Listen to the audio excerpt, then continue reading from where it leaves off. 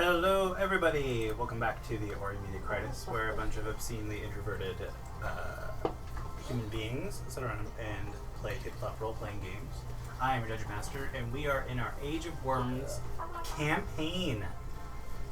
So previously, the group had infiltrated and taken down an operation that was creating red glass within the town of Diamond Lake. We found a whole bunch of shenanigans, including undead, some foul rituals, all being led by some sort of foreman that followed the tyrannical god of war, Bane. And he was promptly defeated. The group had decided to go to the Shield, the garrison in Diamond Lake, to perhaps report these crimes and maybe get some allies or some sort of legal assistance, some sort of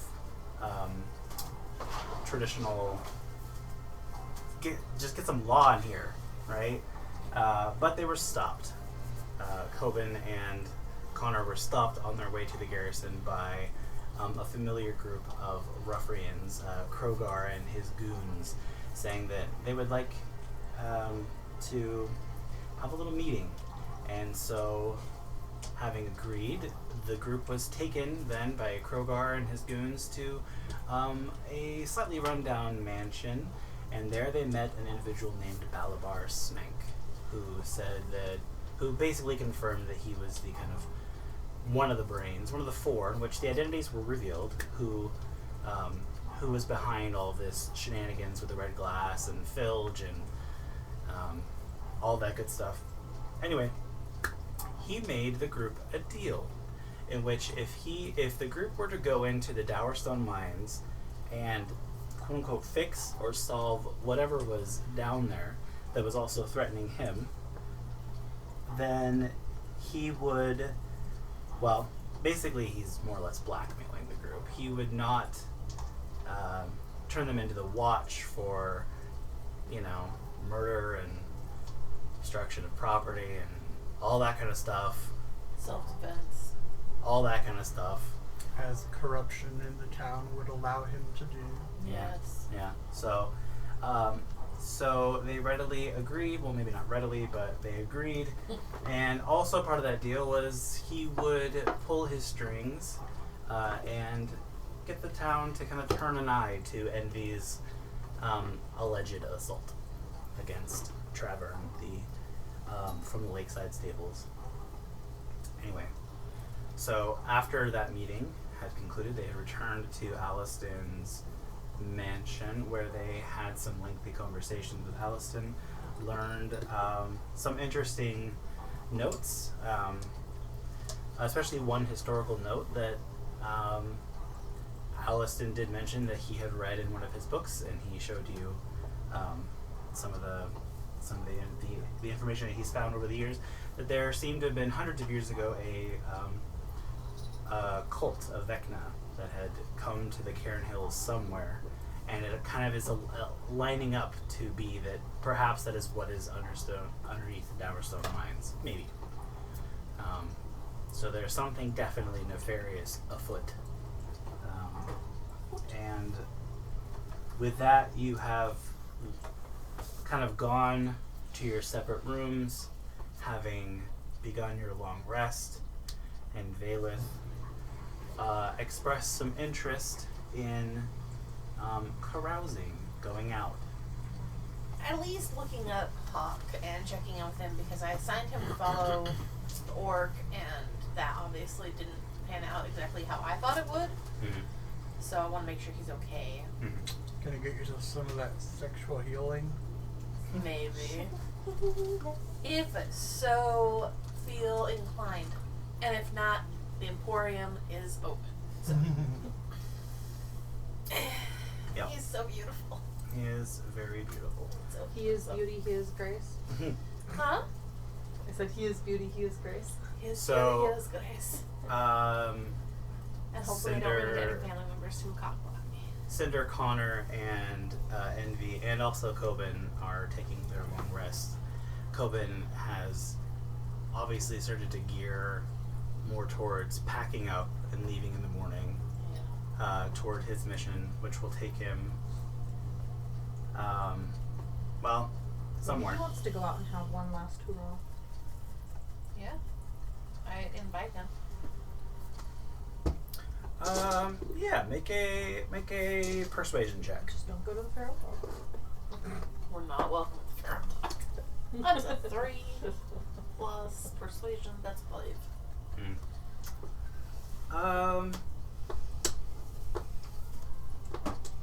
That's sad looking. He said that he'll go with you for a bit, but he wants to get right. He's rough looking. Yeah. Well, that's Like right. Oh, he's that's right. very He's not He's feeling like very that. good. Actually, wounded. I'm like, you look like shit. Maybe you should stay here and sleep. I can bring you a beer from the tavern later. On second thought, I forgot how rough he was. Yeah, all of you look pretty rough. Like, I'm at 24 out of 31. yeah, doesn't mean you don't look rough. I'm fine. I cleaned up. I think with me and you, it doesn't matter how rough or unrough. Like, we died so many times that... Yeah. I've got bandages on Yeah. pretty much every exposed portion of myself, yes. I'm fine. Fuck off, glass cannon. So, I'm not even a glass You cannon. can't call a fireball glass cannon. Okay. that's fair. Glass pistol? Like, So where is it that you think that you would want to head out? It is about 9:40 at night. It's since it is summer, it is like the very, very end, like dark purple night sky, very end of light, and the Okay. lanterns have already been lit in the streets. Where is it that you think that you would want to go? well, You're looking for Hawk. I'm looking for Hawk, so wherever I think I will find him. Yeah. Well, you rolled last time. You didn't know where he was. You rolled that investigation check to try to find him. Right. You didn't find any info. So, is there like a common hangout for that type of crowd that I would know that I could check? Like physically just check, and then move on from there. Yeah, perhaps. And also, like, I guess a bar other than the Feral Dog. Yeah, there are several bars. For that type, I guess you're meaning like roguish. Mm-hmm. Well, the feral dog type. is one definitely, but that's off the. Yeah, actually, can I go back there and try and like talk to the proprietor Sure. to get my ban removed? Sure. You can try to do that. Is that where you're heading first? Yeah, I'll head there first because if I think that's where he's most likely to be, Better bring out that new character. Good I have luck. her in the background. You just calm down. Okay. We made her go by herself because I thought she was just gonna go schmoozing, but should have known better. So as you're making your way down have plans. the dirt packed streets, the night is warm and balmy. Mm-hmm. It's uncomfortably warm after the day's heat. You can still hear a lot of people milling about the outside of taverns and other such social places. I mean, you're used to that here. The workers are still in full swing. Not that they worked today, but this being the day that they don't work, they spend all day in the taverns and whatnot. And as you make your way to the central square, there is a bustle of a good amount of people, and you make your way across, passing the temple of Saint Cuthbert, which you see inside is packed full of People. with the faithful. You see that most of them are shirtless and have kind of like welts on their back, and some of the acolytes and priests are walking around with like leather flails and flogging devices. You just hear random ah! Ah! And Maybe not. yeah, so you make your way to the feral dog, Wrong and the door is open. It is packed and crowded, and so that is You're thinking of the Temple of Beauty. that's where you're at. So you want to just go in? Yeah, I'm checking to see how much money I have. I think I was thinking of the Emporium. Okay. You see the innkeeper, or not the innkeeper, sorry, the tavern keep behind the bar, busily serving drinks, chatting. It's a pretty loud atmosphere. I kind of try to just casually but inconspicuously get up to the bar. The bartender is the proprietor, basically. Okay. Yeah, he's the one calling the shots. Okay. Do I know his name? You don't. Okay.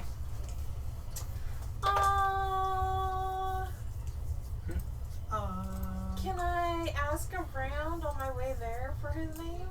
Or just like try and hear and listen if anybody calls his name? Yeah, make a perception check. Okay. 16. Yeah, you hear a couple of patrons call out for more drinks, and they call out the name Orsic. Yep.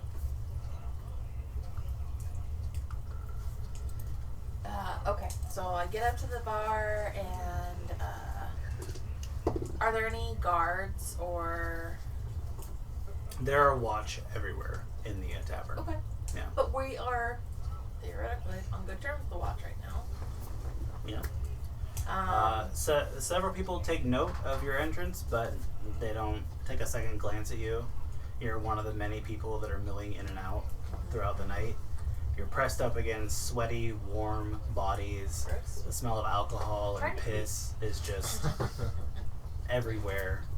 The floor is littered with like scraps of old meals. Some of it might be a little moist for some reason. Some of it might be puke. Some of it might be spilled. You know, it's a bar. very, very. It's a dive bar. It's yeah. It makes a dive bar look. More appealing. Yeah, it makes it look like a middle class establishment. So this place is definitely not. Yeah. Then I am gonna go up to the bar and just to remind me, like, lifestyle, like, we're still going off of basic 5e where it's like modest is a gold piece. Yep. So if I offered him a gold piece, I'd be offering him like a month's wage and some. Of a modest, a day's worth of modest living. Oh, that's a day's worth? Yep. Recalculate. So So 30. that's like meal, board.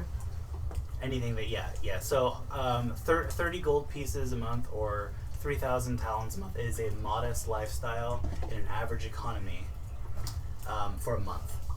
So that covers your rent, your expenses, anything, food, you know. And again, that's modest. Most people here are significantly less than modest. Right. So squalid or poor. 3 gold is a good amount. Okay. So I go up to the bar and I call out and I say, Orsic! Yeah, so at first you don't get his attention, he's busy in conversation, and then his eyes lock with you for a moment, and he kind of straightens up, and he shouts out, "Watch!" And they kind of look over, and they look at you. As I wave at him, I have like the 3 gold in my hand. Yeah, he's looking at you, but the watch look at him, and then they look at you, and then they go back to their drinks, and he's kind of like,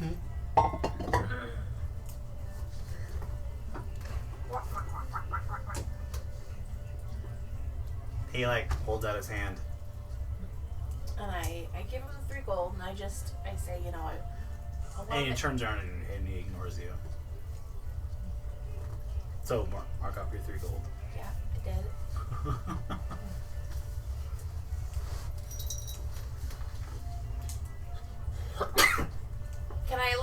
say that the matter's settled and I can, like, not have to sneak in next time? You see an individual approach you. Can I at least have a beer then? Do you even want a beer here? No. You hear to your right, somebody kind of sidles up next to you to the bar. What's all this shouting about? Is there some sort of problem? No problem. I Hey. caused a disturbance for this guy and I was trying to make amends. And so Oh. I was just, who are you? Oh, Auric. Oric Dondarian. Yeah. Auric Dondarian. Sorry, it just Are says the you name. new to town? Yeah, you could say that. We were here investigating some possible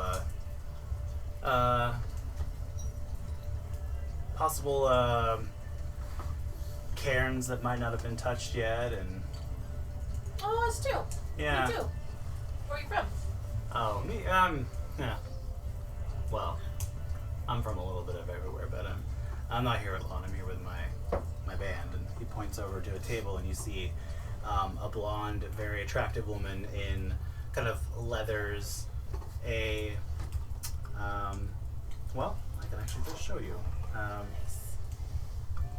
You see this woman at a table, which you had caught or clocked earlier.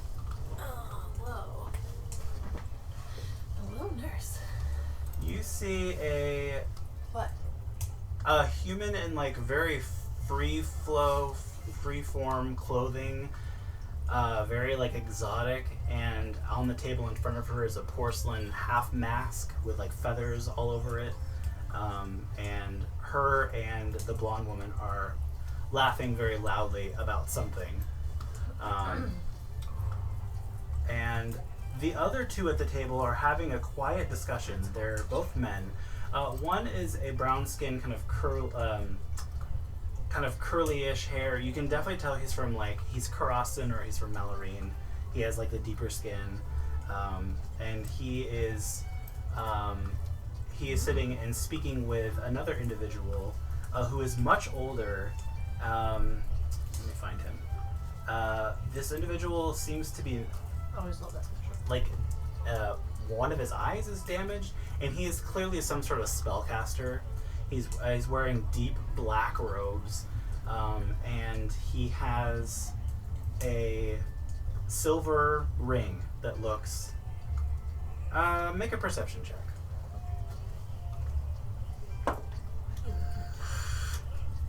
Hear Connor's voice saying something unheard.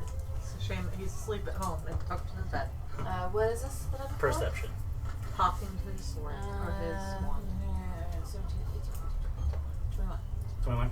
The silver ring that he has on his left hand is almost identical to the rings that you had found in the Whispering Cairn. And you clock, even from this distance, he's only about 20 feet away, but even with all the crowd, you clock the 3 little dots. So, Hollowed. yeah. So he is sitting across from the other individual, and they are seeming to have some sort of quiet, maybe even like as quiet as they can be, like discussion or maybe even debate. The other dark-skinned man is kind of more timid, and you can tell that he speaks with a bit of a stutter occasionally, but that doesn't. It's obvious that you're looking at an adventuring group. Yeah. Yeah. How many So- of them are there? Well, there are the 4 at the table, and then Auric, so 5. Yeah. So, okay. So Auric's like, yeah, I'm here with my group. We're called Auric's Band. I know it's pretty original and not very exciting, you know. Hey, at It least just you have kinda a stuck. name. We don't even have a name. I have a group too. Oh, Yeah. Well, sort of. We're not quite group status yet. Like some of our members are We haven't undecided updated our yet. Facebook. They haven't committed to the cause. yeah. Sounds you know like it's what I mean? complicated. No. I mean, it's not complicated. So they either will or they won't. But, huh? Who hasn't committed? COVID's leaving. Well, Just saying. He's got to go to deliver a message. Everyone's committed, but you guys won't help me pick a name. That's the commitment issue. No one ever brought up. Who are you talking to? Yeah. Whatever. The voices in my head, sometimes that happens. Ah. Well, if you really do have voices in your head, you should go over there and talk to Kellic. And he points to the man with the dark black hair. He seems to have some knowledge about stuff like that. But hey, come over and I'll introduce you. Hey, Whatever your name is, barkeep. yeah. I was like, wait, what is that? Orsic. Yeah. Orsic. Give me a round and for her too. He's trying to poach you. And Oh. he No. Orsic kind of gives him a glare, and Or kind of flashes in this very winning smile. Like, he's very handsome. Sword, Taiwan. And Orsic kind of rolls his eyes Evil sword. Or and soul. gets drinks for the lot of you, and he brings over to the table, and Evil is subjective. he begins introducing you. Nice. One more. Egotistical, I have to, megalomaniac, Do something with that. prior slave owner who cares nothing about the I'm world sound asleep in bed. and is It's on the money. urging you to practice the And you dark have this arts. nightmare of Valen It's on the money. getting murdered. Hey everybody, this is yeah, I know Fame you wizard. introduced yourself, right? Yeah. Yeah. Hey. Hey everybody, this is Valith. She has her own little adventuring group, and Valith, this is Tira, and this is Esther, and both of the ladies. Tira kind of looks at you and then kind of nods, but Esther's like, "Oh, hello, thank you. It's so nice to meet you." And she takes her hand, and her hands are soft and warm, and she has this blue eye just sparkle. There's something enchanting about her. Maybe we'll save. Make an insight check. Like a wisdom save. I think Bayless like, man, maybe I don't need to find Hawk tonight. Insight 15. 15. So sappy. So she seems almost childlike but dangerous. There's something very dangerous about her. You've seen people like her. Make a history check or arcana check. That's a 14. 14. What happens when you don't want to go clubbing? You definitely think that she is a bard of some sort, but Yeah. an official bard from a college of some sort. Maybe a famous college, but you can't remember the name of the college. But she's definitely a trained bard in the pure sense of the word, not just a musician, if you know what I If you mean. happen to want to go And clubbing. then the other I don't want to meet her. Auric introduces you. This is Yahal. Yahal, this is Valith. He says, Yahal? Yahal. Hello. How do you do? I'm Yahal. I'm a scholar. And he says, and last but not least, my friend that I mentioned earlier, Valith, this is Kellic. Greetings. What's up?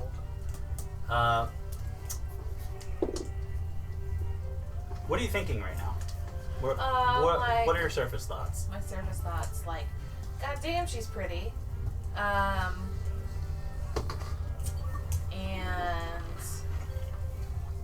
these guys seem capable.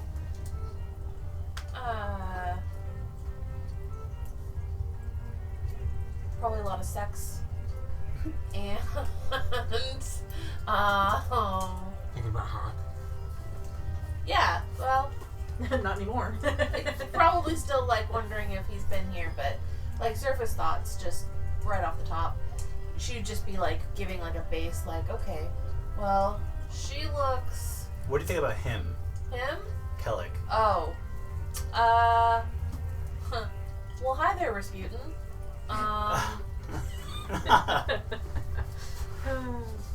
You're a little scary, aren't you? Huh. Hollowed. That's rough. So his eyes, as you're being introduced and you're thinking these things, his eyes lock onto yours. And he says, "Pleasure to meet you." And he holds out his hand to shake your hand. Yeah, and I'll shake his hand. And his hand feels like a corpse. Yeah. It's clammy. It's cold. It's You're I like, mean- corpse hands. I'm not afraid or uncomfortable with corpses, but I just think about how many dead people we've dealt with recently, and I'm like, it's gonna get harder and harder if living people are so corpse-like, and corpses get so lifelike. Like, can't we just all be alive or dead? Like, why do we have to keep making, like, she's thinking about this, Just like, rambling. in her head, like, rambling, like, can't we just, like, figure this shit out? Like, why can't the dead people just stay dead, and the live people get a pulse? Like, You see Kellic make a quick glance over to Tira and then glance back at you, and he smiles. He says, "Pleasure to meet you." And at that point, Tira, you've noticed she has her hand on her blade at her side, but she loosens it, and she seems to engage with you in just a general kind of presence. that's the, like, ranger looking one, right? Yeah, she's the blonde-haired one, yeah. She has a long sword at her side. It looks like a rapier in the picture, but it is a long sword. And she has arrows, bows, And I think dressed in that, leathers. She's definitely of elven or Aranite ancestry. I thought she was the bard. No, No. Esther's the bar. Okay. Esther is definitely the bard. Esther's Okay. definitely the bard. Yeah. So, Esther speaks up. So, Ulrich, it's so lovely to have new friends to meet. Get to sit together and have a drink or something. And Ulrich kind of smiles. Yeah, let's have a seat. Sure. Let's share some tales, and they get into just talking randomly. You get the sense that you learn that they've been traveling together for maybe like a couple of years, and they were here to investigate something called the Sturge Nest Cairn, and possibly one called the Whispering Cairn. Ulrich eventually says, "Yeah, we were gonna go to the Whispering Cairn, but we learned that another group already got there, so they probably already got all the stuff that was there. So They did. we're probably gonna take a look anyway, just to see what was left." Oh, But, sure. Yeah, you might actually find some really good stuff. yeah. What are you thinking about? Are you thinking about you being there, or you? Yeah, well, because I said, yeah, they did. And so I'm like, In your head, you're like, in really my good head, I'm shit. like, whoa, there wasn't really much there. Like, the best stuff was at the end, and I still don't even fucking know what that was. We already got Make a rid- wisdom saving throw. It's true. Okay.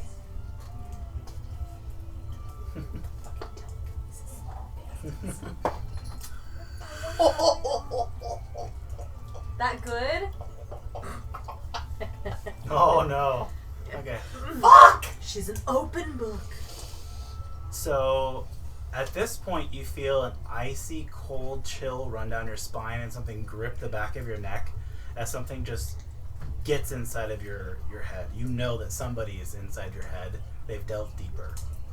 And Kellic speaks up. He says, "I assume that whatever would have been there, hopefully whoever was there, whoever, would have left some sort of historical or magical significance.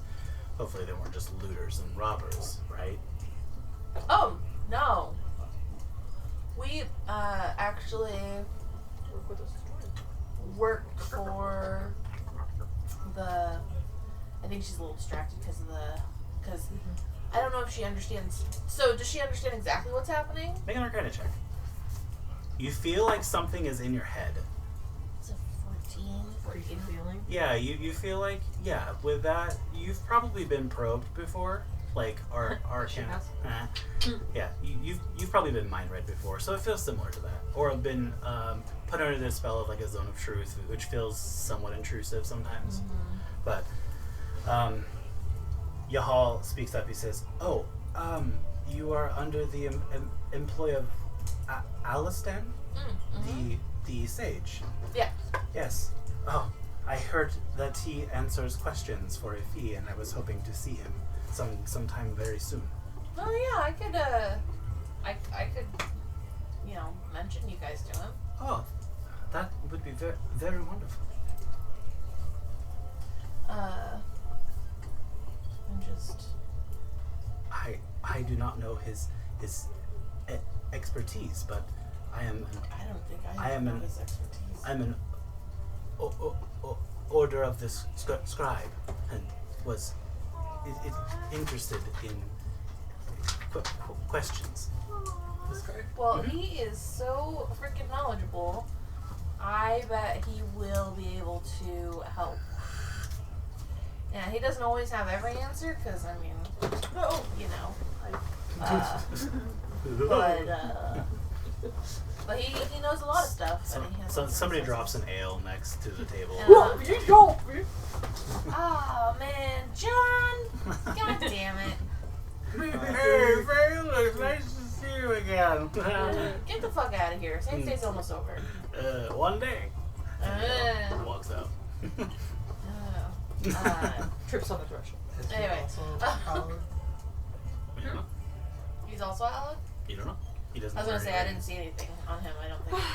But anyway, so It's that fucking Persian who look. was to Gets say me. He's that? handsome, yeah. I Yeah, love he that is Persian look, handsome. yeah. You know, just for out of game purposes, he's a type of human called Karstani or Karastan, and so he's kind of that Middle Eastern-esque kind of our analog, our equivalent, I guess, if you will. Culturally, they're not the same, but yeah. So that's that. Genetic. Aesthetically. Yeah, and you are known as you're a type of human called Kentic. Kentic. Yep. And Connor would be Andoran. Yeah. And Envy would be Andoran. So, but you're Kentic. Kentics have like the reddish or like lighter brown hair, more fair skin. Yeah. Okay, more healthy. Yeah. Kentic. Yeah. So I would just kind of talk about that and then be like, no, when we went through the cairn, we did pretty good, I think. We did break a few things, but it was completely by accident and nearly in self-preservation in most cases, I would say. I think. Auric lets out a bellowing laugh, and he kind of like, kind of almost flirtatiously like pats the lower part of your back, like, yeah, adventuring, right? Stuff can just happen. Yeah, it can. What are you thinking? Of all the things that could just happen. Okay, so at that point, you hear Kellic kind of, excuse me. And he stands up and he leaves, and Aura kind of gives him a look, and then Tira kind of like raises her eyebrow and smirks. You seem to kind of catch on that Kellic and Tira are sharing some sort of communication about what you're thinking about, and yeah, at that point, Yeah. it's just I mean, casual conversation. just in general conversation, Bailiff is she's a mess. So she's probably thought about sex with most of the people in this table. Yeah. So for whatever, telekinetic, I hope he enjoys the porn. Yeah. Although, how long does that last? That Are you intrusive? telepathic? It's gone now. Okay. Yeah. Damn it, Angela. I mean, it's a pretty okay. Yeah. I don't like that, but I understand. So, how long have you been an adventurer? An adventurer. What is today? 3 days. Oh. 4 days? What did you do before? You seem to have picked up some sort of skills that complement the trade. Personal security. Make a deception check.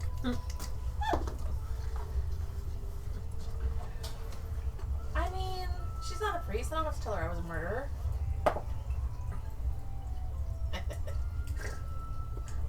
God, I am rolling so funny. That's a 6. Kellic's gone by this point. Okay. By the way, so he's left the table. She says, "Oh, like a bodyguard or?" I mean, with that low roll, I probably am pretty sure that I'm not fully anybody. You can Make an insight check. I guarded a body. That's better. My body. That's a 16. They all seem to believe you. Really?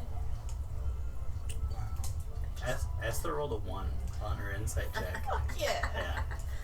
Alright. And they're not too. The rest of them aren't too They don't terribly. care. Yeah.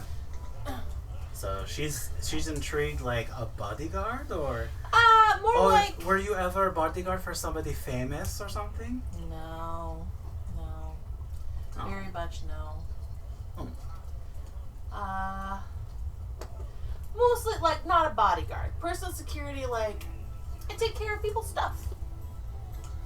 In various forms. There's a bit of a twinkle in her eye. I'm sure that you are very good at taking care of their stuff. I have very good hands. Auric, at this point, like, kind of like leans on the table in front of Esther and is like, so, you were a bodyguard that took care of people's things and you have good hands. And Esther kind of like stands up a little bit and like gets in front of him. I'm like, yes, it sounds like she is very, she has a lot of skills that she could share with us, right, Auric? That she can share with us. And Auric's like, yeah, maybe. Yeah, I mean, if this has to 3 Tira and Yahal are kind of, they don't give a shit. they have their own conversation now. Like, they're not even remotely Like, well, we interested. can see where this is going. Yeah. So, can I make, like, a final insight check? They just want to have sex with me. They don't want to kill me, right? You can make an insight check. Like, that would be Why my couldn't main you both? thing for the rest of the night. 17? 17. Auric is interested in you, probably in a romantic way. Esther, you can't tell. God. She's really friendly Mm-hmm. and seems to take a genuine interest in you, but you don't know. You can't clock her. Her body and her mannerisms seem to imply that she's sexual, Mm-hmm. but she's not giving you the look. Okay. Okay. Legit. Auric is definitely giving you the look, Hmm. but he doesn't seem like fervent or desperate for it. Oh, no, He's but very he's flirty. interested. Yeah. There's at least the flirtiness. Yeah. That's fine. I'm just, I think I just had, like, this momentary paranoia of, like, there's a lot of them and I'm by myself in a bar that I'm not supposed to be in. Making choices. Make good choices! Like, that momentarily, like, when someone's voice in the back of my head just being like, Cinder's like, Kind of, yeah. is this the best choice for you? I love how when you think of Cinder, it's literally just like, Hmm. hmm. At the same time, Esther and Auric say, we have rooms here. And they both kind of look at each other, and Esther kind of smiles and smirks. And Auric kind of smiles, but it doesn't quite reach his eyes. Like, yeah, so we all have rooms here. We'll be here for the next couple of days, and then we're going to head out to the Free City. And, yeah, if you were, you know... Oh, Auric, don't be so coy. He wants to sleep with you. And so do I. And Oh, Auric's gosh. like, Esther, we talked about this. I don't like sharing. Like, they start to like, and she's like, oh, he's so prudish. Aw. Perhaps when you are done with her, then she could come to me. Anyway, I'm getting tired and I need to do my nightly routine. And she like stands up and she stretches, and you see that she has this perfect like dancer's body. Yep. Like she is athletic, lithe, literally ballerina, like thin. Hot Yeah. And she says, well, number 5. And she kind of like tiptoes completely silently. She grabs her mask, and it's kind of has a string. She slings it through her arm and puts it over her shoulder, and just kind of half of that porcelain mask kind of hangs, kind of staring back at you as she walks away. Yeah. Whew. she's a. Make a history check. Okay. That's 12. 12. Looks like you're gonna be riding the carousel tonight. Oh, I don't think I have enough hit points for that carousel. Must have this much HP to ride this ride. Yeah.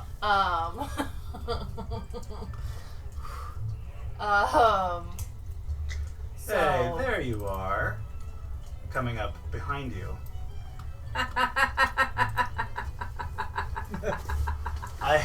I was looking for you! Or And like he's like in mid conversation, like, yeah, and I'm in room. Oh, who's this? And Hawk comes up behind and he's like, yeah, I just came back up from Alliston's. I was looking for you! Oh, well, hey, you We found must me. just miss each other. Yeah. Well, I have some information when you're done. Yeah, absolutely. This is Oryx band, and I kind of gesture. Well, most part of it. Oryx, this is my friend. He. Do I know if Hawk would prefer to go by a different name in public? So he's just Okay. Hawk. Okay, Hawk. Yeah, Oryx says, yeah, I know Hawk. Hawk and I, we go way back. Hey, Oryx, buddy. Kind of gives him a shoulder punch. What's that? And There's no threesome there. No, I get that, but they just kind of share kind of an awkward, like, at this point you have not heard her speak, but Tira speaks up. She says, Hawk was an employer of ours for a brief time in the Free City. ah, Hawk, we have business to discuss. Perhaps you can discuss your business later. And Hawk kind of looks at Tira like, sure. I'll catch you after you're done doing whatever you're about to do here. And he kind of... yeah, yeah, give me like. Make a perception check. He whispers something, and in this loud environment, you might not catch it. It's a dirty 20. Okay, you hear it. He says, careful, he has crabs. And he joins Tira, and they go off into a back room. And then he says, nice seeing you again, Oric. And Oric's like, Hawk? Gosh. I did not realize how late I had gotten, and you're so charming that I got distracted by who I was looking for. What a pleasant distraction. Very pleasant. Oh, thanks. Feelings mutual. So you're gonna be in town for a couple days? Yeah, we're planning on leaving maybe tomorrow, day after. Still wanted maybe to hit the Emporium. Yahal wanted to speak to Alliston. Yeah, for sure. Well, I think I have to cut tonight short, but I'll see you around. Alright, well.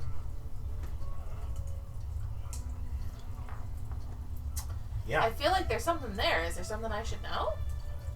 Something, what? Between you and Hawk. Oh, no. You don't seem to like each other very much. Oh, no, I like him. He's fine.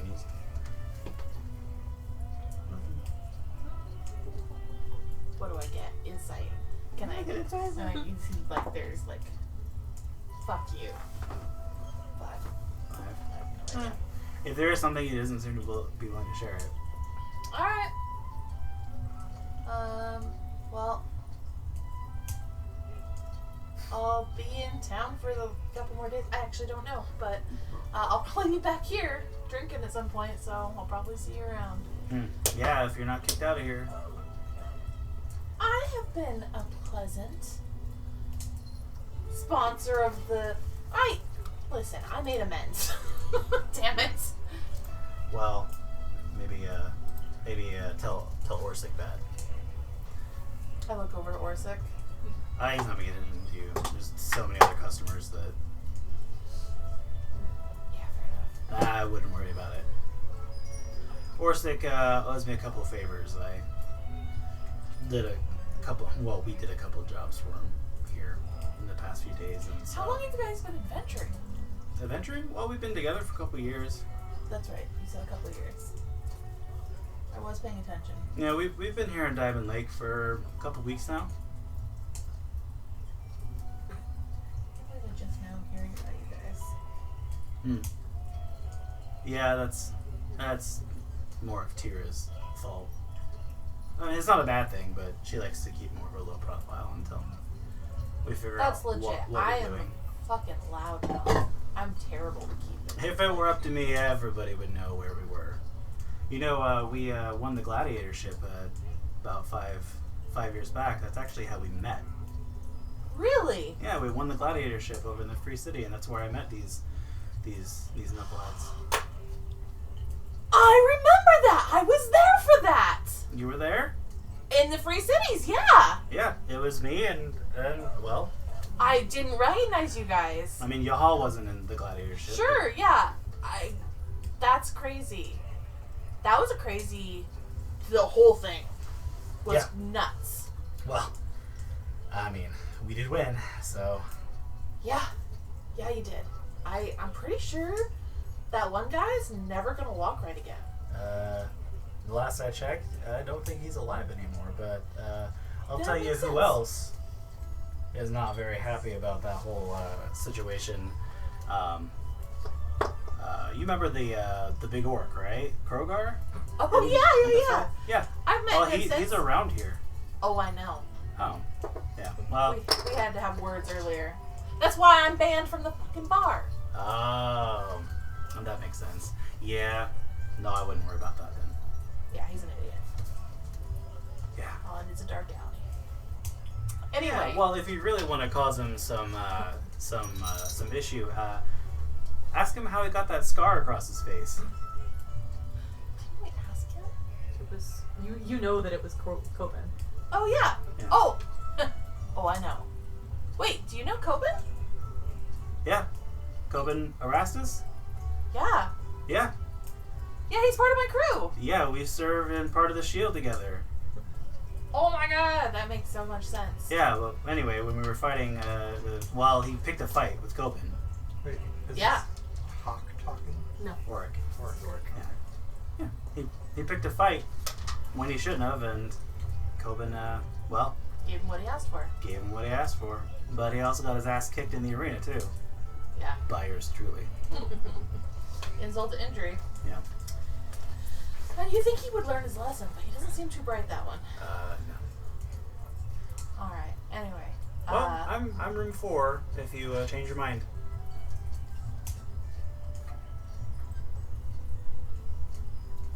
remember about those crabs. Yeah. Alright, well, I'll definitely, I'd love to hear more about your guys' adventures, so we'll definitely have to hang out again. Yeah, we've been around. We've spent most of our time in Calisandria, but coming back to the Free Cities. I just got out of the Free Cities, that's so crazy. Anyway, I'll catch up with you. All right. Well, good night. And he kind of looks a little dejected, but otherwise he, as you get up and leave, he says a couple of words to Yahal, and Yahal kind of stammers back something, and they're quietly talking, and eventually you see him push up from the table, and Yahal is left by himself at the table, eventually joined by some random patrons, but Yahal is reading something and is deeply concerned about what he's reading. So Him and Connor would get along so well. yeah. They're also the same order. So I go to find Hawk. Okay. Well, you know that Hawk went back somewhere into the back rooms where the actual rooms are with Tira to Oh. discuss business with Tira. Did we, I already forgot, agree Yeah. to meet outside or He didn't. Said later. later? Oh, I'm saying another hour passed, so it is now properly dark.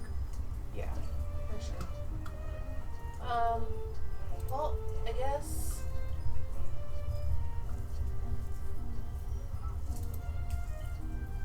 Yeah, that wasn't. I guess I wasn't clear about how we're gonna meet up. So that's on me again. So I get up and I'm like, okay, I'm gonna head outside. And I get outside the door and I look around, no Hawk. And I'm like, fuck. Well, it's dark out. I have no beer. Message for you. You hear a voice from behind you. Hello? Yeah. You see, coming up to about your chest, an obvious adult, but short, very short. Maybe halfling? You're not really sure. A bit tall for a halfling. Kind of dressed in a dark green cloak, simple clothing, and he hands you what looks like a stack of papers, and he hands them to you. All of them? Yep. Oh. A stack of papers. And he says,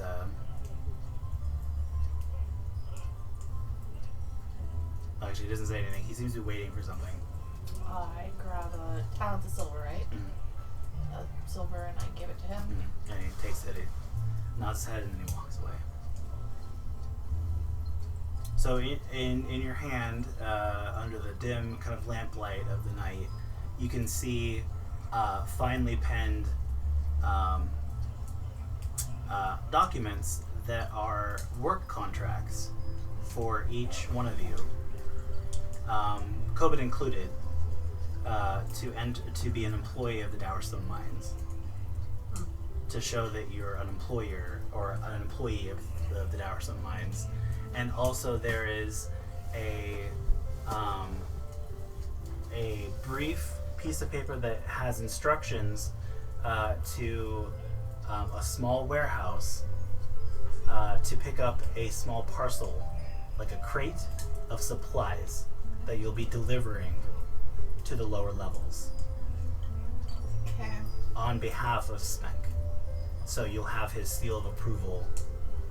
It gives you basically a paper just for all of your credentials so that you won't be questioned. Questioned getting in. Yeah, and you will have reason to be going to that elevator that he described. So, Alright. Oh, that's good. That's very good. And I wonder who his forgery person is. This is amazing. Oh, immaculate. it's all in Smenk's hand. Oh. He doesn't. How does he have employment for? How can he give us employment for the mines then? Because he works. Because he works with Dowerstone. Oh, okay. Yeah. Okay, I got you. Then I Dowerstone would- owns the mines, but he's working with Dowerstone on the other part. Okay. And so, yeah. So I go through the papers and everything and kind of make sure they're all in order and there's nothing missing. And then tuck them away. A little bit of time. And that document, I might add, has like basic instructions on the warehouse and what it is, but it doesn't say anything else. Like, it doesn't incriminate Smenk in any way. Of course But not. he would assume that you would know what to do with that thing because he talked about he was delivering food and supplies Right. to whoever was down there. Yeah. So, just I'm clear on that. There's not Yeah. really much there that would incriminate. There's nothing or- there of incrimination, but just passage. Yeah. Gotcha. Does it have Smink's signature? The contracts do, yeah. Okay. Somebody's post is in your box. So, towel. Okay. Well, Put it away. after I look at that, I look around for Hawk one more time. I don't want to go back in there because I've made my exit. Mm-hmm. And I start to very slowly walk home, Okay. I guess, Yeah. in hopes that he will find me. Is there another bar on the way? On the way, let's see. Because I'll probably like pub crawl at this point Yeah. and just have like a drink at each one. Mm-hmm. Yeah, so there is actually, on the way, there is the... If I don't find the name of it. Just kind of information mining. There are 3 of them along the way. Okay. There's the Midnight Salute, the Spinning Giant, and the Captain's Blade. Now, these three are along the way. If you went along the let me close this mark. If you went along this road, this main road, and then maybe cut through. Otherwise, you'd be missing all the bars to go straight up to Alliston's. Oh, sure. Yeah, but the Midnight Salute is right here. The Spinning Giant is right here. The Midnight Salute is right here, and the Captain's Blade is right here. So, those three establishments are. Yeah, no, that makes sense. Yeah. She'll just cut through. And her goal isn't to get drunk. It's literally just to kind of, I want to kind of ear to the ground type thing, just information mine. Mm-hmm. Also, relax, decompress. Get crabs. You know, she's going kind of slow because she was hoping that Hawk would catch up with her, but Yeah. So the first one you enter is the Midnight Salute, and inside is a darkly painted. Looks like a smaller. It's just a tavern, but the walls are draped in like midnight blue and velvet and red and purple velvets, and it's very dimly lit. It's much quieter, and the patrons here seem to be quietly conversing. You smell some like pipe smoke, some maybe other smoked substances. It reminds you of a little bit of like an opiate den or like an opium den. Milling about is a woman you see with long dark, like almost black hair and in a purple kind of cloak. And it's all very like ooh, kind of vibe in here. Make a perception check. Advantage?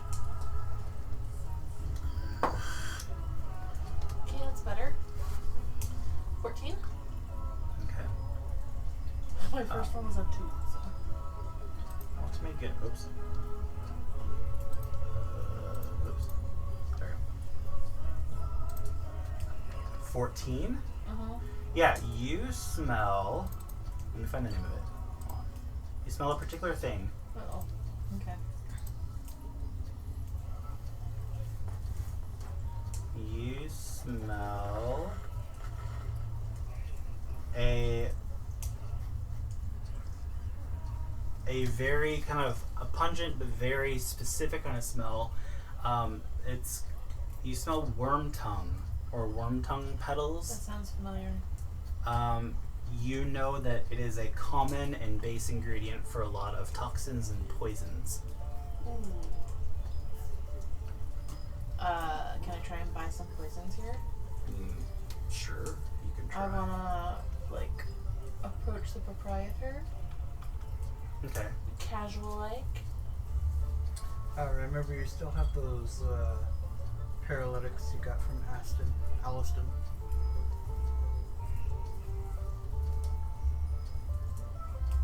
The ones that have to be made into. Let's see if she would. They have to be made into something, right? Yeah. Yeah. She, as you approach her, she doesn't seem particularly busy, but she is walking around each table slowly and kind of like quietly asking if people need anything, but she doesn't seem particularly busy. And as you approach her, she kind of like gives you a look up and down. She says, "Greetings. What's your poison?" That's a great question. What a question for a rogue. Cool. I like a lot of different types. What do you have available? It's at this point you like catch her face in the little bit of like dim kind of candlelight that kind of lights the area, and she looks like kind of an average woman, very, very pale skin, but her eyes are a bright gold, and they like catch the candlelight and they catch her eyes in a very striking way. And she says, "We have many things. We are, of course, a tavern with many, many tastes. My tastes sometimes go to the more uncommon. At this point, she starts speaking in Thieves' Camp, Excellent. and she says, uncommon, well, we have things that could paralyze, we have things that could be injurious, we have things that can incapacitate. It all depends on what you're looking for and what you're willing to give. We take coin and we take trade. But know that all of your purchases must also be purchased with a drink as well, so as to not. Of course. That's her kind of. Yeah, no, Finish that makes sense. I don't have to tell a member of the Black Syndicate that poisons and toxins are generally illegal in settled, civilized areas.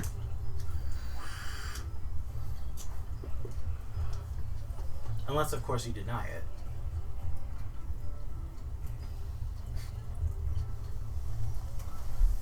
It's not often that one comes in with the, well, obviously magical armor and expertise that you do. Well, It might be very interesting for myself and my more astute clients to serve more than just farmers that want to poison vermin. fair enough. The vermin I have in mind, I'll need a bit more than normal. So basically she just kind of does not confirm nor deny that she's part of the Black Syndicate, and asks for some of the pricing. I'm interested in the injuries Mm-hmm. and the paralytics, Okay. but also recognize that I have a budget.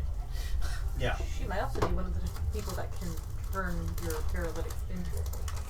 Yes, so I would ask her about that, and I would say, if I had something that was not quite finished, An unrefined ingredient. yes.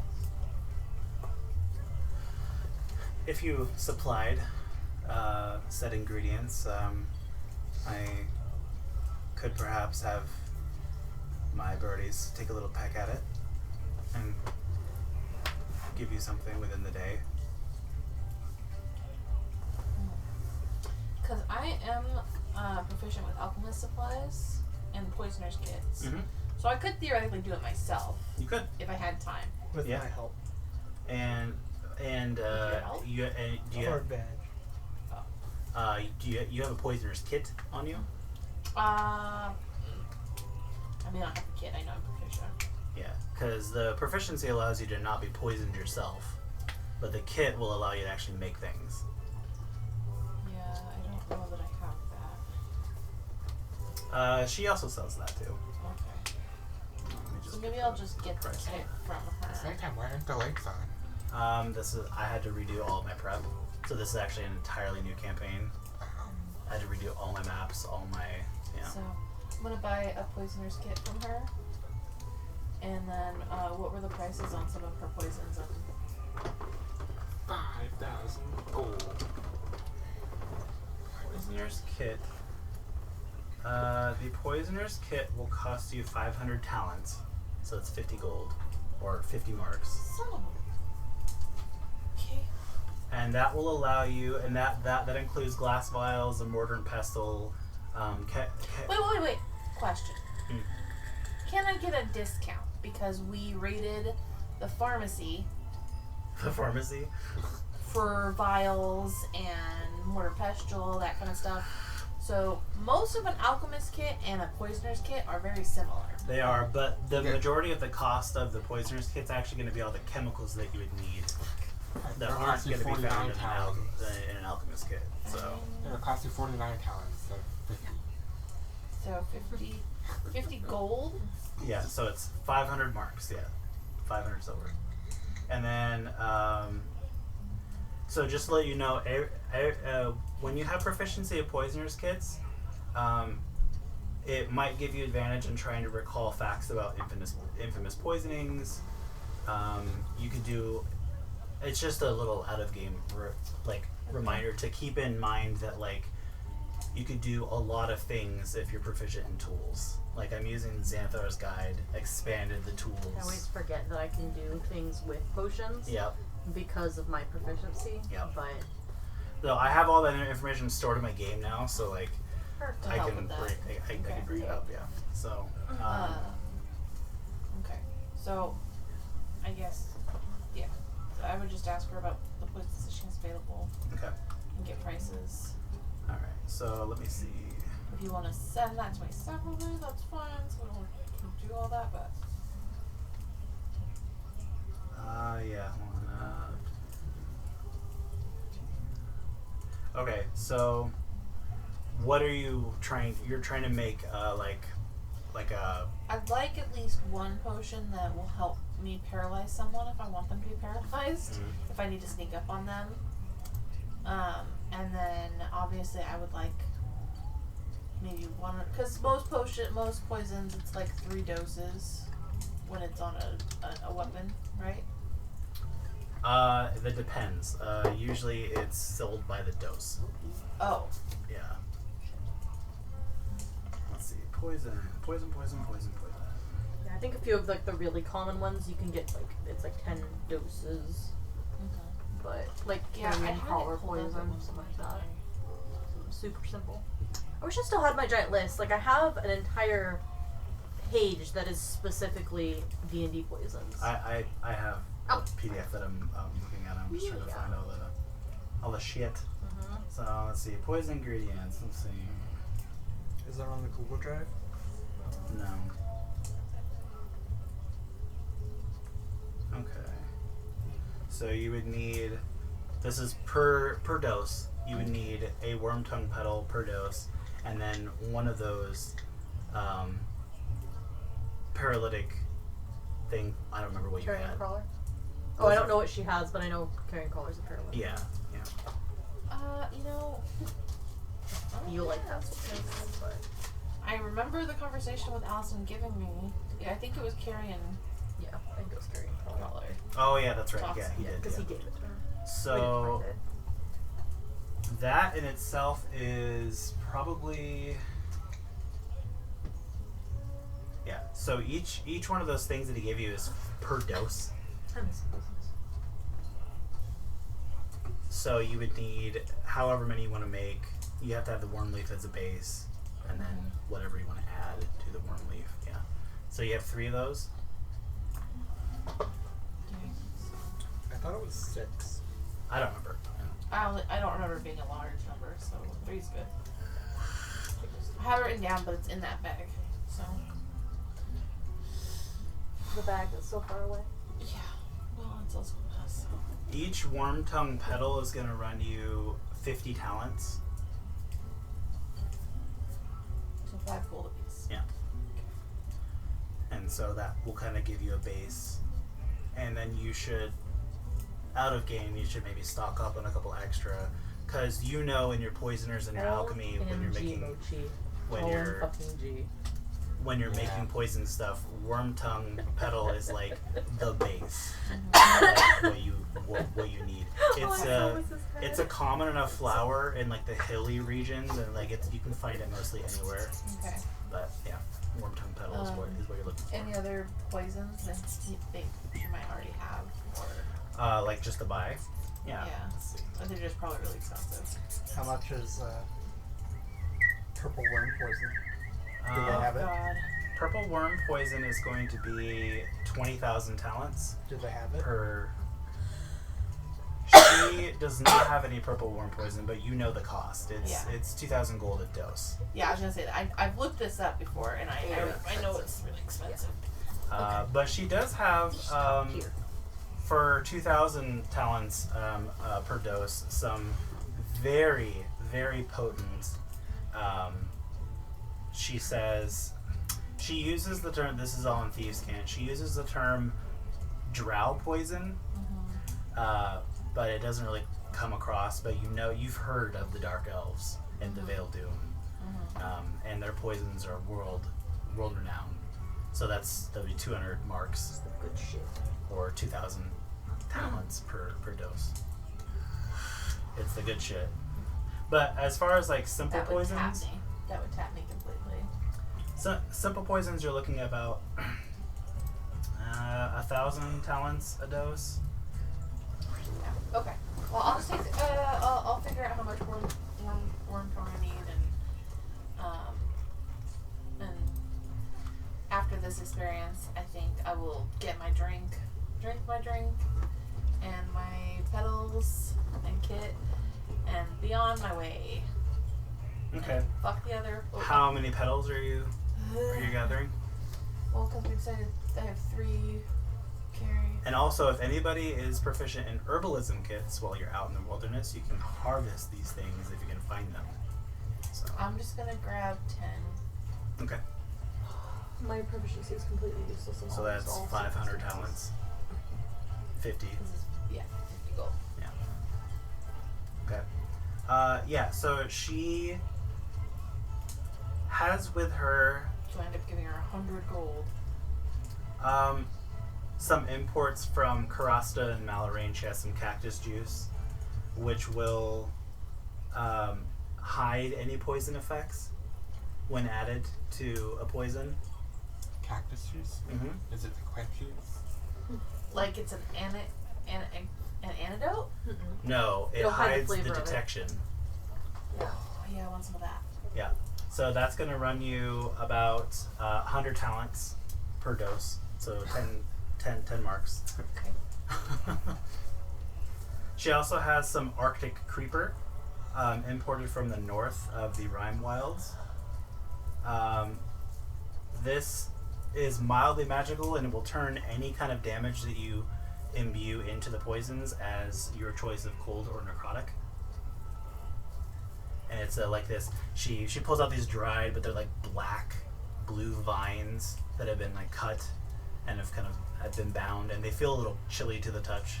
They're Arctic creeper. Those will run you the same, about 100 talents per. I'm very quickly becoming broke. I'll take 2 of the cactus juice. I'm not gonna take the leaves yet. And if she says if there's any situation in which you don't want your poisons to be fatal but only injurious, I have a large stock of a very common Amanita caps, and she pulls out these bright red mushroom heads with like white spots. Grind this up as you know to do. It will change any poison effect to be non-lethal, and it won't kill them. I'll take 1. Okay. That will run you 20 talents. And you should find out the price before you say you want one. Talents is gold, right? Talents is silver. You're Yeah. like, oh, what is that? Okay, I got it. You actually have seen these Amanita caps in your yard. No. Oh, I'll get more. at your Yeah, home. I Yeah. was gonna take 1. So 1 mushroom cap. Mush cap. Antidote. No, not Yeah, she has a whole like the thing. range. Yeah, it's Yeah. fine. Oh. But That's good. yeah, but she's kind of like pick your poison, Yeah, literally. You know? literally. And she always in Thieves' Cant, she's always talking about drinks that are on her menu. Mm-hmm. And she shows you the bottles of the alcohol, but you see little marks in Thieves' Cant about what she has in back. Right. She like hands you the bottle, like, oh, this is a fine liquor that will Yeah. really hit you later, you know, kind of thing. I love So. it. I love it. Okay. So yeah, after that excursion, I think I'm just gonna go home Okay. She and look says, out for a hawk. as you pay and you know take your leave, she says, the midnight salute be with you, and Olita Mara guide your path. And you. And you as well. Yeah. So you head home. I'm looking for Hawk. Didn't find you. God.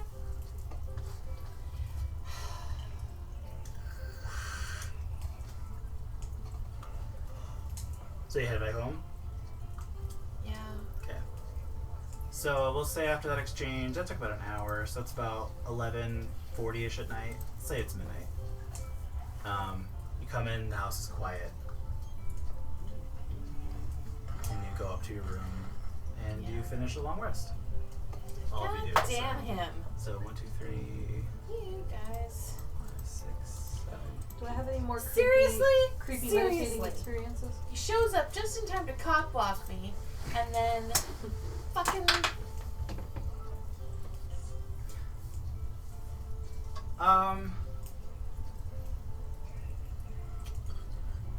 You don't remember, like, during your trances, it's like dreaming. I'll just say dreaming, but you don't remember your dream or dreams this time, but you do wake up from your trance, like, in a cold sweat, like, as if you had a nightmare, but you couldn't remember it. And, your room, because this is pre-dawn, because you don't sleep for that long, your room is still dark, but it's lit from your back, and that kind of slowly fades.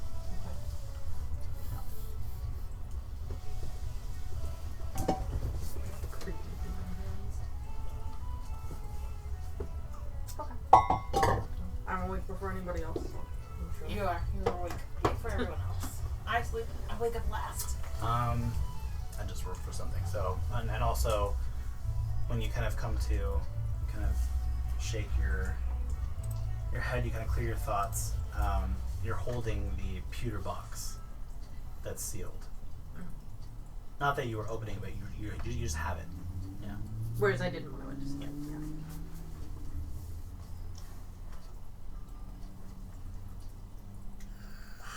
It's still all sealed. Oh. Slide it back into my bag. Yeah. And I'll make it. I do keep. She keeps it in her satchel, not her bag of holding. Yeah. Okay. And that way she can always tell the weight of it because it's the heaviest thing in her bag. So if someone were to try to take it, That makes sense. it's immediately noticeable. I thought the body was the heaviest thing in the bag. The body's in the bag of holding. Well, actually, the body's in Allison's cellar, which I haven't told him is down there. Because me and Connor just kind of threw it down there last night. But that's probably something that we should. It's been a day. Well, actually, you put gentle repose on it. Yeah. So she would have put it back into her bag because if someone tries to find it, it'll lead them to Allison. Yeah. And if they're not alone, then somebody might try to search for it. Yeah. Okay. Like scry for it or something. So, Yeah. and I don't think you can scry if it's in a bag of holding, so. Make an Arcana check. Sure. You can make one too if you want. Yeah, because she probably would consult Connor if she doesn't know the answer to this. Natural 20. Which she doesn't, so she consults Connor. So Connor, you know that bags of holding are folded extra-dimensional spaces, and as such, they're considered on another plane. Mm-hmm. So if you're trying to locate something, and if it's on another plane, usually spells like that fail. So it's much less likely to be found if it's within a bag of holding or a portable hole or some other. Yeah. So it's like 4 in the morning probably or something. I was For you, earlier than it's that. actually about 3. Okay. Yeah. So it's still dark outside. Yeah. How far away is the land? It is about a day's travel. A day? Yeah. Oh my god. I think it was fucking that far. Yeah, it's just like it's a day to the Whispering Cairn, but like a day to the. It's like this, so it's both. That's why it only took us half a day to get there. Yeah. So wouldn't it only be half a day then? If it's in the middle between here and the Whispering Cairn? It's not in the middle. It's it was a half a day from the Whispering Cairn to the land, and then another. So it'll be a quick jaunt over there. I'll deliver these bones, man. Take it out my bag of holding. Envy, mark off your feed for Starlight. I think what she would even do, because everybody's asleep. Yeah. A pre-dawn. And Today is Sunday, the first day of the week. She'd probably just go through like meditative exercises, like I imagine like first thing like in the morning it's like motions to control the elements. Basically like lighting a candle and like focusing, like getting your mind focused on like in each of the different stances. Like going through that to clear your mind and all that stuff. Since it's linked to the motion. So she do that for an hour. So now it is 4:30 in the morning, dawn. Yeah. And then go outside and wander. I guess she'd probably go wander over to the owlbear. It's out there. It's the only other thing that's awake. Yep. It has its what you notice immediately is mithril chain collar. I think she'd like stop at the kitchens and get it some food. You not sleeping with me? She's not allowed in the house. Oh wow. So yeah, Cindy is excited. Her little butt starts shaking and vibrating, and she starts like clawing at the ground, trying to like get past her chain very futilely, and then remembers that it's not going to work, and then she make an animal handling check. Animal handling, you say. 18. Okay. Oh, She'd be like, shh. Yeah, so she's about to jump up and kind of maul you for whatever the food and attention, but she kind of sits and kind of still causes some destruction in the ground with her claws and her beak and goes crazy, but then eventually, she calms down. When she calms down, I'll give her food. Yeah, and so that is another success toward her training. She seems to be making progress. So she is actually trainable, something that's very rare or unheard of in owlbears. Yeah. You've never seen anything like that, because you know a lot about owlbears. Everything about owlbears. Everything there is to know about owlbears. Yeah, and I think she would just, like, once she's done eating, like, she won't interact with her while she's eating, because that would be stupid. But once she's done, and her feeding frenzy is over, then I think she just kind of probably sit out there with her for a while, pet her, watch the sunrise.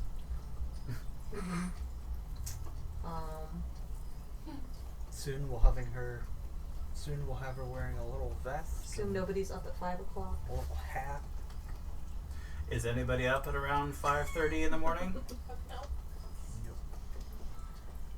no. Allison is, and the kids are. The children are? Yeah. Oh, the weird farm children. They rise with the sun. Yeah. And so the children today seem to be a little bit more low energy, morose. 5:30 a.m.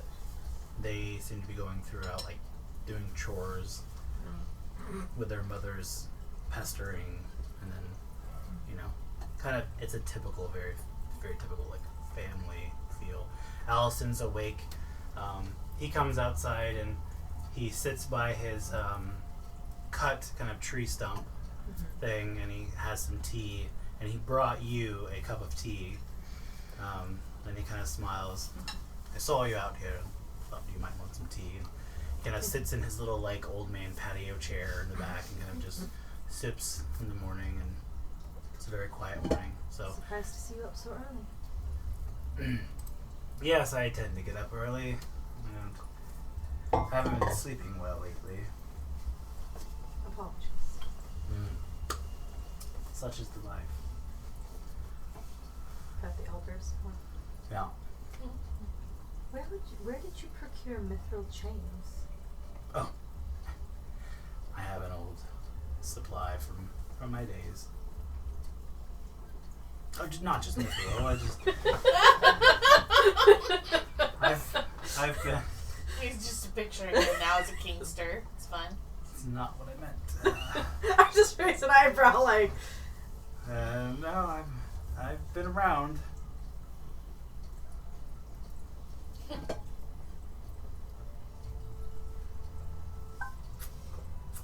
That's did not help himself at all. No. That's some He seems oblivious to the joke.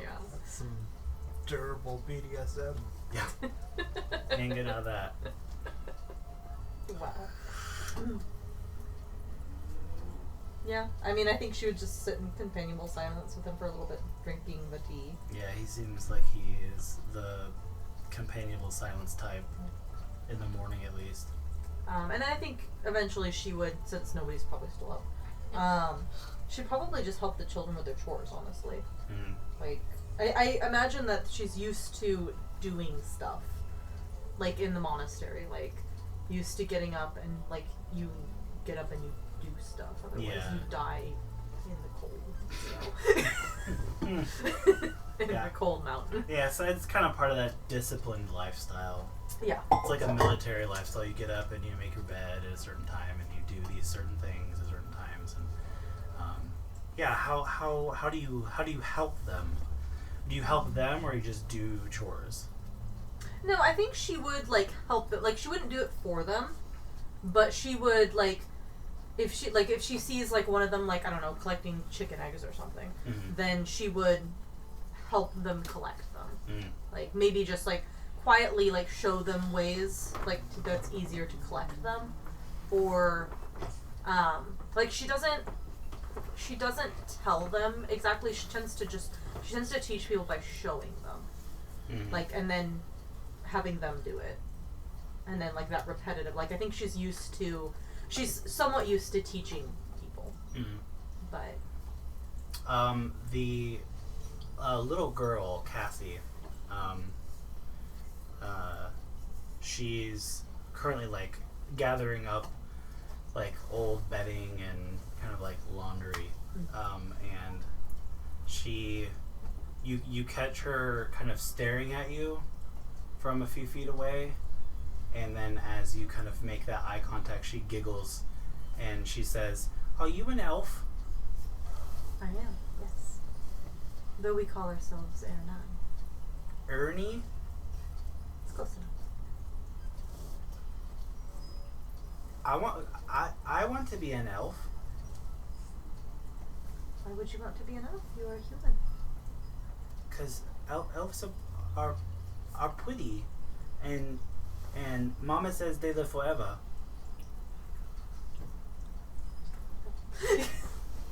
So cute. So cute. I can tell you a secret. Hmm. Elves do not live forever. No. We pass away just as humans do. What does pass away mean? It means that you leave for another place when you're done here. Oh, like when we came here from our house. In a way, but it's much farther. How far?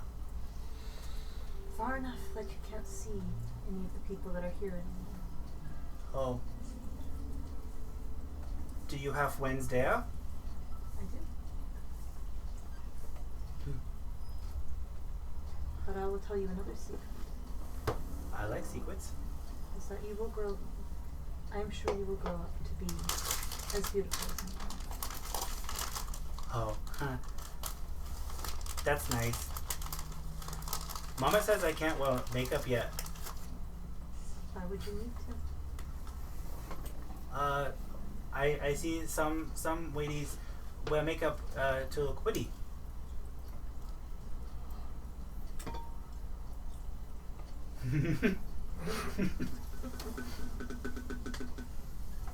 Trying to remember her background and everything.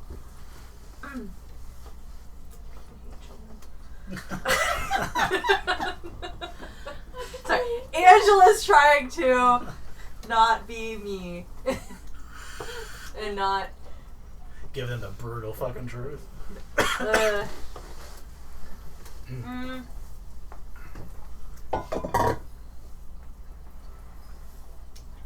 Should probably say something like, well, one day, when you are old enough, it'll be something you can share with your mother, that she will be able to teach you.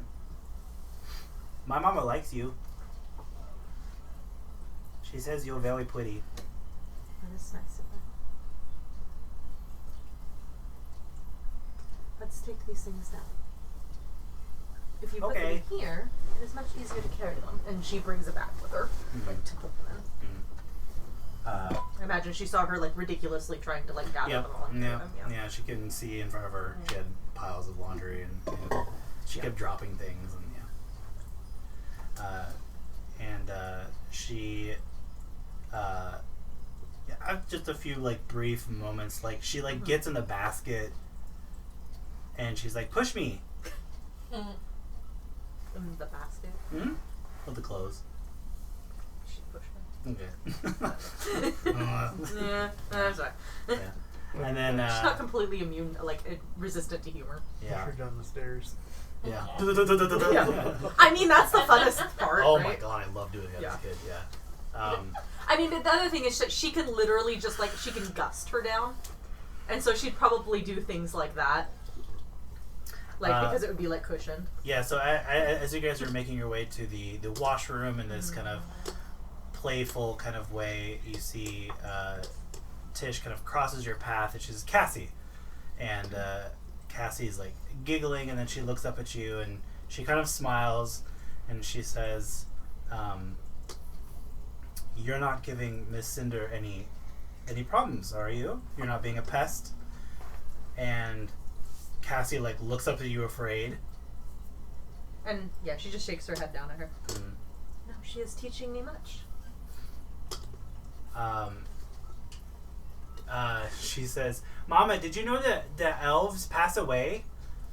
And she like picks up the laundry and like continues on, and she kind of gives her a strange look. And then you see her mother kind of look at you like, "Really?" Like, We do not live forever, no. oh. Sorry. I don't know where she picks that up.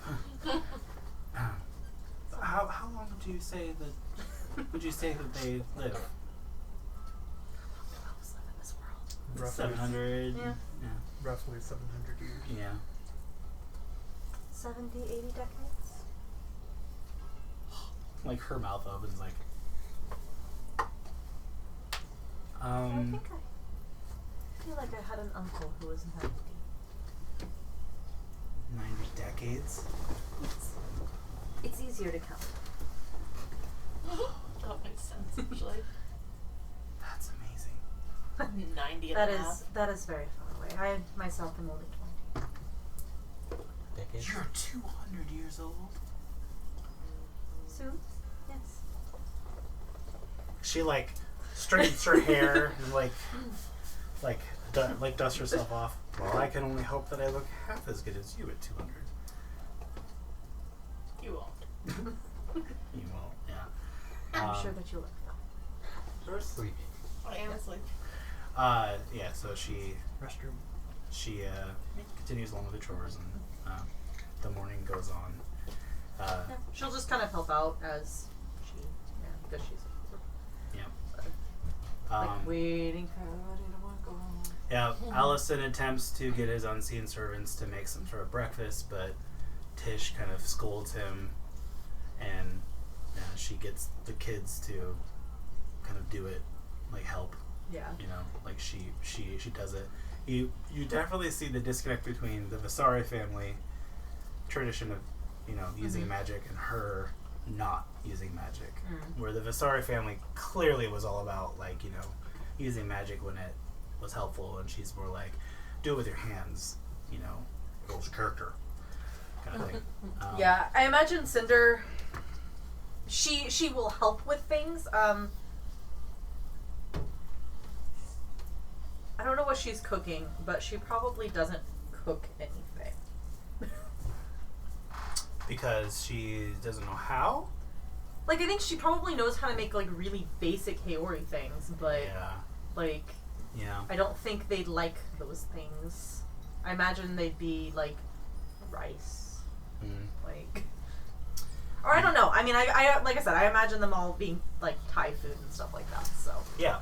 but I imagine like more simple things. But Yeah, I imagine in this region, what's really common are there's a lot of beans and tubers, so it's really hearty vegetables, and then you have mutton as the most common meat. yeah, Yeah. So But I like, she'll mean, cut things and stuff, and I think she instinctively though like is perfectly fine. Like she I think she notices like the not having the servants do things like cut things or cook things, but like she'll like hand a plate to the unseen servant to like motion it to take it over there and things like that. Just like instinctively like there you go over there.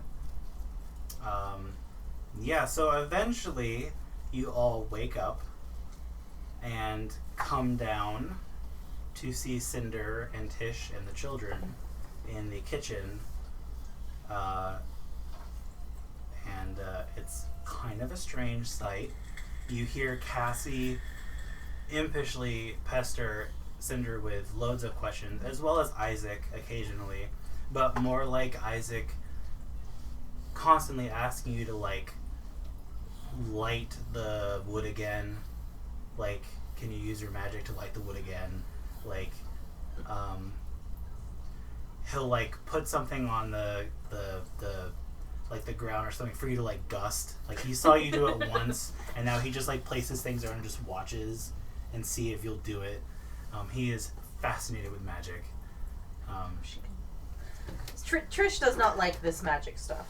I get the She impression. doesn't hate it. Okay. She's not opposed to it. She's not Just opposed to her doesn't have son. Yeah, she didn't grow up with it. She doesn't know magic. Right. So Okay. I think she would, like, noticing her, not necessarily discomfort with it, but she would probably, like, do it surreptitiously. Like, see him do it, and then at first ignore it, and then, like, do a little gust or something to push it along. Like, to push ingredients or things towards him. yeah, like that a he's salt supposed to be shaker will chopping. just vroom, like go and like Yeah. a carrot will roll across the counter. Yeah, like, if he's supposed to be, like, chopping things, then, like, she'll just, like, surreptitiously do that, or, like, and, I mean, she'll answer their questions. Like, she doesn't, like, a lot of, like, her replies are, like, just that, like, they're a reply. Mhm. Like, but, like, she'll answer all their questions and things. But Yeah.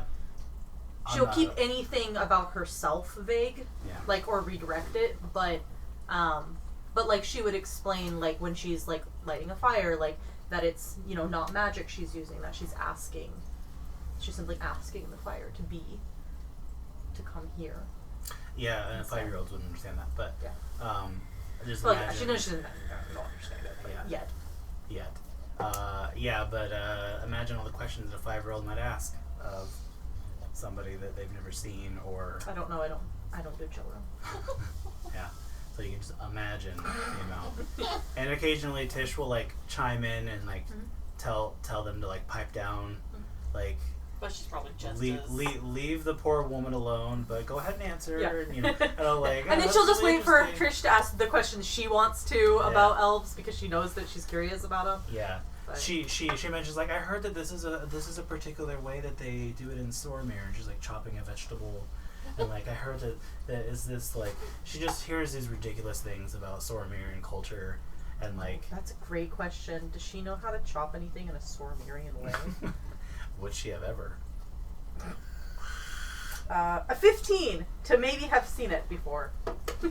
She'd know. Yeah. She knows about fine cuisine at least. She just Like, makes up shit. yeah. She doesn't know. Yeah. She doesn't know the Jealous that you difference. know how to cook. Apparently not. Anyway, She knows how So- to do some things, like make rice. so you all come down, She probably knows how to skin something. I don't know. and Isaac is immediately glued to you. She probably doesn't because they don't really cook for me. But He wants to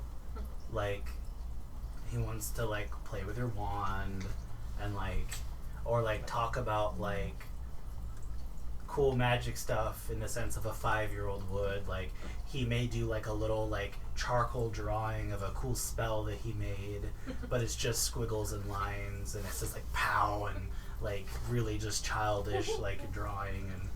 And yeah, he says like I call this one the Crazy Boom Pow Man, and like he shows you his little picture, and like he's like, I thought that you could put this in your spell book, and Oh my god. That's so cute. I most absolutely will. you absolutely will not. perhaps that should be You the name absolutely of your next don't. spell, Connor. Uh, I'm sure that what's his name again? Zalistar. Zalistar That doesn't. Zalistar can show you that one. So they show you something that goes boom and pow. See, he already knows it. Does Zalistar talk around with children? Quietly, he just Sure. did. Yeah. Like, but he said it quietly. Okay, So they didn't hear him. Yeah. good. Keen ears. When he speaks, is it just it's mentally, right? No, he's just out loud. It's as Yeah. if it's coming from Connor. Yeah. Like, as in a person is standing next to Connor speaking in that voice. Yeah. He Just- can do it mentally. Dislike. Yeah. Could be potentially very disruptive. Yeah. Yeah, I go ahead and check Zalistar away. Wait, can you Oh, I see wanted from to the ask a wand? question. Or Yeah, does like it maybe see we'll through Connor? check Sticky. I haven't seen him for a whole. Where is he coming at? What? I don't remember the name of the place. I keep all I keep thinking is Thay, Thay? and I know Theron? it's not Thay. Theron. Thera. Theron. Thera. Theron. The land was Thera. He's a Thera. Theron. He's a Theron. Yeah. Yeah. I mean, like, what did they eat in Thera?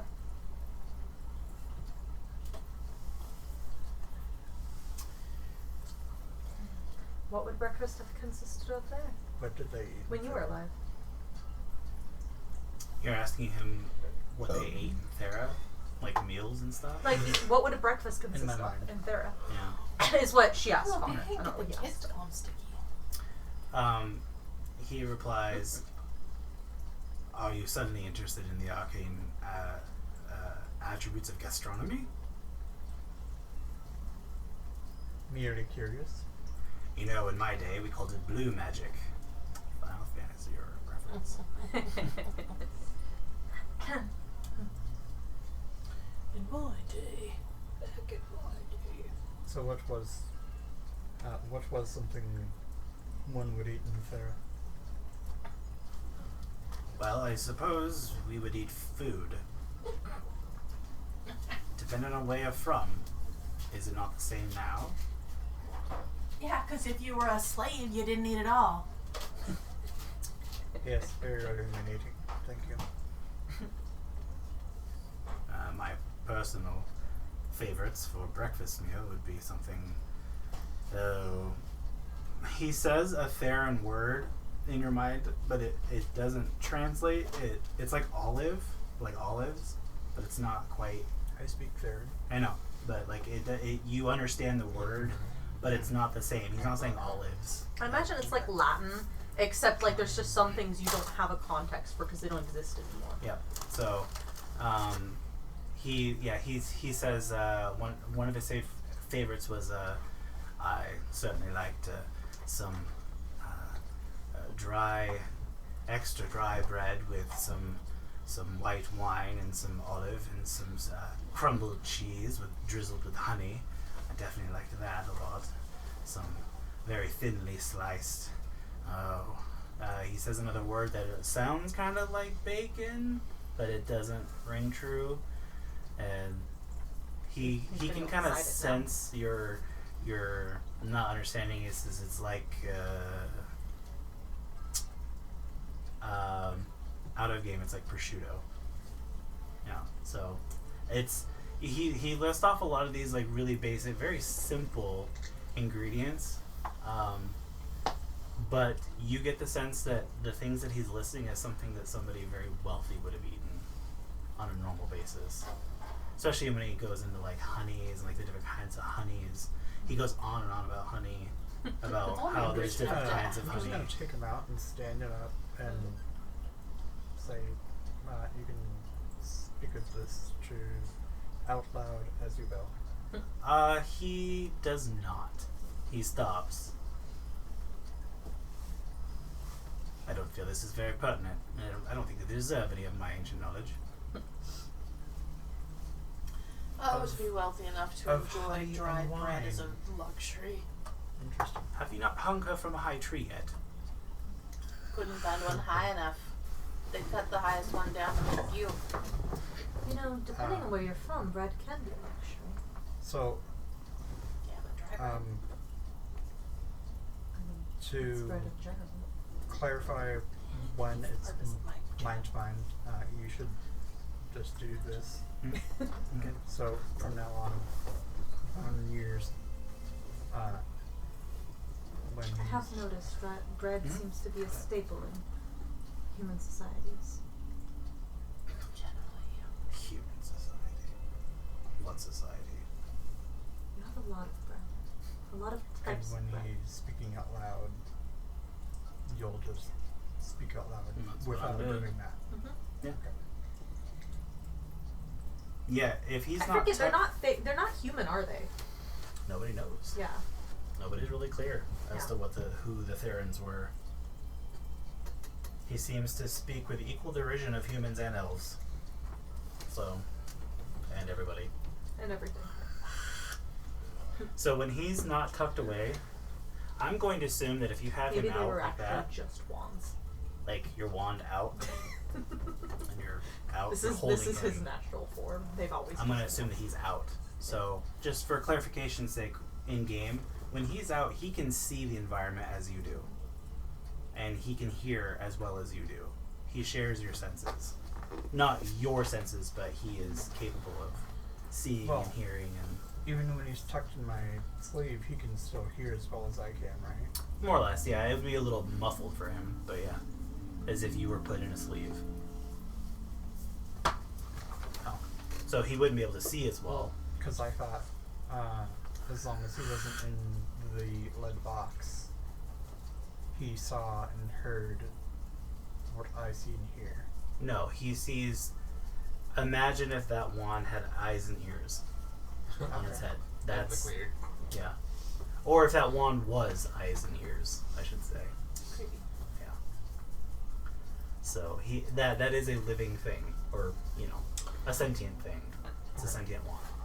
Quill. As a joke, someone should put googly eyes on his wand. Hilarious. That was all. I love it. So you guys have breakfast. You finished a long rest. Has anyone seen Hawk? Did he come by? I don't believe any of us have met Hawk. God damn it. We Who's did Hawk? have a young visitor last night. Allison pipes in. Yeah? Yes. But And? I had to get up to answer the door, but you were already gone, I Oh. assumed. Yeah, That's what Jinx said. that makes sense. That checks out. He didn't come back though? Did you not go to meet him? I did, and I found him, and then I lost him almost immediately after because I tried to give him time to finish up his business that he had picked up after he found me. I told you it wasn't worth your time, Master. She'd just lose him again. Like she does everything. Did you Rude, not, Jinx. did you not set up a place to meet him? I got distracted. I met some new friends. Might be interesting. So I met these people. Adrix, Oryx band. Tish sends the kids out and she goes outside with them to let you talk. Thanks for breakfast. She smiles. Wait, so what did they make? Bread? No, we met breakfast. Just Oh. breakfast. We were just talking about bread. Insert human breakfast foods. Oh, okay. And if he's still waking up, it's Yeah. fine. Yeah. You guys made like a huevos rancheros kind of thing, like Sure. some eggs and some vegetables that are sautéed and kind of like a stir fry eggy Cinder's making with tea. She with made tea. stuff in it. Ooh, what type of tea does Allison have? Raspberry tea. He has a fine selection of teas. He is a tea drinker. He abhors coffee. I want tea. I feel like she doesn't add, like she like looks at the thing and then she like looks at Envy and sees which one Envy is eyeing, and that's the one she makes. And she makes like a fragrant raspberry tea. Mhm. Won't be all in break. And she's lazy though, so she just warms it with magic. Yeah, as soon as Tish and the Or kids it's, you know, just leave, like automatic. Allison goes in and like kind of does a similar thing, but like he has his unseen servants and like uses his cantrips to like get things done so much faster. And, like She just like touches the pot and Yeah. turns it warm and So, uses a bit of druidcraft to make like the raspberry more potent, like the raspberry leaves. I have a study group here in an hour or so, so I'll be up at my study. I'll leave you. I'll no, leave no, you no. to it. Wait. Before you go, Yes. one of the people in this group Yahal wants to speak with you about potentially asking some questions. Okay. And I told him that I would put in a good word, or at least a word. I don't really know, so not a good word, but a word in that I acknowledge that he is looking for you. Excellent. Well, he knows where to find me, obviously, if he knows who I am, so. Yes. Yes, indeed he does. Yes, I don't know quite why or how his accent keeps changing from American to English, but I will go with it. I like it. He's kind of like in between. Like Yeah. he's an Englishman that's lived in the Maybe United he, States for yeah, a long time. yeah. I was gonna say maybe he had an accent. Yeah. They didn't. So yeah, so Because basically... he's an imposter. What? So I just tell you guys about the people, specifically how I'm pretty sure they read my mind. They read your mind. Oh, I'm yeah, pretty sure. It was either them or someone else, but I don't think anyone else. About what? They were talking about the Karens. I think they were just seeing what I knew about the Karens, probably. But I I mean, keep you hearing know. you say Karens, Yeah. Didn't but not we Karens. hear about? Am I not saying it right? No, you are. I keep hearing Yeah. Karens. Yeah. Yeah. Didn't okay. I feel like there was some discussion we had where somebody was describing a wizard that was doing something, and the way they described him was they didn't see who he was, but he had a stutter. I don't remember that. I feel like let me try to find it. Because when she said that, I was like, wait, what? It was Smink. He was talking about the ritual underground. Oh no, he had a lisp. He had a lisp, Yeah. not a stutter. Okay. Yeah. Because when she said when you described, Oh man, Yahal was this wore a Oh. strange iron mask. yeah, I was like, what? Okay, he had a lisp, not a stutter. Okay. Yeah. Interesting.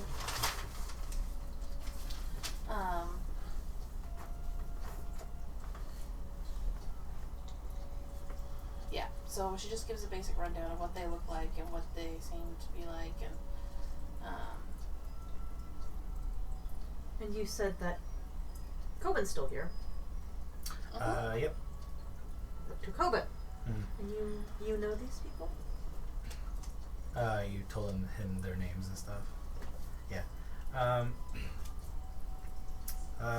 Yeah. Oric and I were friends in the military, and the Shield and the Free City. I know Tira and Oric. good people, Eh, trustworthy. But you did not know Hawk. no. Hawk runs in different circles than the guard. I mean, what do you mean by trustworthy? Like, I don't need to worry about meeting them in a dark alley. Are you trustworthy? I don't know, how much is it worth to you? I'd say that describes Tira, Okay. but Oric, he's A little more on the noble side. no. He likes to have a good time, and tends, I guess, maybe to prioritize that. I don't know. He was always wanting to go out, like drink and stuff. I can Well. appreciate that. Yeah. Do we know where the Sturge Nest Cairn is? Is that one of the southern ones? Yeah. I feel like that name has come up before, but I don't know. It's been mentioned casually. Activate the map. Activating map. Loading world map. So, if the Whispering Cairn's here, Sturge Nest Cairn's about here-ish. There's Cairns all over though, so you know. But the Whispering Cairn's here, Sturge Nest Cairn's here. Okay, so it is more. Is it like in the direction that the weird zombies were coming? Like closer to the weird zombies? The weird zombies were more or less coming from the south and the southwest. This whole. Okay. Yeah. Okay, so beyond them. Like, so not close to that here. No. Okay. I'm just thinking, like, we need to warn him about weird zombies.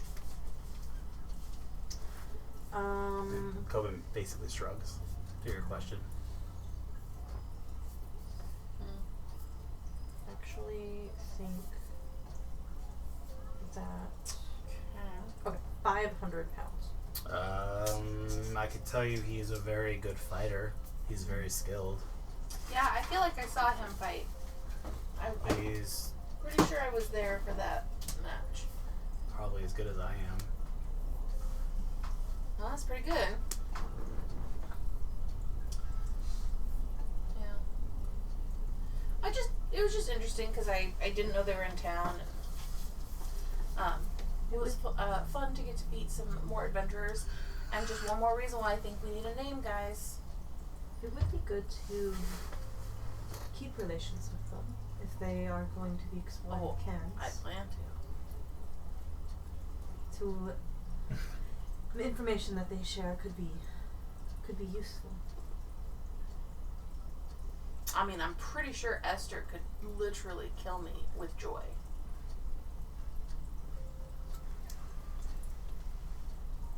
Just saying. Everybody just looks at you. I just sip my tea.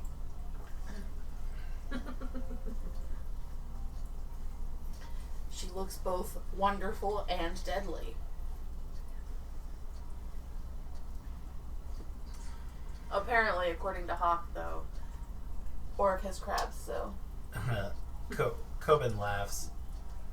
I mean, I wouldn't be surprised, but I doubt it. He does get around, but I'm sure that's nothing that a cleric couldn't take care Oh, I'm sure. of. I mean, Or perhaps this Hawk had a military motive to tell you that. something that you hadn't noticed until now is Coben has all of his gear in his bag. Or bags, I should say. And after some drinks and some talk, Cinder gives him another thing of tea. he stands up and says, well, this is it. safe travels. I'm going to Mage Point. Mage Point. It is a 3-day trek. So you're not At going the back most. To, I thought you'd be going back to the Free City. No. Do we know? We don't know why he. Oh, he's delivering a message. Mhm. To his master. Right. To the ferryman. Yeah. Whoever that is. Whoever that is. Never heard of him. It has been a pleasure traveling with you, Coben. I'll try to be back. But I don't know what's. I don't know. I'm still looking for, I know. I'll keep an eye out and an ear out. and so hopefully that can happen. So, well, stay safe and peace. And Thanks, he kind of walks out the door and is gone.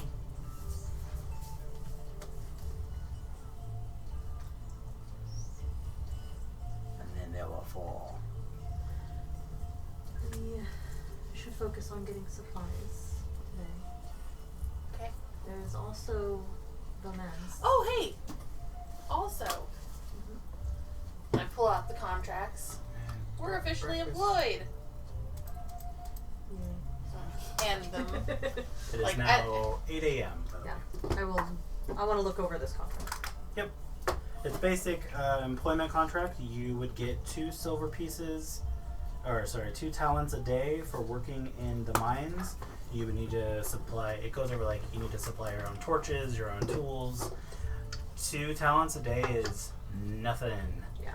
Yeah, it's squalor. Does it specify what duties? You would basically report to the foreman and do whatever the foreman asks you to do. It's mining though. Okay. So manual labor.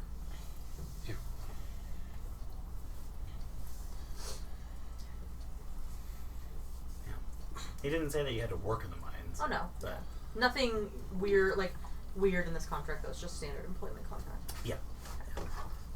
But you can make an investigation check. Do I get advantage because I know about contract? Yeah. Investigation. Sure. 15. 15. 17. 17. No, neither of you find anything hinky. It's actually very basic. You think that this is what would be given to anybody that Okay. was an employee. Are there things in the contract? So, we had heard that Dowerstone had mistreated some of his, like was kicked out because of his treatment of his workers. But the argument for the town was that he hadn't done anything outside of the contract. Yeah, the contract doesn't state. There's very little in the contract in the way of like disciplinary action, but disciplinary action is mentioned, and that's usually at the discretion of the property holder. So there's no, like, it is literally like, oh, and you agree to be subject to disciplinary action, but then it doesn't explain what disciplinary action is. So realistically, it could be anything, and you just blanket agreed to it. Yep. You get the sense that whoever works in the Dowerstone mines, at least, don't have much of a choice. Right. And we didn't sign these contracts, obviously. No. No. Do we need to sign the contracts? You can. I don't think so. I think we just have them. Be like if there's questions. Yeah, you don't need to. Okay. Sure. No. I haven't signed anything. I'm not liable to. It's not a very although the Free Cities is settled, it's not a very codified or legal place. Like it's there's not a lot of government here, so oral contracts and stuff like that are very more the standard. You know, any disputes that are handled legally are usually very local. So that's why the Shield just doesn't step in and do things about it or whatever's going on. I honestly imagine Soromir is mostly, like, especially being connected to the Fable, it's mostly oral contracts. But oral contracts, because of magic, are more binding. Yeah. Oh, yeah. But whenever dealing with other outsiders, it's always written contracts. Yeah. But Which is kind of bizarre in some cases. But yeah. So it is now 8 in the morning. not bound by magic. I mean, unless it is. What do It you is guys in do? a contract. So, We also have the land bodies to put to rest. Yep, we need to do that. That'll take us a fair amount of time. Take us about a day or two to travel there and back. But you want to focus on. So, do you want to do that today, or do you want to do supplies today, or both? I imagine it would take very long to get supplies. Actually, I need to correct you. It's actually a half a day's to the land farm. I was right. Yeah. It's about a half a day. Okay. So, it's So about a day there. We should back. Oh, okay. We should be able to do both. we should leave them to rest as soon as possible. So Yes. go get supplies and then trek there, and then we should be able to make it back on the same day. Yeah, so by a half a day, that means it's about 8 hours there and 8 hours back. Yeah. Yeah. So I mean, it's a long trek, but I mean, it probably won't take us that long to get supplies. And since it's mostly like a traveled road, like there's other homesteads and stuff out there, like it's not like running through the wilderness. So we can read. Sure. So if we take a half an hour to get supplies, we'll get there by 4:30, and we'll get back as it's getting dark. Yeah. Okay. And then we'd need to take a long rest, and then we'd be able to. But then we'd be able to do this mine stuff tomorrow. Okay. I'll be down with that.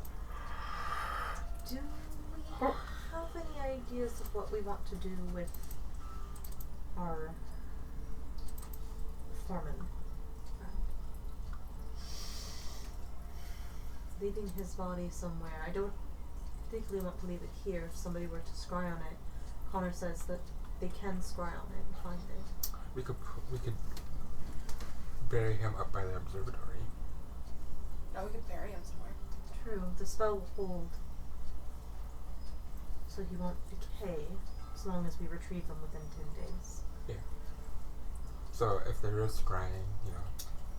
Perhaps not the observatory. Perhaps somewhere where Schneck won't look, in case he wishes to The stone area. regather any evidence. What is that place called? Stonehenge.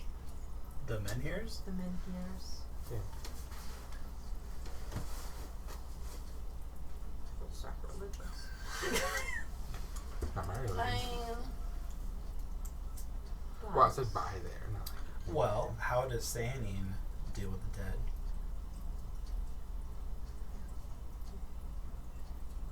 How does anything deal with the dead?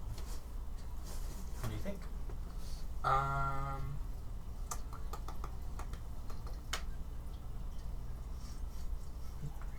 That's Starlight.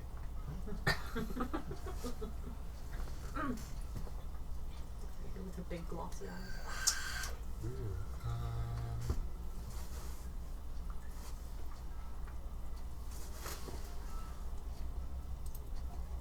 yeah, I don't know. We could simply bury him on the side of the road near some sort of marker.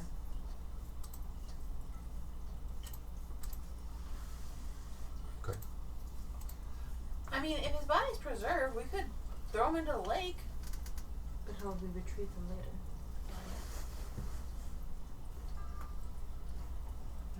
Let's touch on the road would be better. So to worry about like. It's possible someone will still scry upon him, but at least if they do, it won't lead them back to. I mean, if we just put him in a dark room, they won't be able to tell where that room is. I'll get Connor. Is that how this works? That's why you always have your meetings in a dark room. I don't know if I've had any meetings in dark rooms. So they can see the room that the thing they're scrying on is in. But, like, Can't you just can they make like tell an its underground room? location? Like a tomb? Could. Not sure.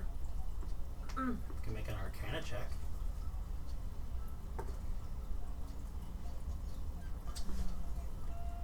I mean, we could do that. 15?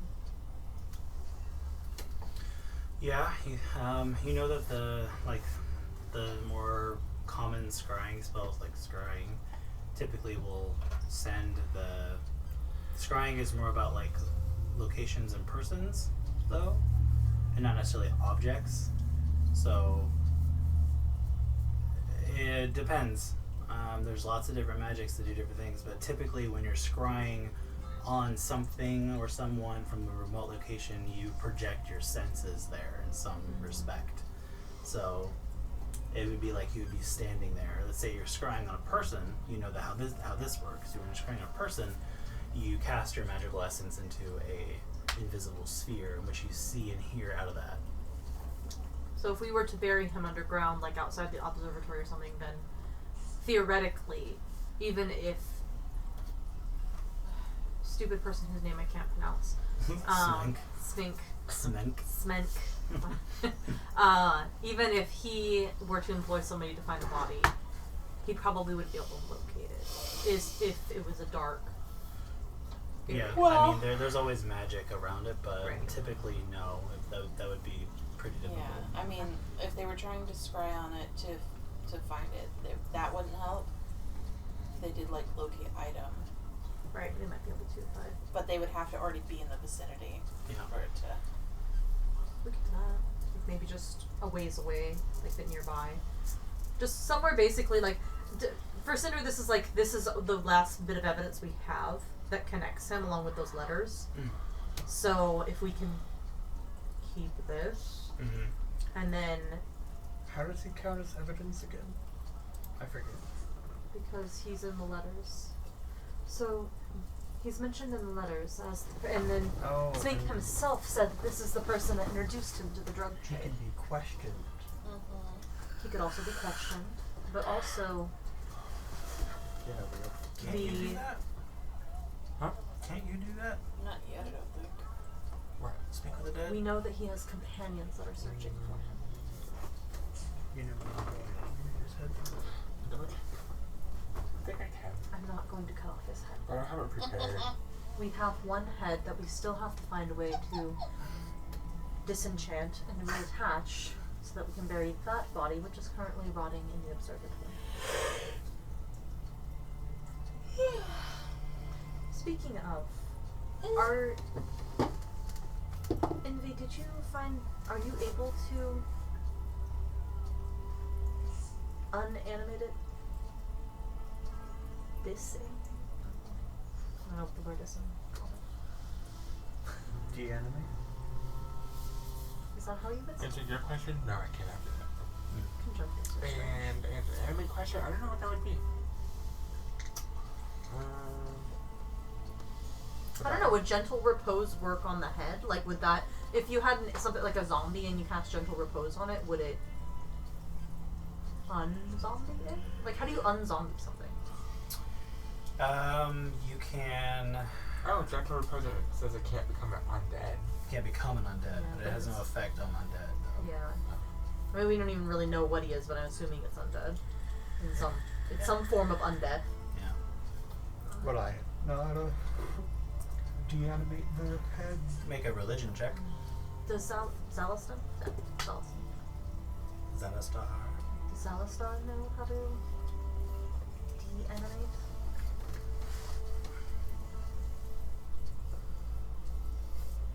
I direct the question at Connor, so that he can direct the question at Zalaston. How does one de-animate an animated corpse?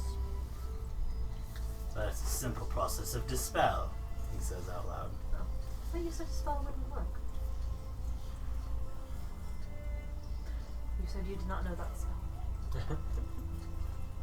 Yes. But Aliston does know this spell.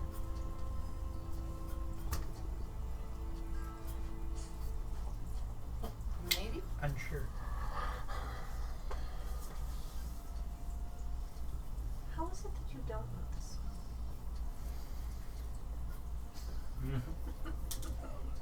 There are so many spells that I would love to learn. Such a simple thing is quite beyond his ken at the moment. He's very basic. Strange. You'd think that once you learn to cast magic, you would know how to uncast it. Would be part of the basis. Apparently not with what they're teaching the youth these days. Strange.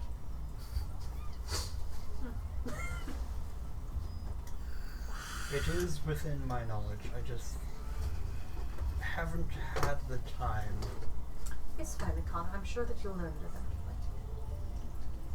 Will I? Obviously, Zalastan knows it. Zalastar knows it. She would not say Zalastan. Obviously. She realizes she's agreeing with Sticky and stops talking to her. Sticky. He's so stiff.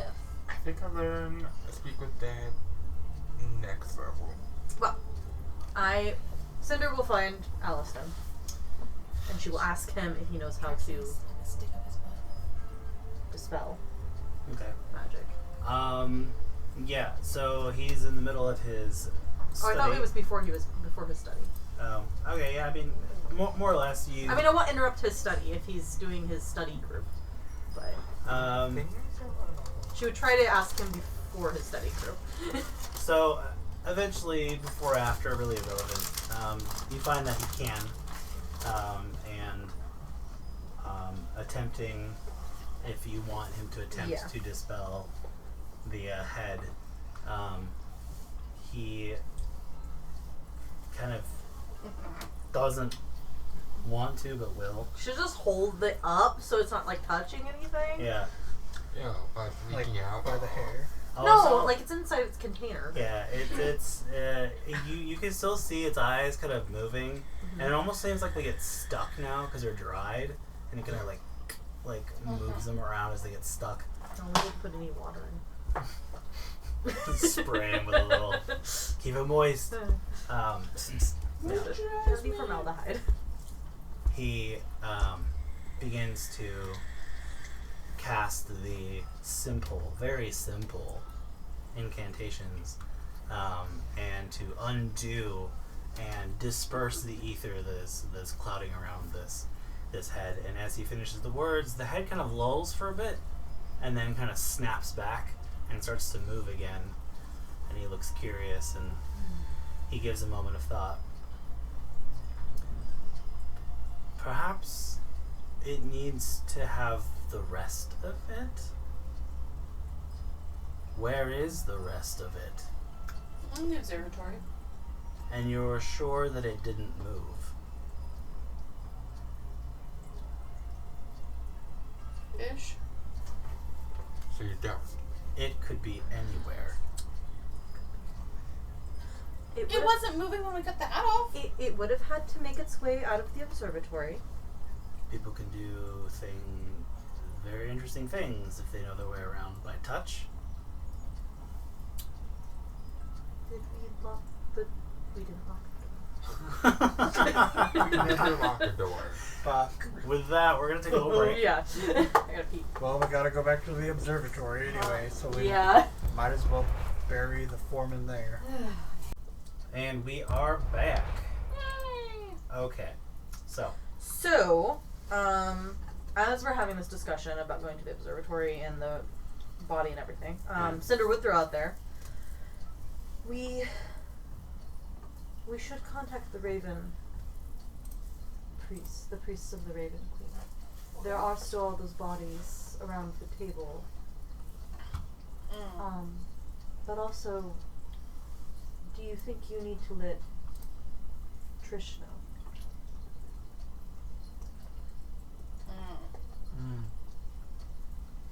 You know, Yeah, I don't think this is gonna come over well for me, but I mean, you did find and disenchant it. yeah. Yeah, probably. Or I mean, perhaps tell your brother? If you feel like it would come better from him. Are there Yeah. priests of the Raven Queen in town? Uh-huh. yeah. Okay. She talked to him. Okay. Yeah, no, I definitely should let her know. At least. So, guess I'll do that.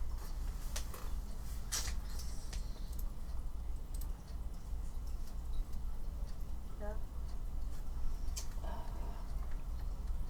Should I? So you find her and Yeah, so I guess I track her down and I ask to talk to her privately.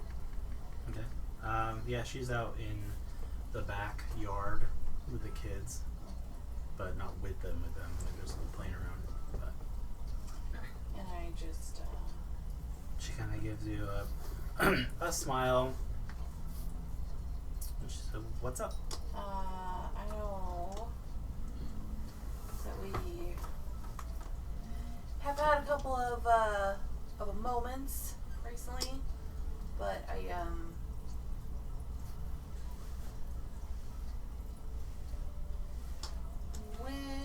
when's the last time at a game? Mm. Do we know that the general public knows he's dead? He was buried, Okay. and they dug up his body Right. to Okay. use. Yeah. That's what I was trying to remember. Well, then does she even really need to know? That's up to you. That's why Cinder brought it up. Like, it's up to you. But I mean, it was dug back up. Well, we know that it was dug back up, mutilated, and left in Smink's bed.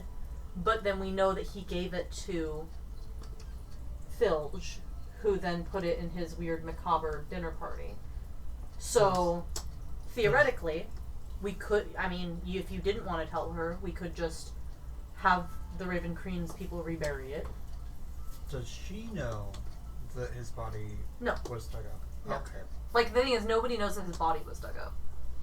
Yeah, I mean, they know, like, people's bodies have been going missing, but as far as everybody's concerned, like, none of the ones within the Raven Queen's realm has, but he wasn't buried there. He was buried at his homestead. So. So I'd ask her, It's also possible some of her other bodies were like, you know, like, I'm sorry for your loss. Where was your father buried so that I can pay my respects?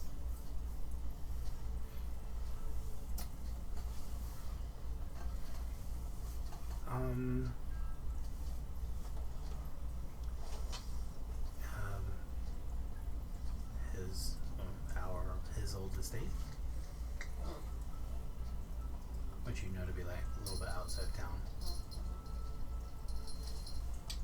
Okay. And I mean, I know when I was around more, you guys were kind of more distant.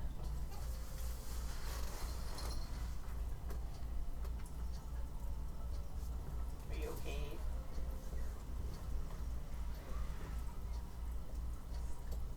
What are you asking? Well, with him having passed on, like, are you okay?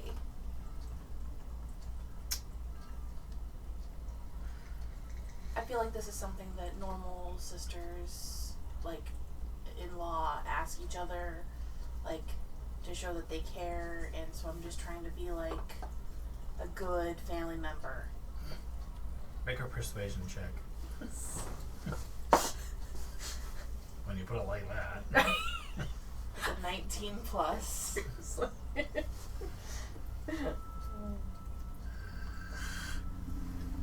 I am not a robot. Yeah. What can I do to convince you? 21. There you go. Oh, this is just Vela being super awkward. Yeah. Yeah. I think she starts to tell her and then chickens out and, like, goes this realm. This is, like, what she's like, you know what? You don't need to know this. This is too gross for you to have to deal with. Some days are easier than others, but mostly I've made my peace with it. Sometimes I wish I knew why or how, because he wasn't sick.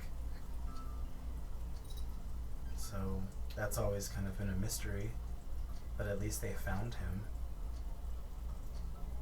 Where'd they find him?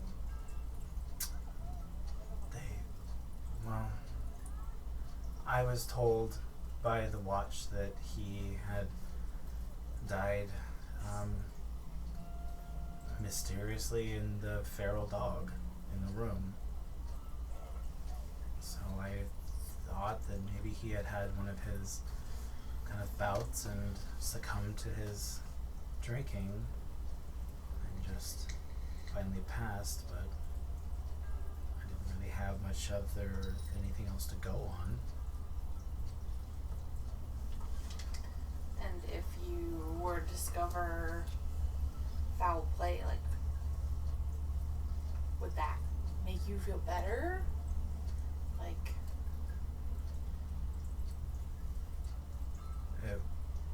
Is there something that you know?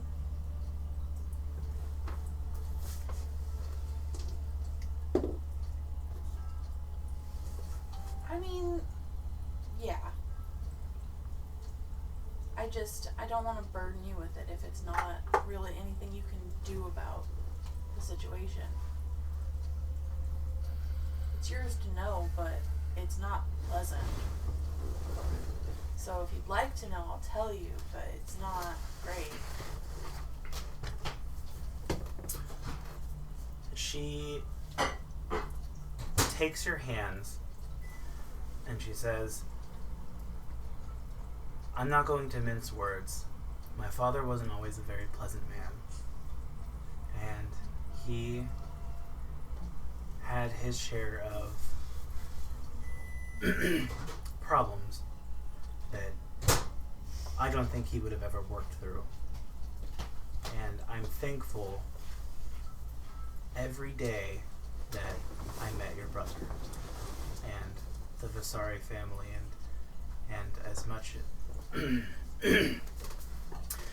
much as we are different, I was thankful to see a semblance of what a family life could have been. So if something nefarious happened to my father, I wouldn't be surprised, but I think that isn't it more important to know the truth no matter how difficult? It wouldn't make me mourn him more or less. He's dead. Still, I hope. I mean, yeah. He's definitely dead. Ish. My dog. Okay. I think that there may be some No, we parts that perhaps you could leave out, but I would like to know. He got in with a bad crowd. Made some bad choices. Made the wrong people angry. Who? I don't want to tell you until I have dealt with it, which we are doing. Because I don't want to put you at risk.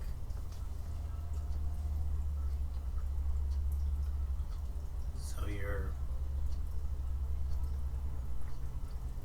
Sounds like, and she kind of starts to spark, you're doing the right thing.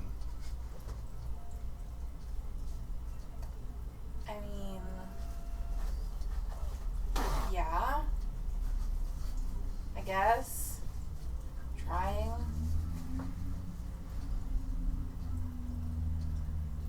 In my own fucked up way. You know, one thing that I will say that we have our differences, but one thing I am very grateful for is you as an example to my children, and as much as you've, well, you know, let's not open that, but I want to teach my children that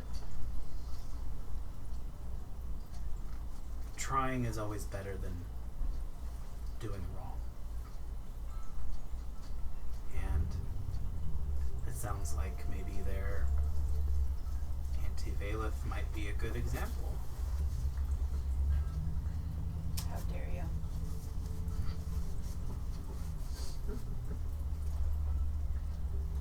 Thank you.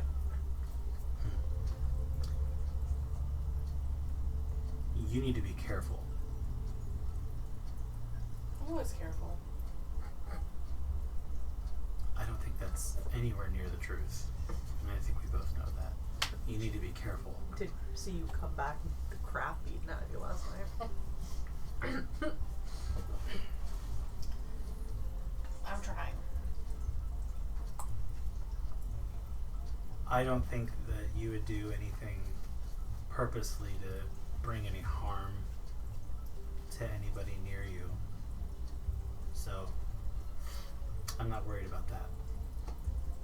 But if they killed my father,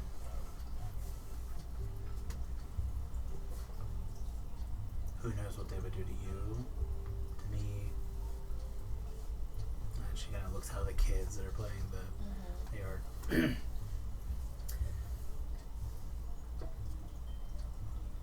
Well, if things go according to plan, that won't be an issue. Well, I have every confidence. You're a terrible liar. Well, I have to worry. I think it's my job. Oh, fair enough. Alright. Well, that's enough of that. And I awkwardly slow punch her in the arm and say, good duck. She's gonna. And leave. Okay. She Thanks, bro. goes back into I have a lot of brothers. mommy mode and starts wrangling kids, and you make an insight check or perception. Tell me which one. Let's see. Oh no, perception's better. Okay, let's go perception. It's only on 11. 11. As she's going up to the twins, you see her wipe her face away from you, like she's wiping tears or something. And she's talking to them. That's all.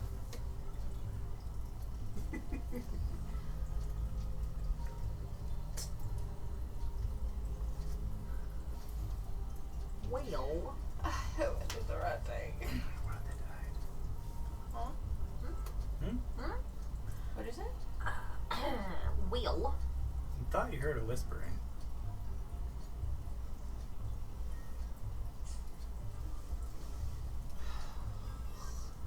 So I go back to Cinder. I'm like, I told her kind of. But then I thought about it and I was like, she didn't really know details. But then I told her, like, basically, like, that her dad made friends with bad people and made bad choices. And then they killed him to send a message. I left out the necromancy stuff because I feel like that stuff's, like, not really important to... Because that was not done, like, in my mind, that was not done maliciously. It wasn't right, but it wasn't done maliciously towards him. Mm-hmm. He was just chosen for that purpose. If that makes sense. I think the important thing is that you gave her a choice. To know. Yeah. I don't imagine that we all need to go and buy supplies.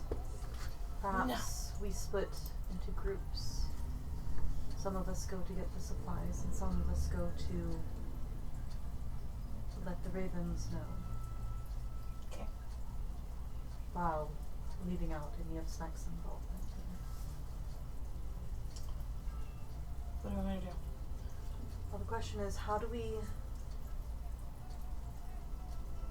notify them of the bodies that they can get them without getting... Oh wait, it doesn't matter if we get the watch involved, because the watch won't get involved, because they're under Snack. Snake. Right, okay, so that doesn't matter. Okay. So then we can just go with them. I So love never that. mind. I love that you can't say that. Shut up! Stupid fucking name. I hate it. Malabar. Mank. You could just call him Malabar. No, she wouldn't call him Slice. First name. He I think it's deserve fun it. and very fitting, like, that Cinder can't say the stupid human name. It is. It's just a stupid human name. Whatever. The fat one. Him. Him. I think the question is who is going to go get supplies and who is going to go get ravens. Yeah. So, I mean, I'm down for whatever one. You just tell me where you want me to go. At this point, Valeth sees you, Cinder, as de facto leader of the group. I'll If go. you weren't already getting that vibe. I'll go Connor, the not supply route. you'll never be de facto leader in her eyes. You're still her little brother. You'll do what now? He wants to go to the ravens route. It's So interesting that I'm the one that pays you. Why You don't- paid me once. Are you paying me this time? why don't you and Connor get the supplies since you're most familiar with the town? Okay. And Envy and I will contact the ravens. Make me a list.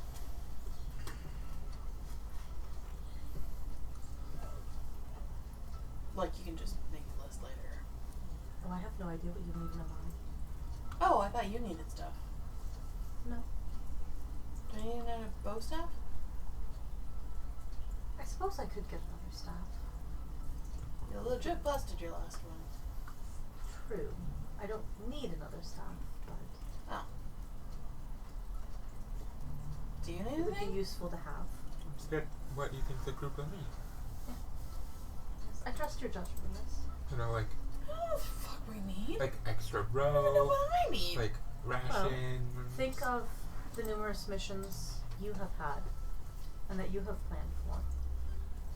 And the things that you would need to complete I a don't job. think you guys need that many daggers. I don't know. I don't have any because I don't generally use them. A staff would be, but for Okay, example, you've already okay. thought of the staff. I'll make a list. I'll make a list.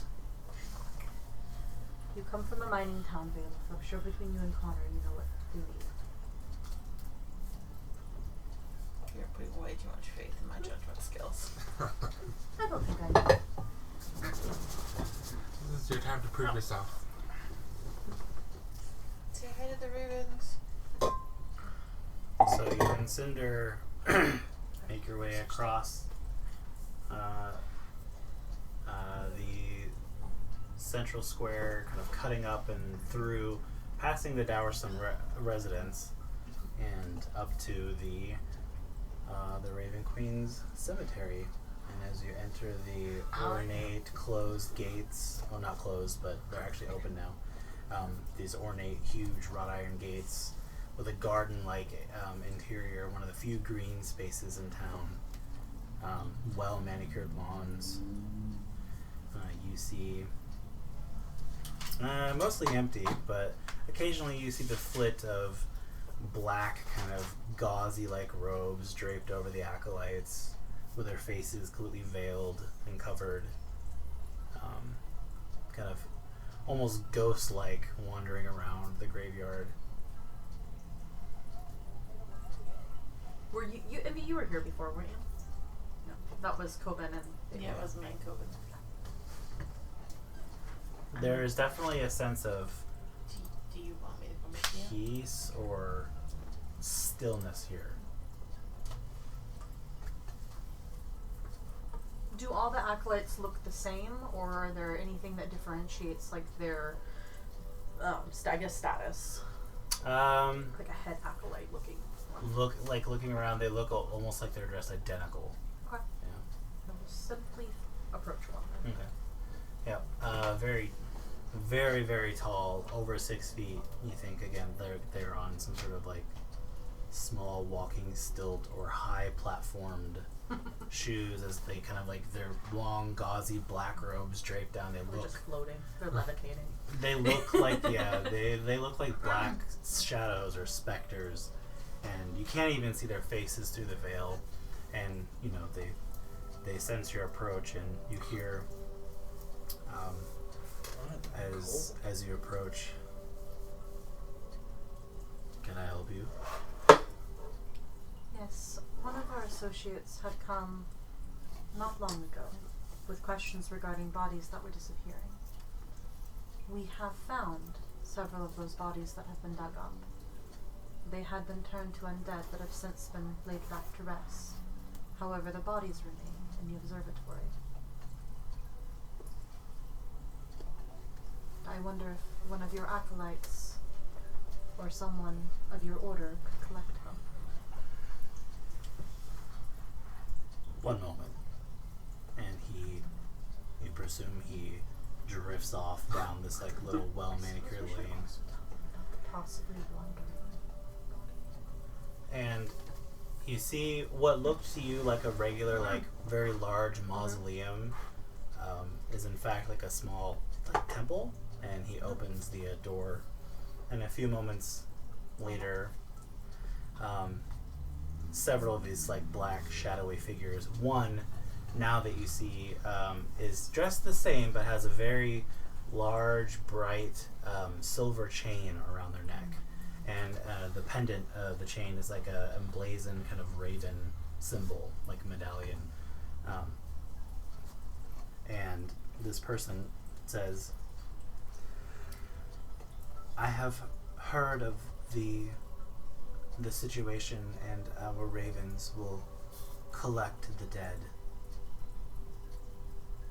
Thank you for informing us. Of course. There is possibly also a wandering body without a head. So you see like their bodies turn to each other. It may have wandered out of the observatory. It will be dealt with. And you see, before any conversation continues, 5 of them just float down and out. And you see flocks of crows and ravens fly through the air from various trees. Probably hunting the other. Always, it's very spooky. If you do find it, we may have a way of, she tries to remember the word, de-animating it, as we are in possession of the head.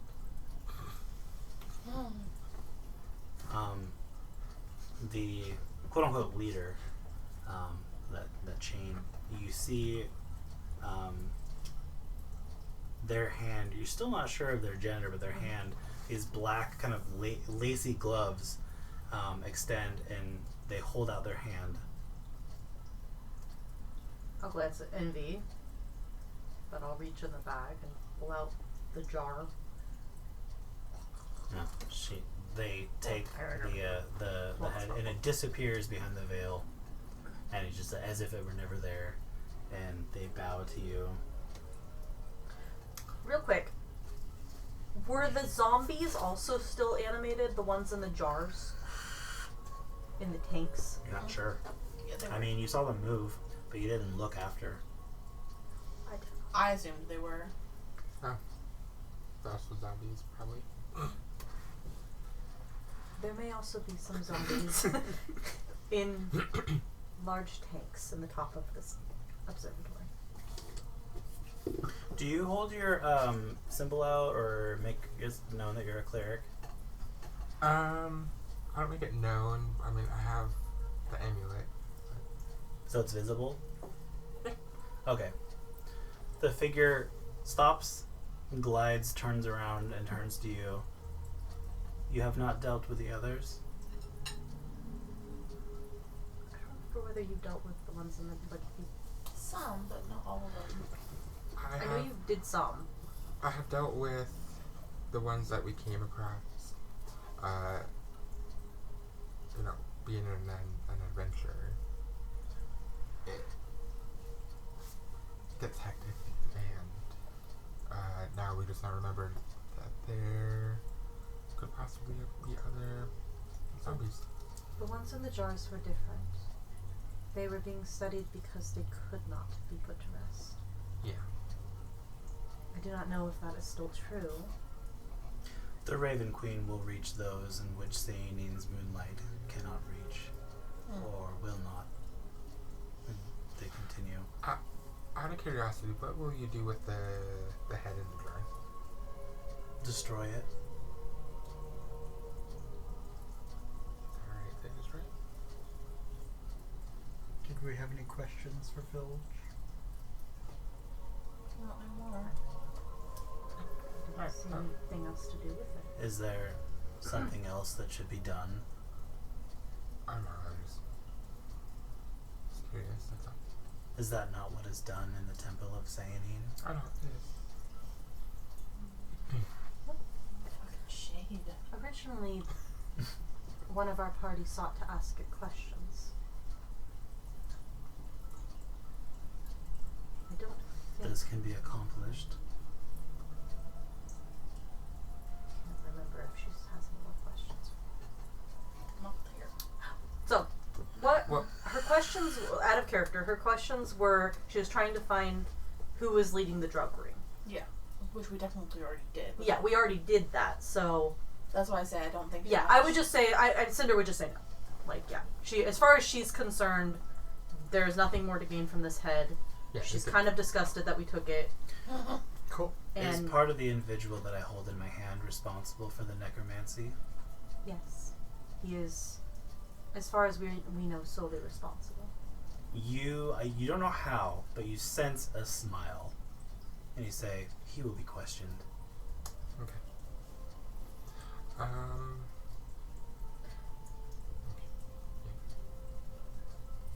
There were instances of the Fade in this observatory around these bodies.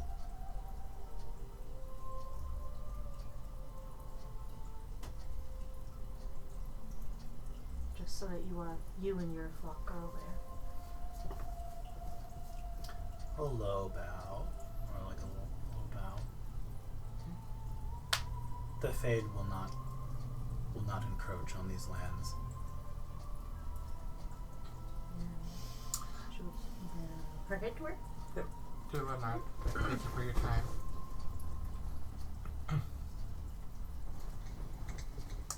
Turn and walk away. Yeah, we turn and glide away. They're watching you the whole way, just standing there. draped black. Like we figure. turn around and we just feel their eyes on us. So. Yeah. Just Yeah, like there's doot, that one doot, doot, just long- keep walking until we're out of the cemetery, and I think Cinder would just kind of like look at them and be like, Like turn around and kind of like glance and just see like the shadows still there looking at us. I'm not going to lie. Their temple is quite creepy. But also kind of like soothing or peaceful in kind of like a weird way. It's a lot of ceremony. Yeah, you noticed that while you were in the temple, you didn't hear any of the mining sounds, Oh. any of the hubbub. It was grave, quiet. I don't think I've seen that much ceremony since I've been in Soromir. Really?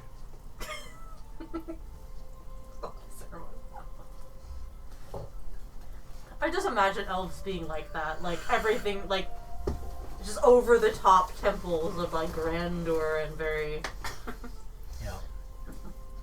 Yeah. You don't know how tall the actual individual was, but you can easily guess that they're all wearing at least like 6 to 10 inch height, like platform shoes. Just to where the bottoms of their black, like gauzy cloaks kind of just barely touch the ground. Were they all the same size? More or less, yeah. I just can't help but picturing if Valeth has ever tried to trip one of these people, like thrown us, like just children throwing sticks in front of them, things. Yeah, that I would can that neither would be. confirm or deny. I think. Well, Valeth and Connor know that the ravens terrify kids. Yeah. Mm-hmm. Like, they're not people that you like when they come into town for like supplies or whatever. It's always a procession. It always feels like a funeral procession. That makes sense. Yeah. I like how you have like the ravens and they terrify the town, and then you have like the monastery that terrifies the town. They're just all terrified. It's because they follow St. Cuthbert. Religions can be scary, yo. Well, the monastery killed a bunch of people, Yeah, and well, the ravens represent death. you know, a lot of people kill a lot of people, okay? The creepy thing is not that the monastery killed them, it's that they don't let their souls pass on. So yeah, That's why they're fucking creepy. that is creepy. And I'm not sure if that's common knowledge or not, but I don't think we're going to be able to bury this body at the observatory right now. You could give it to the ravens. You know, they probably already found. Oh, that body. Okay. Yeah, you see ahead of you in that long road ahead I want these the body. this procession, these little blots of black, and this like little crowds of people as they part, and they just slowly tread and slowly go up through town. We do kind of still need it. Well, we can bury it somewhere else. I mean, they can't detect it in a bag, though, could they? No. Okay. We're good then. I mean, technically, I have like more room in my bag anyway. The bag can hold 500 pounds, and the bones don't weigh that much. So meanwhile, I thought it was Connor, probably like 250 or something. Connor and Envy, you make your way into the center. Bailiff. That's what I meant. Oh, okay, I was like, Connor and Bailiff. That's what I meant. You make your way into town proper. Where do you start? You know that there is a general goods store that is now properly open because it is Sunday. And Yay! let's see, other places that you can get supplies are. Want me to pull out my map? Finally, Finally. just get some freaking supplies. Let's see. 64. Depending on what you're looking for, you can go to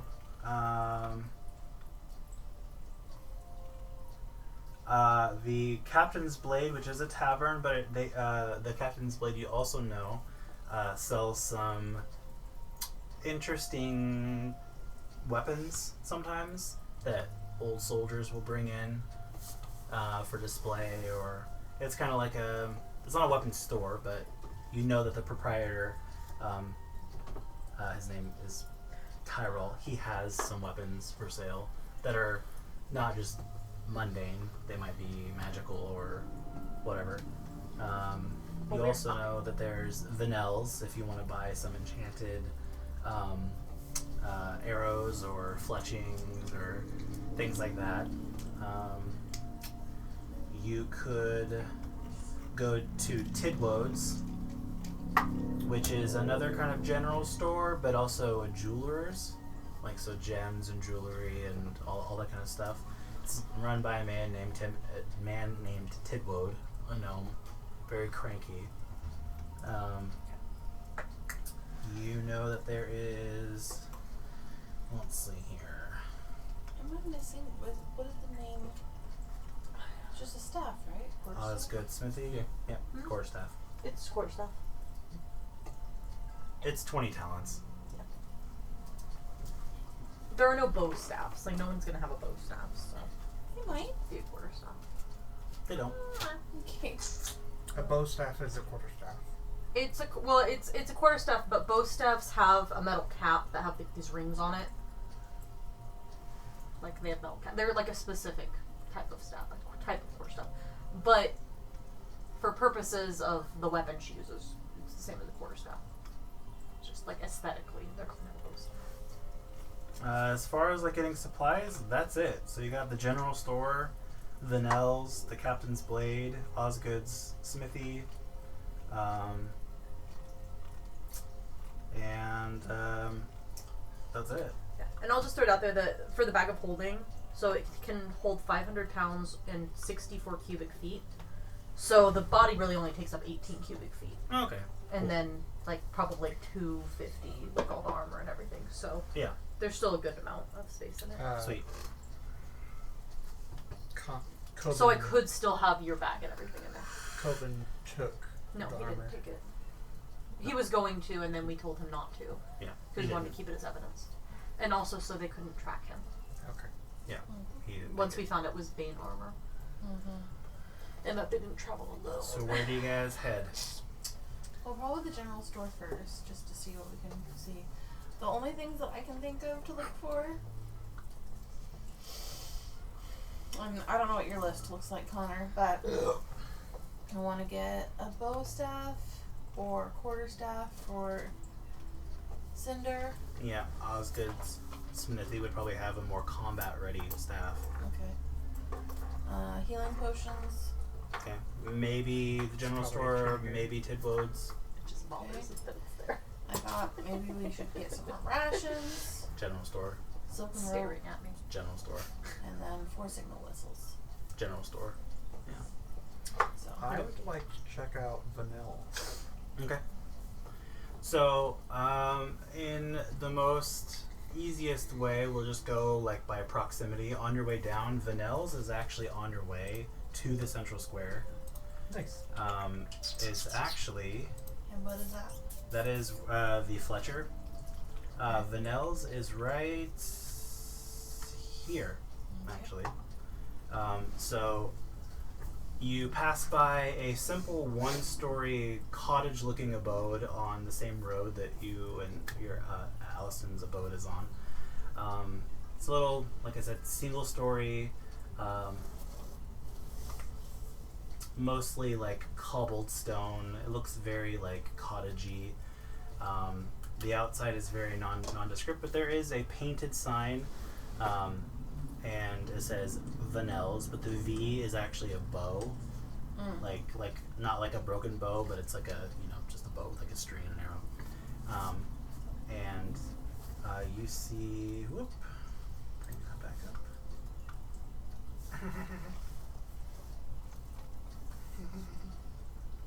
One moment. And it's gone. There it is.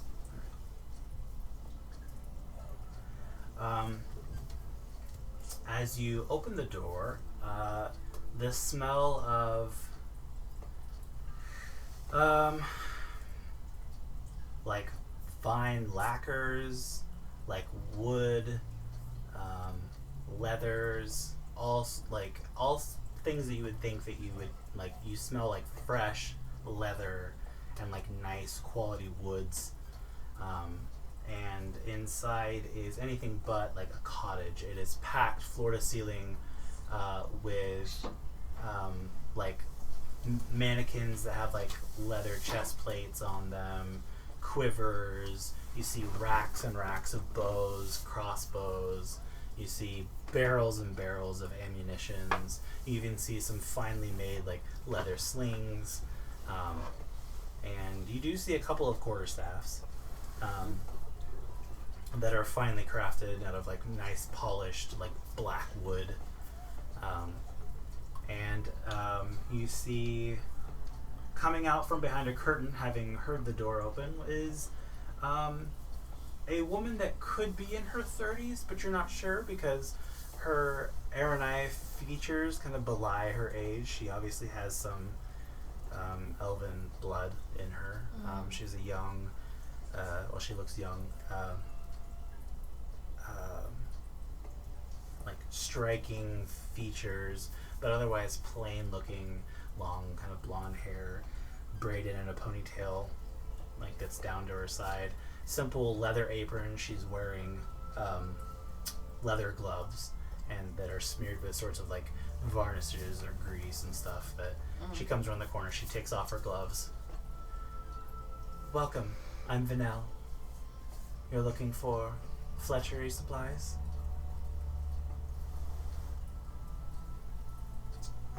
Connor. Oh. I didn't expect to see you in here. And do my eyes deceive me? Is this young Bailiff? How's it going? We haven't really formally met, but I am familiar with your family. They do pass my shop quite often. Oh, yeah? Yeah. Well, the front at least. On the way to Alliston's. Of course. It's good to see you. I don't know if I can help you, but do you need anything? So, I'm looking for a bow staff. Quarterstaff. Like a bow that is a staff? No, like a staff, like a quarterstaff, but that has like the metal on the end. Oh, I don't work with much metal. The staves that I have are made from, well, they are made from Sormirian blackwood.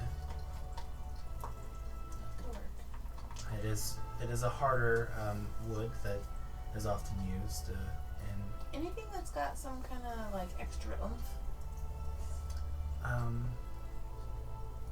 Like Oomph. she means. Magical. Oh. Yeah. Yes, I do a little bit of enchanting in my spare time, but I'm not, by no means a magician. Allison helps me with the recipes a lot, so, but I am an expert Fletcher. I do have, and she leads you over to the counter where she pulls up a set of 6 beautiful blue shafted arrows with sleek glass-like points, and there's a set of 6 of them. And then she also brings out a set of 6 arrows with yellow and black fletching, and the fletching has little platinum dragons on them that are painted on them.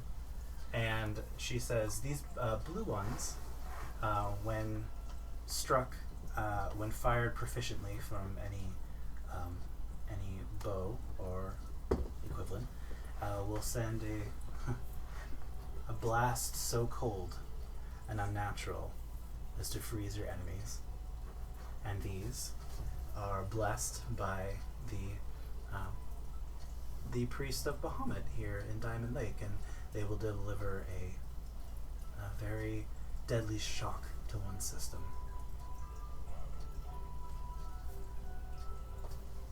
They're blessed. Are they holy? Something divine? I don't believe so, but they do deliver electricity. How much? For the icy arrows, I can part with them for 3,000 talents. How much is that? 30 gold? 300. Yeah. And for the Bahamut arrows, I could part with them for 2,000 talents. Amazing deal. Do you have anything to trade? I am always interested in looking and learning I have some. into other types of enchantments. I have some plain leather. Oh. I see that you're wearing a very fine piece. Oh yes, I like this. Yes. Where did you get it? I'm sorry, you have a circlet. I'm wearing a circlet. What a lovely red. And she kind of like doesn't touch you, but like inspects and like Hands off. Consent, please. No. consent please. I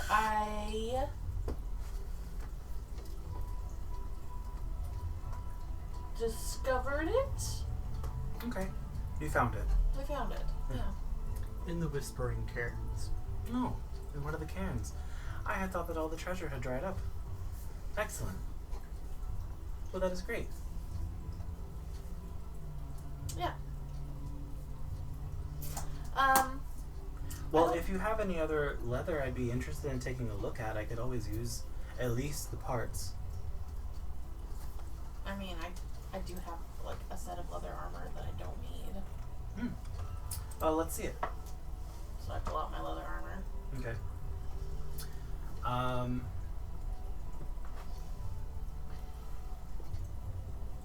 can give you 60 talents for this. Okay.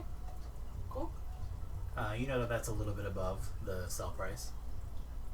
It's normally 50. That's very generous. Thank you. It's been treated well. Well, thank you. I see that it is fit to you, but there has been some resizing and it looks like the creator has left some room. So, excellent. And so she'll... Is she just being like okay? Does she realize she's offering us more than it's worth? Make an insight check. Oh, you're taking advantage of this poor little shop. That's I want to make sure we're not taking advantage. I got a 1. World will never know. For a total of 3.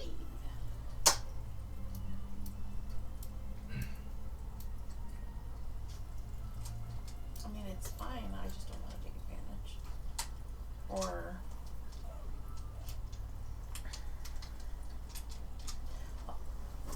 14? 14? Valeth, you're not sure.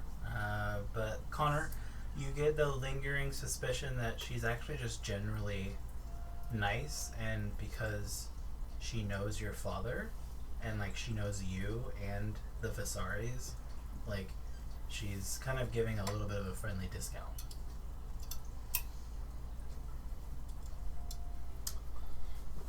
So it's up to Connor to explain.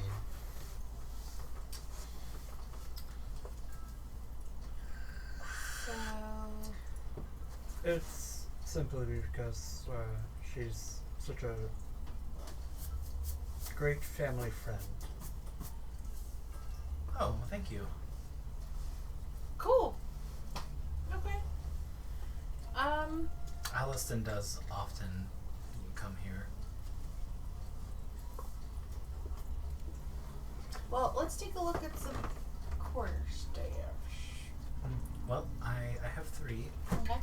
And she shows you the 3, and they're all made out of this rich black wood that kind of reminds me of ebony, but it's like polished, but it has almost like a chocolatey under hue, and they're really beautiful, really well made, and perfectly serviceable. How much? That would be 20 talents. Okay. And so. Yeah. Take that off the 60. Talents are silver? Or the. So 2 gold.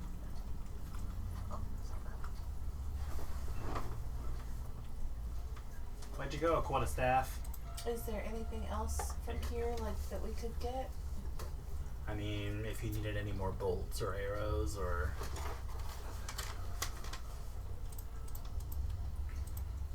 I have 40.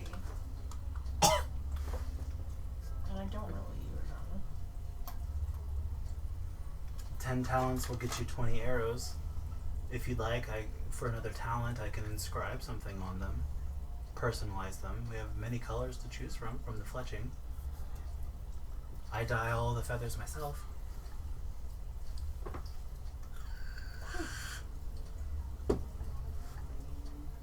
That's awesome. Thank you.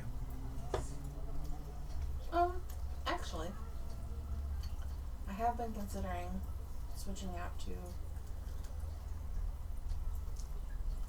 a longbow or a short bow. Let's see, I'm proficient. I think you're just proficient with short bow. No, Because longbow. it's a simple one. Yeah.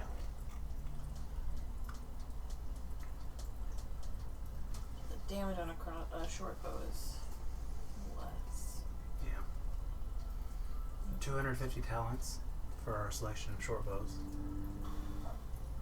Between 220 and 260. She points to the racks. None of them are strung, obviously, but she also has cases and cases of different strings, different tensions, different Bailiff is immediately overwhelmed and just sticks with her crossbow. She also shows you a selection of crossbows, hand crossbows, light crossbows, one heavy crossbow, but Yeah, I just have a light crossbow. Ooh, do you want a hand crossbow? Those still are loading though, right? I still have to take my bow section to load it. no, it just simply means that with the loading property, it means you can't make more than one attack a round unless you have the crossbow feat. So if you had more than one attack per turn, you couldn't take more than one attack with the crossbow. Oh, okay. But a heavy crossbow, I believe, you have to spend a bonus action to hold I that. think you have to spend, it's... I don't remember. I know it has a weight requirement. Or a strength requirement for heavy crossbows, I think. Yeah. But,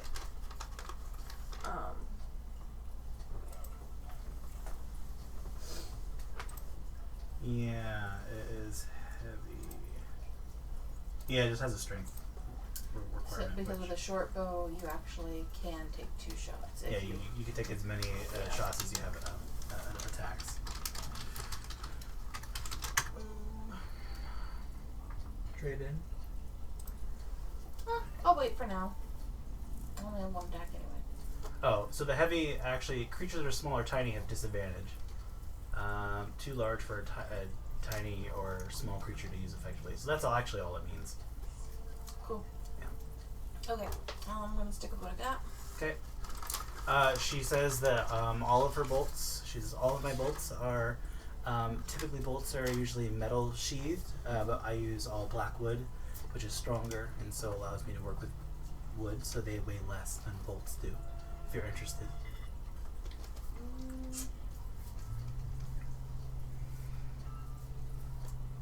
They are a little bit more expensive, but not terribly. How many can I get for 40 talents, which is what I've got left over after I pay for the bow staff? Let's see, bolts. Here we go. So for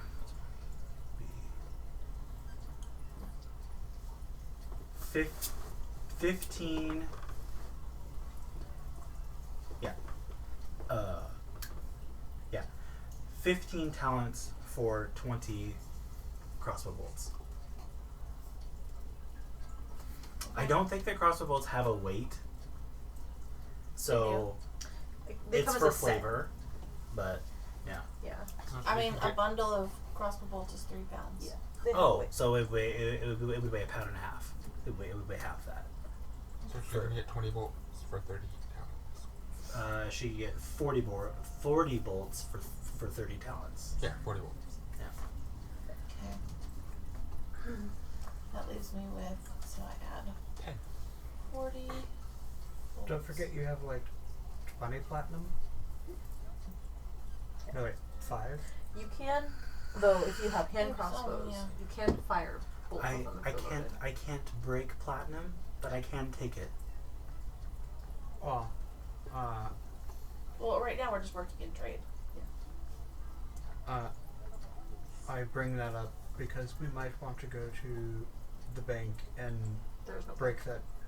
There's no bank in town. There's Yeah, he said that. If you wanted, at the beginning of if the you're campaign. mentioning that in character, says, well, there is Tidbodes. He does exchange some money.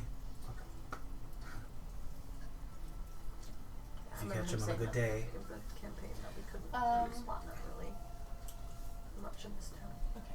So I take the bow staff. Are there any You take the quarterstaff. But we have lots of silver. quarterstaff? Sorry, yes. Quarterstaff. I have it written down as bow staff. Quarterstaff, 40 bolts of the wood. Mm. And I give her the leather armor. And so I have 10 talents worth of credit. I think I've realized why Cinder hates carrying money. If there's anything anyone needed The burning weapon wise.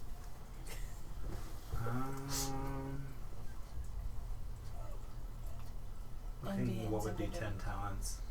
Well, I mean, I don't care if it costs more or less. We but, told like, you that we trust you to I make the know! decisions, and we told you nothing. We gave you no direction whatsoever. Does Cinder have gloves? Cinder has like half hand wrap things because she Hmm. punches things. Oh, perhaps you'd be interested in this? Hurt your knuckles. And she pulls out a cylindrical, beautifully leather worked case, and she says, "I made this a few months back, and nobody's really been interested in it. The other band that came through didn't seem to need it, but I figured sometime somebody would come in and need a map case." And it is this beautifully rich, beautifully decorated leather map case. I can throw that in and clear the credit. It's I look at Connor and his. no one's bought it. No one's probably going to. That's just Are you sad. kidding? It's beautiful. Yes, Now we but have to buy it. Oh my god, you do. I made the You map have case to. because I thought that perhaps with some people coming to look into the cairns, maybe there would be adventures. And I mean, that's really smart. That's very good initiative. Yes, I would. We're love absolutely to going to buy purchase that. this. and he gives it to she gives it to Connor. Yep. I don't have any on hand, but I do sometimes work with scrolls, and I could make you scroll cases if you'd like, on commission. Unless you could just stick them in the map case. You can. Do you have You any? can stick your scrolls in here, but the map case is a lot large, and you might have to reach in further. And it is. Allison always says that you should get the appropriately sized case so you don't bend the pages and break the parchment. But How much? Connor just like shoves some of his papers down deeper into his backpack. He's got them all shoved into his book. Yeah, that's true. How much would commissioning a scroll case cost? if you wanted a scroll case, maybe hold 5 scrolls. I could do it for 5 talents. That sounds fantastic. I mean, it wouldn't take me very long. It's just a little bit of sewing. I have most of the leather scraps around here to already start, and I have nothing better to do. I pay. You don't have any hobbies? You're looking at it. This is your hobby? This is all you do? Wow. Mostly leather, man. It's a leather worker. I mean, that's I really bet she cool. can make some really beautiful leather stuff. It's really cool. You just don't sound super satisfied. Oh, I'm very satisfied. It's just I've been here for a few decades and things have kind of slowed down. People aren't what they used to be. I pay 8. Thank you. I tell you what, I believe it. Both of you make history checks.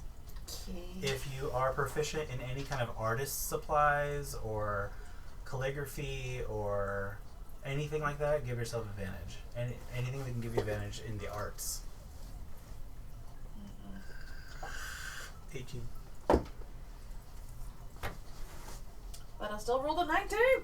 19. Okay. Both of you, you know that the this is all masterwork, right? The style and the materials are Sormirian. Like, she has brought a master Sormirian craft to Diamond Lake. Which is so, like, what a waste. But she's a human? Mm-mm.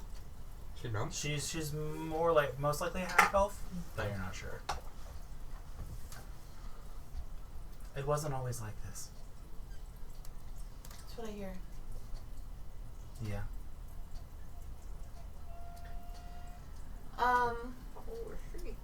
How much was the... Everything's paid for except for the 5 that it cost for your scroll. And he paid 8. So we broke even. We got the bolts, the map case, the quarterstaff. Do you happen to have anything that might be good for punching? Gloves, She gives you a punching bag. wooden knuckles. Box of gloves.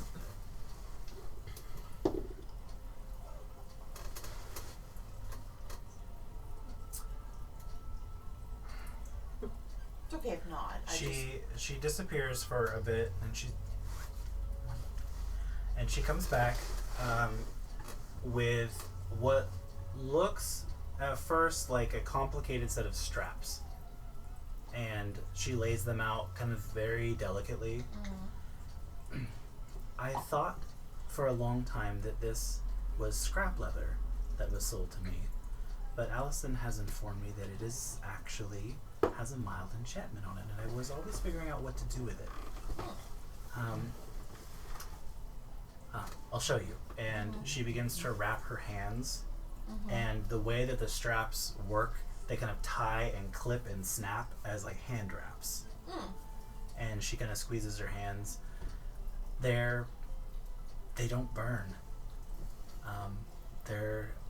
That's why I sometimes use them when I'm working around flame, and there's no blemish on them.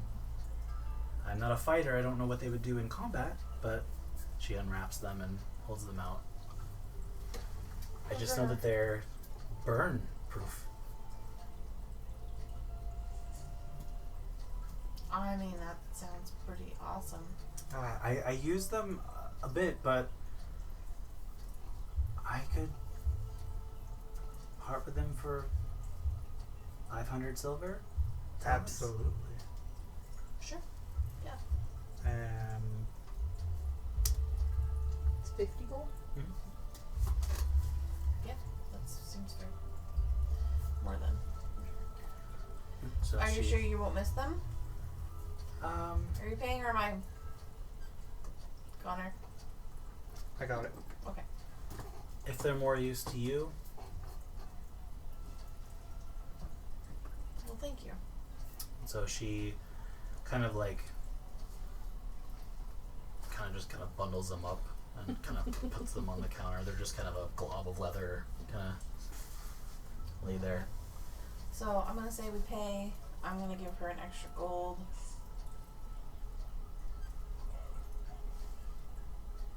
$5 gold. You know, I was She just- she scoots it back across the counter. She's like, I don't need that. I appreciate that, and I don't for any 1 second think that you do need it. but I want you to have it to show my appreciation for the master work that you've presented to us. For bringing beauty to this town. I'll tell you what. Instead of taking your money, how about you tell as many people as you can that Vanel's is here in Diamond Lake, and if there's anything in the future that you could do for the town to maybe help get it back to where it was. That is a deal. Alright, I'll take one like that. Found my secret Finn language. Is there anything else that you guys need today? Not from here. Thank you so much. Next up. Yep. And as you leave, you leave satisfied. I don't have the stats for them, but you can write down for those wraps. You can write down. Cinder. You can write down plus 1 hand wraps. They are usable by a monk or somebody with like the pugilist feat who is proficient in unarmed strikes. They add +1 to attacks and damage, and they cannot be like they're fireproof. They can't be burnt. They can't be destroyed by non-magical means. So I'll call them impervious hand wraps +1, something like that. Yeah. Nice. Yeah. Nice.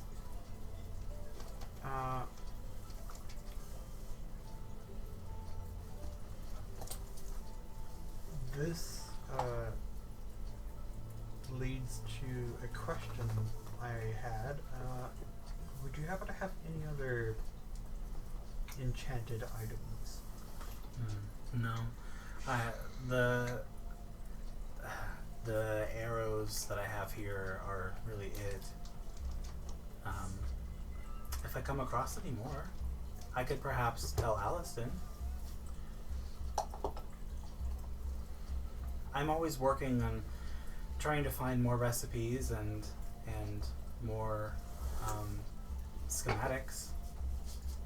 Perhaps if you come across a schematic, I could possibly make it, but they're very rare and often very old, and I sometimes need Aliston's help translating them, but I wouldn't mind. If I come across any schematics, I can make copies and share them with you. Wow, you can make copies of a schematic?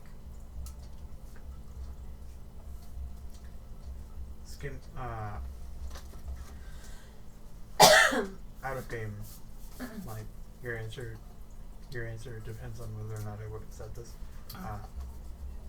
Schematics are blueprints, right? For creating magic items, yes. So that's really the only way within the 5th edition system that you'd have to find a schematic to create a magic item, and when you use that schematic to build the magic item, it's kind of consumed. Okay. But it's kind of... It's like a recipe in WoW. Yeah, kind of. Yeah. They're magically imbued instructions that even non-arcane casters can sometimes interpret and use and connect with and impart within the knowledge to where they can build. I imagine that they're like master craftsmen, like imbue a scroll with their knowledge. Yeah. And it's like as soon as they touch it, it like imbues that person with that knowledge. Yeah. And as someone who quite commonly writes magical information down, I could make a copy of the schematic, right? You can try. I mean, people make copies of scrolls. You'd think that it'd probably be more difficult, but if there's any order that could do it, it'd be the Order of the Scribe. So Find the schematic, why don't you just give it to her? Because he wants all things magical and knowledgeable. Well, also, why not make a copy? Right. Yeah, I mean, if you can make a copy, then having a copy of it would be nice. To share the knowledge. Yes. share those. Of course, you could also end up destroying it in the process by accident, and then you have no schematic. If such a feat were a possibility, that would be wonderful. I I know that many people for centuries have been trying to recreate old magics that have been lost, and they haven't been, and I'm just doing what I can to keep some of it alive.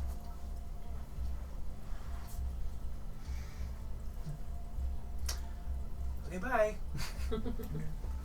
Have a wonderful day. So, for the sake of brevity, that was fine, but, you know. For the general store, I don't think. Yeah. What do you guys need from the general store? to haggle over candles. 'Cause Right, yeah, you- like that's For why I the made a list next ahead of hour. time because I was like, I don't necessarily need. Because you've met Taggin and you've gotten a couple of potions from him on Saints Day, which was yesterday. We had a plan and we just didn't do it. Me and Jesse were just gonna create a list and give it to you Oh. and be like, "This is what we want to shop for next meeting." Is this what Skippy you guys skip. how you guys want to shop? Is it just by list or by? I Well, think for for, general like, things. For general things, yeah, I don't need to go for that. Like that was fine though, because like I did want a quarterstaff, and like if I'm always gonna ask if there's like anything fancy, just to know if it's available and what's available. But that was also a lovely bit of RP. Yes. Yes. Yeah. So for the general store, I just need to know how much he's gonna charge me for healing potions. I think we already went. 500 talents. So No, you guys like went in there and kind of like Connor on Saints Day was able to procure a few. Yeah, he didn't know where they were because most of his staff that deal with all that kind of stuff. It's a big area. But there So- were hinted that there were more. Yeah. So we came back on actual day. There were I wrote down the cost that is listed as far as D&D Beyond. I don't know if he was going to charge me more. No, it's 500 talents, which is 50 gold Okay. for a he potion of charged healing. Connor more because he made him work on Saints Day. What about Yeah. rations? Same price. Broke the law, man. Silken Gotta pay rope? for it. No work on Saints Day. Everything is as priced on D&D Beyond, and he does have one set of silken rope, but the rest is hemp. Ugh, he only has one? Did he seriously apply a Saints Day charge? Yeah, because you made him work on Saints Day. You broke into his shop and made him charged him on his day off. Into the Obviously, shop was open. the shop wasn't open. It was Alright, just well, unlocked. I guess I'll take the one silk rope. Okay. Saints Day. And you still made him work. So that's Yeah. Here 100 are your talents. lights. You should have known that. People are working since. 10 gold. Yeah. I don't know anything about Saints Day. Okay. Weird. So I'm Who are these gonna frickin' pick up saints? how many healing potions can I buy? Who are these saints? He has 5 regular available and no other types. Taggin explains that the other types were bought out Group? the previous day to Saints Day, which is Saturday. Not Saturday. What is it? The other group? Yep. So I Well, have it, he mentions that another adventuring group. I'm gonna so, take all 5. so. Fucking other adventures. That means we have to take them out and get their stuff. Probably already used them. Okay, so 5 healing Wait potions, till they go to 20 Karen rations, first. Well, I mean, 1 silk rope, 4 signal whistles, and a grappling hook. I mean, if Bailiff could have taken a little grappling bit of hook, huh? initiative and stolen Yeah. the mage's stuff. Let's see. Let's see if he has a Wow. grappling hook. Wow. I would have You're disabled just going them. down a Yeah, dark path. you can find a grappling I hook would have there. disabled them And pretty adequately. signal whistle.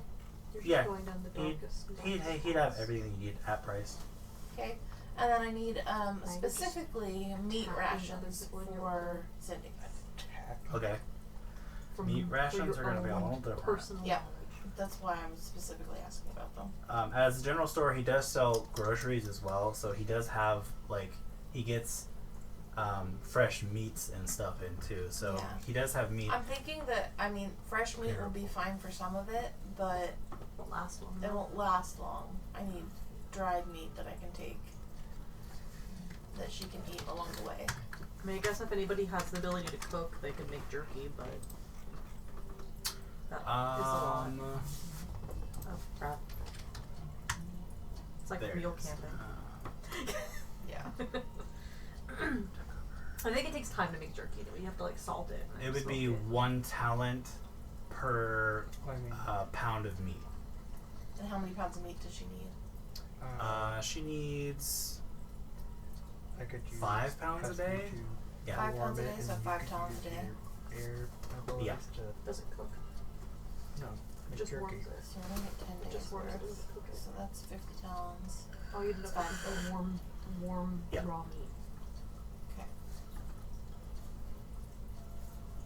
Oh, Yeah, you right. can't cook And that with would about clear him out of like Cook before Dried it's meat. Yeah. Before it's made into It's jerky. dehydrated. I'll be which back for more. You can't press So- jerky for that. I could light it on fire, but I don't think that would. shipments come in twice a week. Shipments come in on Mondays and thrift days. Moon days and thrift days. Okay. I feel like if we could tomorrow is coverage, Monday. we could make an air fryer. Yeah, it takes a couple of days. Like you have to dehydrate it, and you have to smoke it, and then you have to salt it, or you have to salt and then smoke it. Okay. You know, So jerky I takes will time, account for that part. which we don't have. And then while we're shopping, keeping a goddamn eye out for Hawk. Eventually, Jesus. you. Because now I'm starting to worry that they killed him. Eventually, after you finished up your shopping and the general store, you come out with your bags of stuff, your piles of meat, your dried meats. Oh and- no, I'd like to pay them 5 gold to have it sent to Delivered. Alliston's. Oh, okay.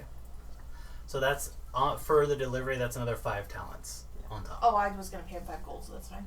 Okay. As part, like delivery fee and tip. Okay. Cool. Tagan will certainly accept that. And on your way out, How much were you paying for the? We paid 5 gold for a tip for a Well, 5 no. silver delivery. Yeah, like 2 gold for the shopkeep who's being so accommodating with my meat requirements. 2 gold for the delivery person who has to carry all that meat up to the house. Why not make that like 10 silver? I don't give a shit about money. She's already paid it now. it's already done. Connor's just like, oh, what are you doing? What are you doing? That's all a stack of paper. Oh no, there's Hawk. So, coming up. Fuck. I thought for a second, I was like, motherfucker! No. Coming up, approaching you from across the middle of the town square, coming out of the feral dog. And the time needs to be updated just now. It's been like an hour, so it's like 9 a.m. I'd say 9:30. You see Hawk approaching you. I hope. Have you been at the feral dog this whole time? Did I say the night? Yeah. No.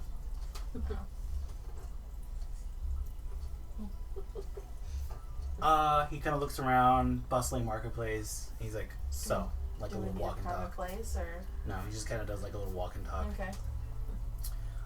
So, I think I found your employer, that guy that you're looking for. Balabar Smith. All right. Well, have a good day. Do you know how much alcohol it took me to fly that out of Krogar? Oh. How much do I owe you? Because you probably had to pay quite a bit for the alcohol. I don't worry about that. Okay. Did you have to do anything unsavory? No. So, yeah, Balabar Spank. You need to be careful with Yeah. Balabar. I know all about Balabar Spank. Well, what do you know? Well, I mean, do you have 3 days to go the laundry list of shit that he is involved in this town? I don't. Just Because in we this work for him town? now. Well, yeah. That went over. This town alone. I don't know if he's done anything else anywhere else. I wouldn't doubt it.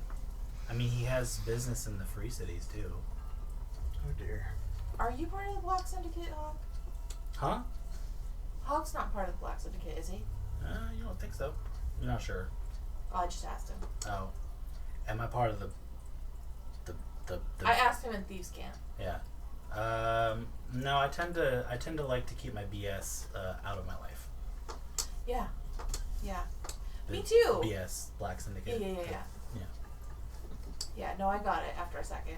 I'm dumb. I'm not that dumb. No, not really. I mean, I've done jobs for them. But Right, me too. He He's kind of gives you a dubious look.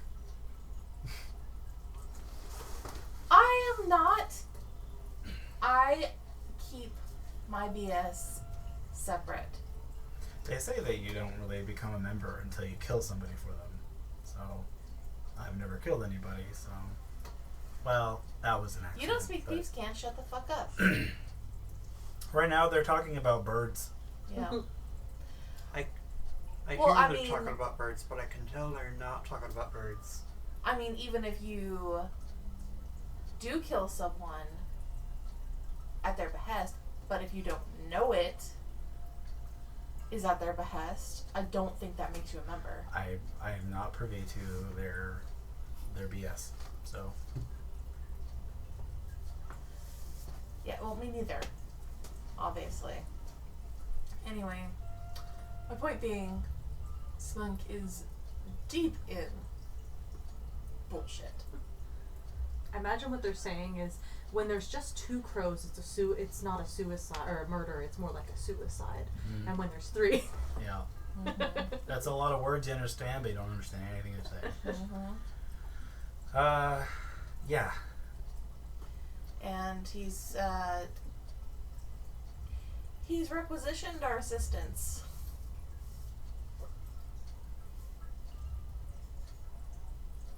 So I feel like I don't even know you anymore, Bailiff. Just kidding. Yeah. Yeah. Yeah. Well, Bailiff I mean, looks like a kicked puppy. I mean, if She does you- for just a hot sec. She's like,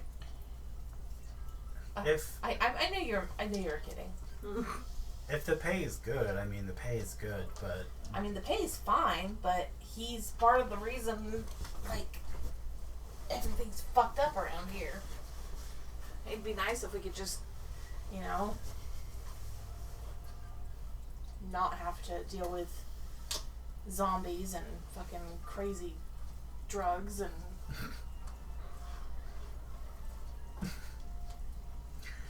he's still talking at Thieves' Cant. Do you think it's a little rude that we're, talking in Thieves, in our... I know, but isn't he so In- funny when he gets pissed off?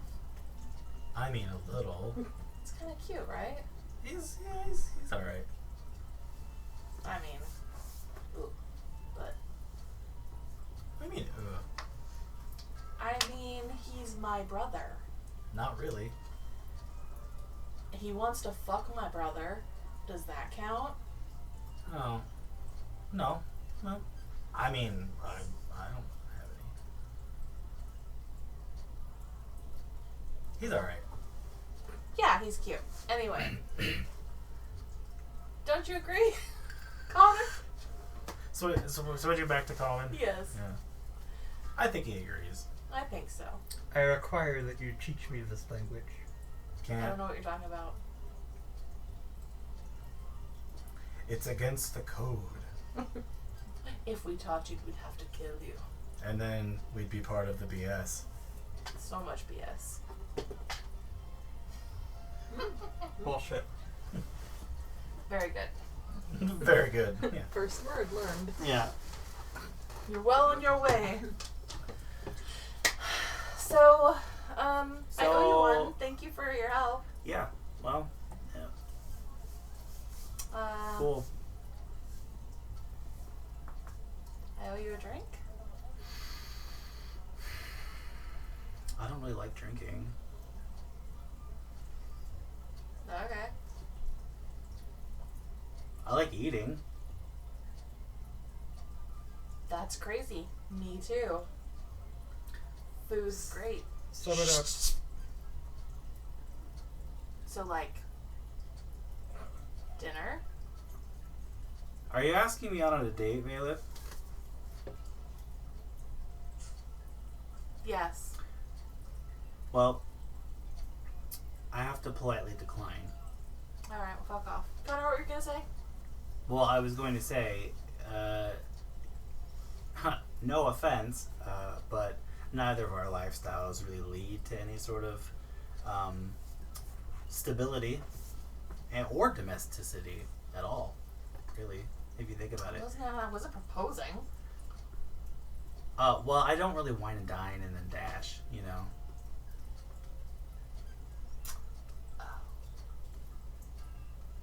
I mean, it sounds like you do, which is fine. I'm not judging.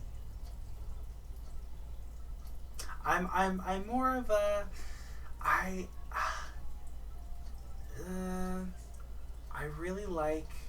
Oh my, what they're selling in this stall looks so interesting. I'm gonna go over here. I really like slow walks and romantic talks and cooking dinner and being boring. And I only do this because it makes money. I don't really have a lot of other skills. Although I was offered, get this, I was offered a position at the Emporium. Well, yeah, you're beautiful. I know. It's not for me. Sure. You're just very confusing. Why? Very confusing. What? Oh, because I'm a ridiculously handsome man and I am a stereotype and I must be suave and sleep with everyone. No, absolutely not. But just am surprised that He seems to be taking immense joy out of this right now. Just so much joy out of your discomfort. I hate you. Well, it's all true anyway, so. Well, irregardless, if you ever decide you do want to have dinner, I guess let me know. I'll be over here being reckless and frivolous and, you know, whatever. Cool. Wow. Huh. She's just really touchy, isn't she? Oh, going back. Hi, Connor. So, That was- have you concluded your business? As you guys were walking through the market, he's nicked a couple of apples from stalls, and he Thank tosses you one, and he tosses you one. Brunch. I had Huevos rancheros. Unfortunately, you can't eat it with him because you can't stand him. I know, So. right? Like, how fucking stupid is that? I didn't say I wasn't interested. Not interested enough to have food. Weirdo. To sum it up, she wants. I know what she wants, Connor. Don't help me. Hey, Connor, can you You're give us a bad few for minutes? Absolutely. And he like, She's like looking at jewelry and at a stall and has just like he does that like arm lean over where he like places his arm on the stall and like leans over. He says, you know how this works, I'm right? gonna make my way to the gem yep, bye. store. Bye. Okay. He says, you know how this works, right? Like, it's not always just casual. Like, it doesn't work like that, Aleph. Like, you have dinner, and then maybe you start to, like each other, and then what? Right? And then what? And then you start to think about the future, and then plans, and then things get kind of complicated, and then things get really, really Am I complicated. supposed to just never have dinner again because I don't want to think about the future? No, I think, no. They live. Come on. I've known you way too long, Hawk. It's just, I think, trust me when I say, man, I really want to. You know what I mean? I really want to. Mm-hmm. It's complicated. I don't want to. It's cool, man. I don't want to. What's the word I'm looking for? Out of game. Make it complicated? No, it's not bang and leave, but like I don't want to smash and tash. Okay. So. But I want to smash, but I just don't want to dash. So for you, you're interested. I just want to make sure I understand what you're saying. I'm totally into Valith. You seem a little busy. And you can't handle busy.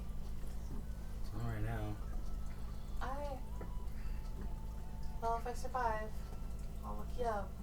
Oh, okay. Alright, we're gonna do that. Here with the rhyme. What do you want me to say?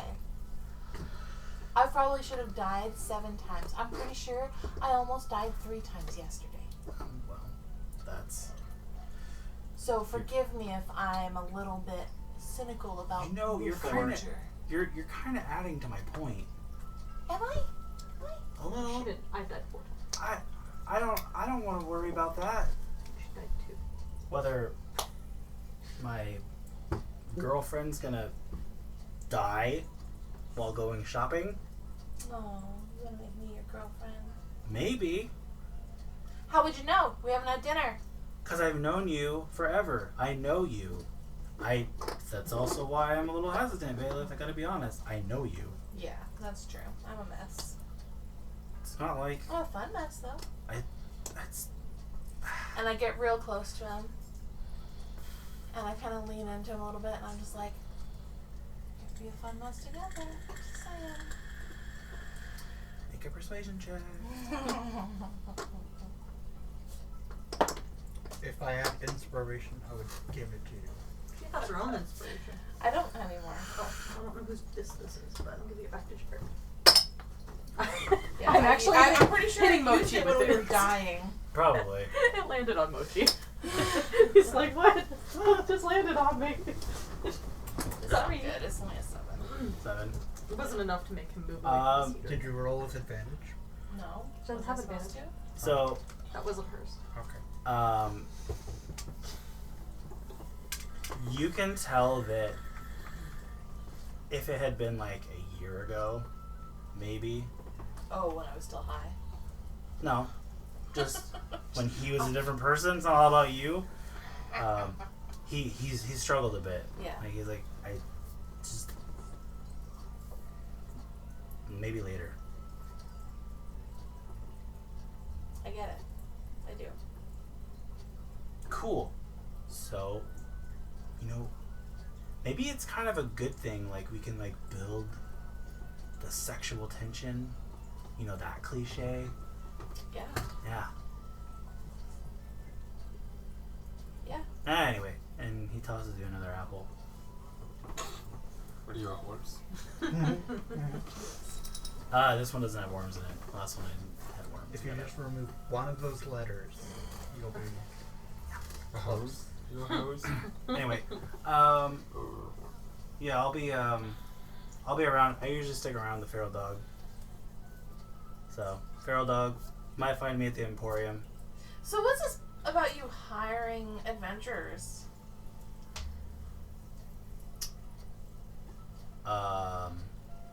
What? I mean, each orcs group, you hired them? No, they hired me. Well, Tira specifically hired me. Do I believe that? You can make an insight check.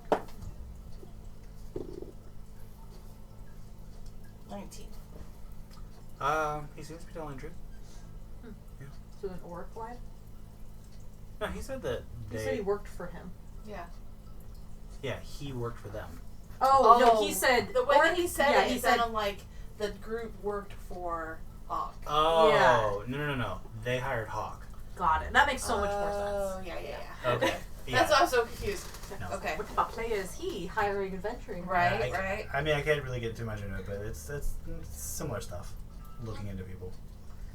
Fair enough. 8. For what it's worth, I really do appreciate your help. Of course. I'll be around. Yeah. Because I have such good luck finding you. I think it goes, I find you. Yeah, that tends to be how it goes. Alright. Stay out of trouble. No. And then he walks away.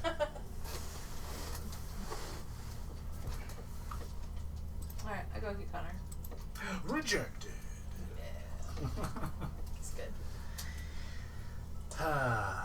You walk in to the small shop just with a bronze plate that says Tidwodes. And inside you see a small gnomish man with big bushy eyebrows and ridiculously stark features, which I will pull up now because I forgot to. Hell yeah. Sitting behind his little counter, you see a couple other gnomes milling about this small space. Inside, it's mostly clean and very, very tidy and very, very well organized. And you see a couple other gnomes kind of milling about, some other customers looking at all the open display jewelry cases.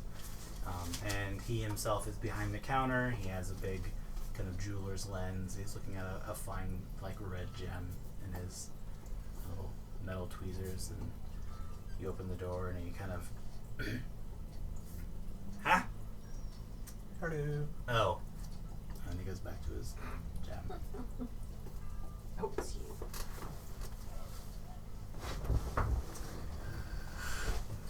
What do you want? I would like to know if this could be refined, and I pull out my pound of Veracite. Oh, like your chunks of Veracite? He says, I don't refine Veracite. And what you're proposing is probably illegal.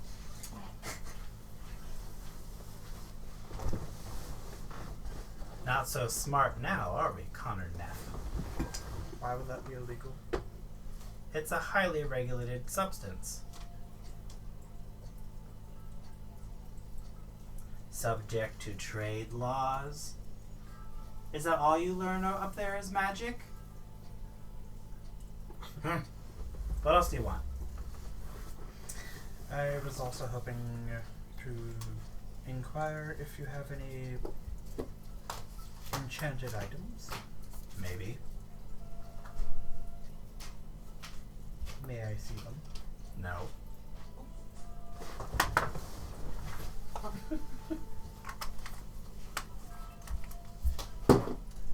Why? To purchase? Yeah, no.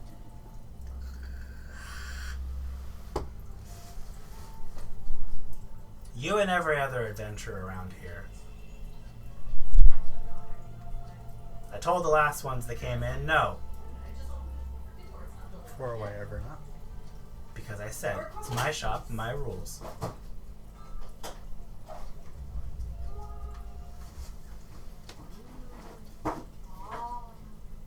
Can I help you with anything else, Mr. Neff? Would you happen to have a 50 gold piece diamond? Maybe.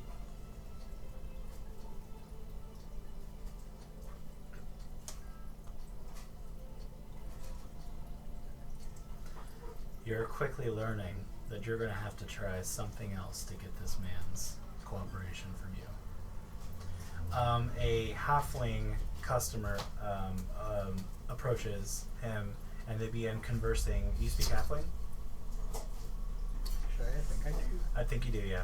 They begin speaking and conversing in halfling, and he asks about some jewelry for his wife, and suddenly Tidbode is like smiles and helpful and begins hopping down from his counter, wrapping up the little red gem that he had, and begins to help him and completely ignoring you.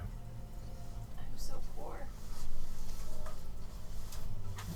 That's okay. After a moment, he returns back to the counter and unwraps that red gem and begins taking a closer look at it. He says, "Can you get the fuck out of the way or am I light?"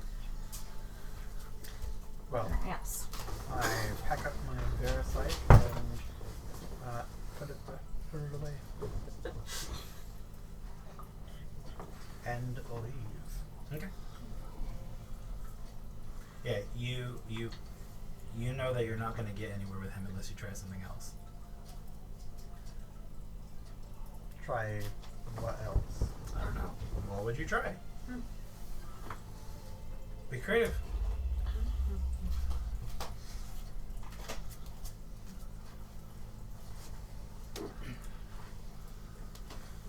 have someone else go in. If he doesn't like you.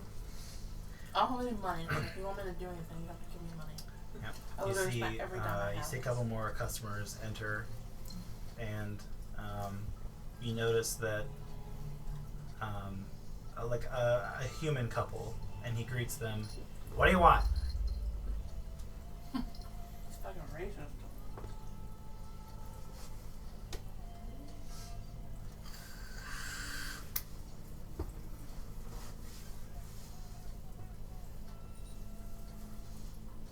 They don't really get much help, but they do begin to browse. Then eventually you see one of them pull up a small piece of jewelry, and he kind of like looks up from his gem to watch what they're doing, and then he looks back down, kind of inspecting it. They bring it up to him, and then they pay for it, and then they leave. No thanks. This seems like it would be more than it's worth. He's the only money changer in town. Right, money. Okay.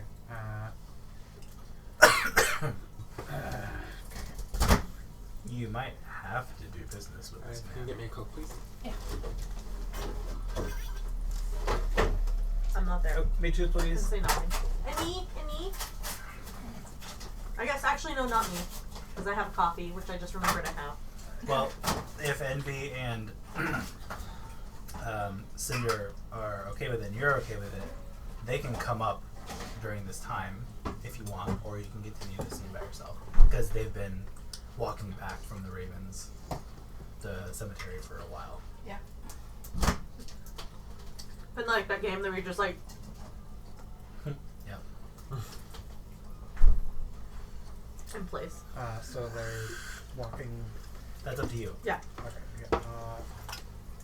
Entirely up to you because you're When I see Cinder, I'll try a different track. So does Cinder and Envy walk into Tidboats, maybe seeing Connor? No, I've stepped out. Oh, okay. So you leave Tidboats, and you're now in the center square of town.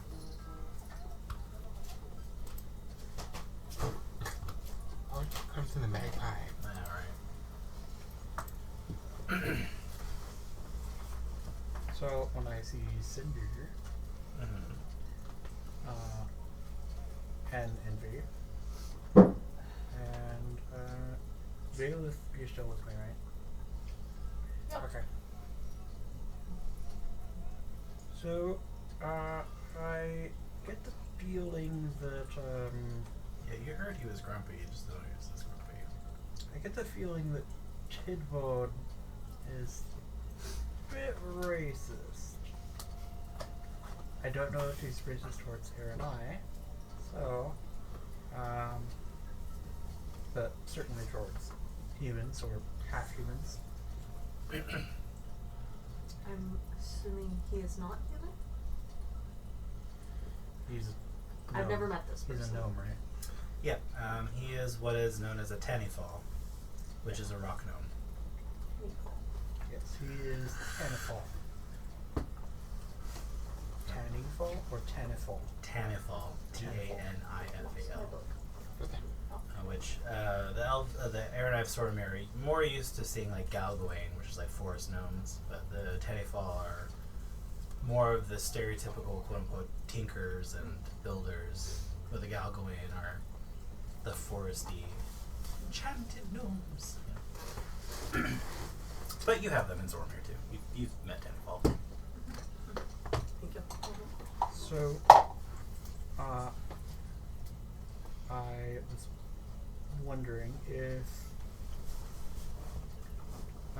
you would take all our platinum and take it to him and exchange it for gold. Since he's the only one in town who exchanges. Did you ask him? I don't have any platinum.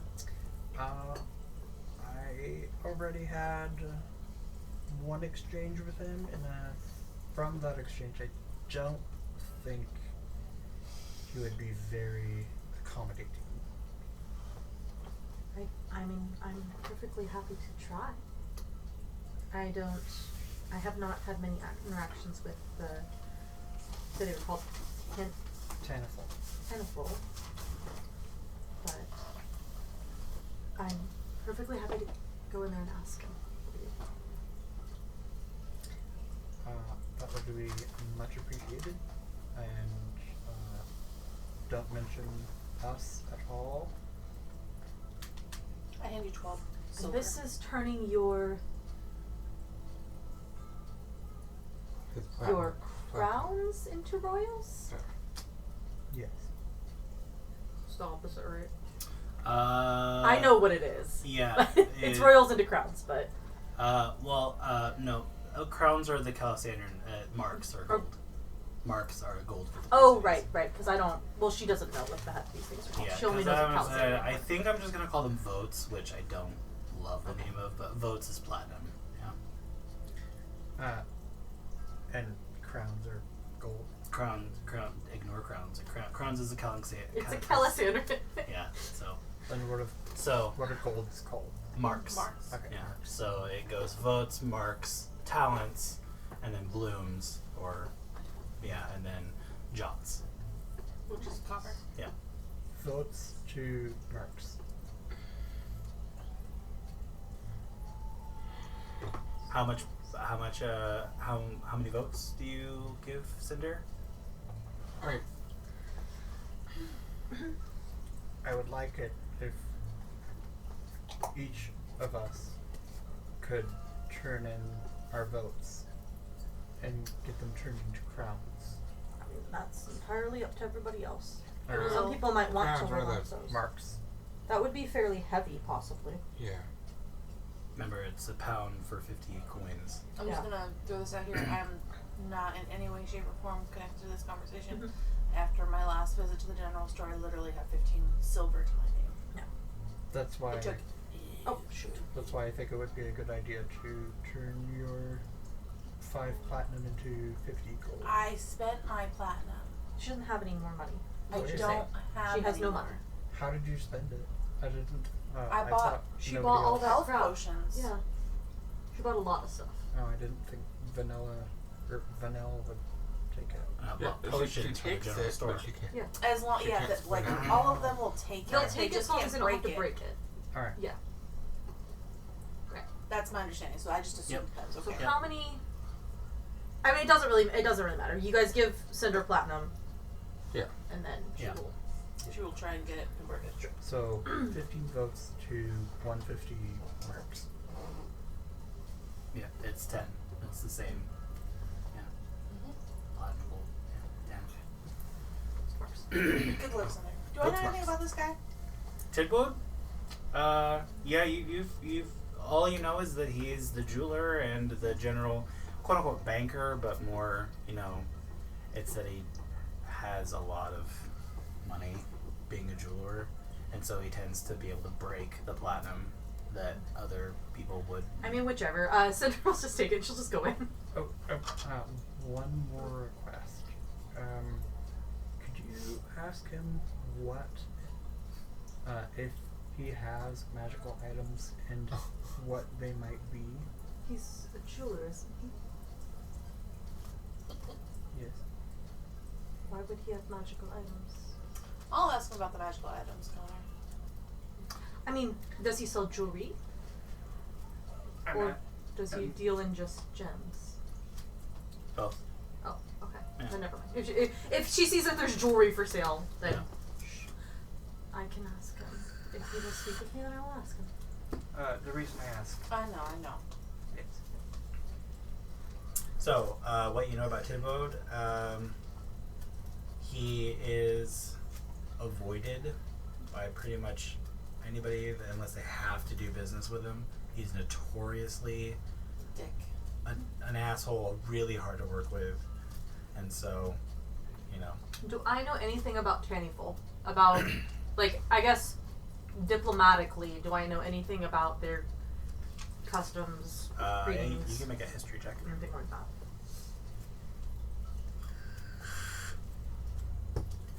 I don't know if I've dealt with them among dwarves, Yeah, definitely. because I've Yeah. lived among dwarves, but 6. 6. So, no. The only It was a 19 and then it moved over at the last minute to a 4. sad. Yeah. The only thing that you can recall in your dealings with any of the rock gnomes or the Tanifal are, like dwarves, they tend to be extremely practical and often to the point. That's kind of what I figured. But also gnomes in general are infuriatingly circuitous in their conversations. So yeah, I mean, Cinder will go in, and she will go up to the counter. You hear that sigh. Excuse me, sir. Yes? I have been told that you're able to exchange votes to marks. Maybe. I have several that we have found on our travels that I would like to exchange, if you're able.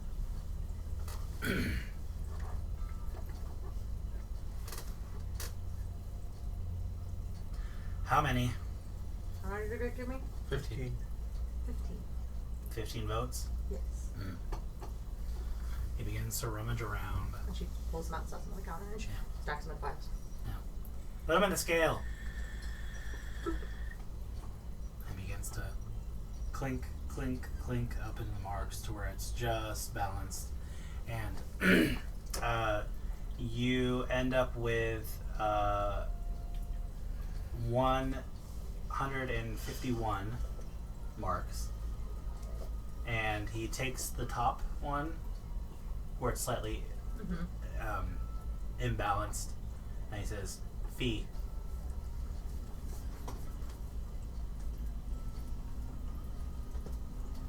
And then he goes back to looking at whatever he's looking at through his gems. Do you happen to deal in magical items at all?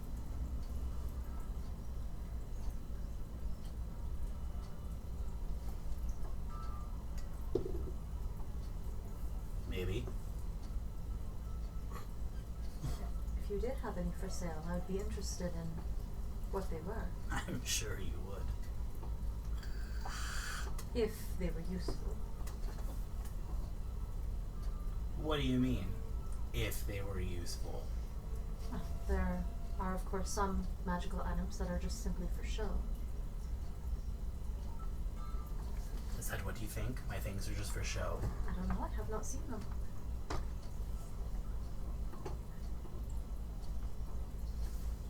I can hardly make a judgment on something I have not seen.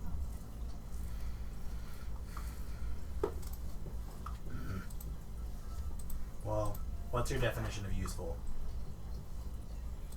Well, in general, I intend to be adventuring. Things that are useful in that endeavor. Things that bolster, things that protect, things that are offensive. So he begins to pull up trays and trays of like gems, of different cuts and qualities and such.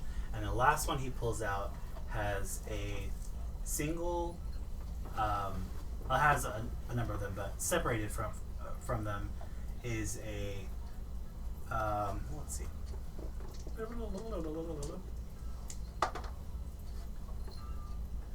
See a cluster of 5 black spheres, and they're about the size of like marbles. And it says, "Oh, I've got these," and he takes them up very gingerly and puts them down.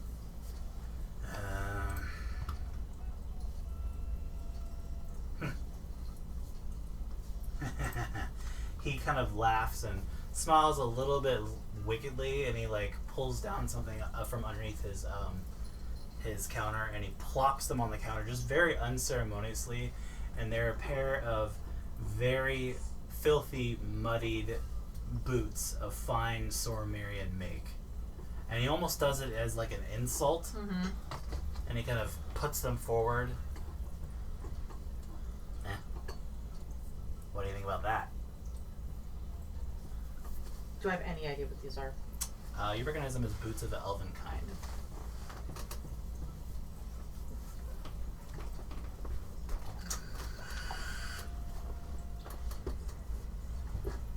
certainly a long way from their home. Boots of elven kind, if I'm not mistaken. Yeah, it looks like somebody pissed in him too. They even have a little bit of blood on them still. These black balls, these spheres. Beads of force. You throw them, bad shit happens.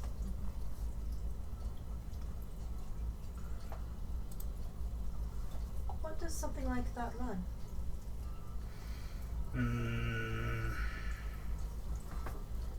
Let's see, it would be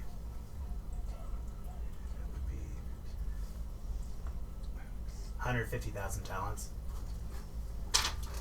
1,000. 500 gold. Yeah. Marks, yeah.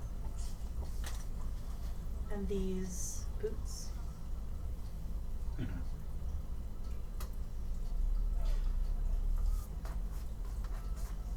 5,000 talent. Now, do I know anything about like what these things would normally cost? I probably don't know anything about the beads of force, but You can make either a history check with advantage or an arcana check with advantage because of your background. I will do history.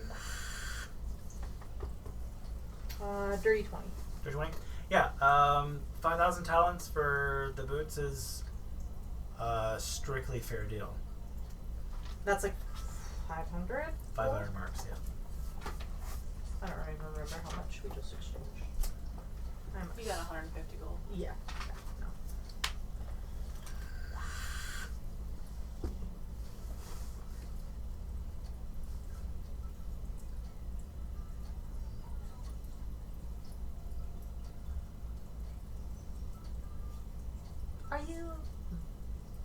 Do you ever identify magic items? Maybe.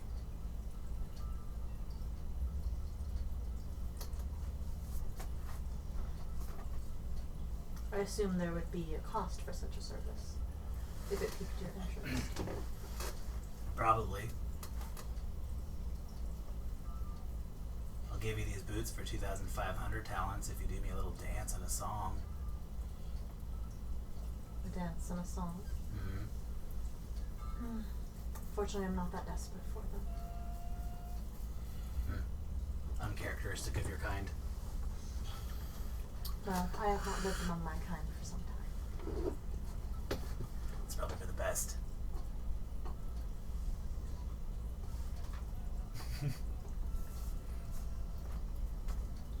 Are you in this shop? I'm outside. Okay. Yeah. Thank God. If I were to hazard a guess on how much you would charge for such a service. 500 talents. That's 50 marks. Yep. so 50 gold for identifying. Yep. Okay. Hmm? Can I go into the shop inconspicuously and just case it? I want to know what kind of, like... Make a stealth check. I'm just looking. Mm-hmm. That is a 14 plus... This is what? Stone. He probably has magical protections on anything that might be stolen. Stealth check, that's 23. 23. Yeah, you case around, you see, it's not a very large place. There, He's distracted. Cinder. Yep. He doesn't seem to notice you. If he does, he doesn't make a notice of it. But you see the open glass cases of jewelry, mostly gems, jewelry. The finer cuts are in the front. The finest, higher quality carat things are in the front. But he has little simple jewels and jewelry all around. It's primarily a jeweler's workshop. You see a few other gnomes and a couple of halflings that work there. You can see them at like little stations in the back, like kind of away from things. They're tinkering or making jewelry or fixing things, and Now, Connor identified the circlet, but when he identified it, he said that there was more to it that he couldn't see. Mm-hmm. Okay. So I will give him 50 gold. Wait. No, you're not there. If you remember, he said that something like legend lore would be able to. But I mean, I don't yeah. know anything about those type of things, though. Yeah. Like, all I know is magic people look at magic things, and sometimes they can tell me what they mean. That there's spells that do shit. Mm-hmm. Yeah. Oh no, I'll give him 50 gold, Okay. and I will, like, delicately take the circlet off to let him look at it. He kind of looks at it with disgust. And he takes it and you give him the 50 marks. Mhm. Reaches into his pouch and pulls out a magnifying glass. It's made of this beautiful indigo colored glass. And he looks and it kind of flashes and puts it away. And he relates to you all the information that you knew about it previously. He says, interesting, has some history. Sure, and he kind of relays to you the general stuff. Yeah, this is beyond the simple identification, and he gives you half of your marks back. Are there other spells that would learn more on it? I don't have access to them. I don't know. Ask that asshole up the hill. I did not think to ask him. I've already asked him many questions. Thank you. I appreciate it. And Sure. And she just gives him a small bow. Yeah. And she walks out. She leaves him muddy boots and everything on his counter, but Yeah. But yeah, you see all sorts of gems. Like you see a couple of like 500 gold piece worth gem. He also has in little sealed bags that are labeled like gem dusts and stuff. I'll come back and I'll give you guys your gold. So you can convert your platinum to gold if you'd like. Your votes to marks. He seemed like a normal shopkeeper. Really? So what else are you doing in there, Valeth? Fun. I mean, he seems like a fair asshole, but still an asshole. I got your blood. Hmm? Oh, I'm not there, but that's why I said to Connor. I think it's just blood. He still doesn't seem to take notice. Neither does anybody It's else. sardonic. Not that you're hiding, but they haven't looked up. He's a dick. Anyone that has looked up, you get the sense they don't clock you. He does they're not have- paying attention to you. A few magic items. Are there any, He has like, beads of force. Whatever those do.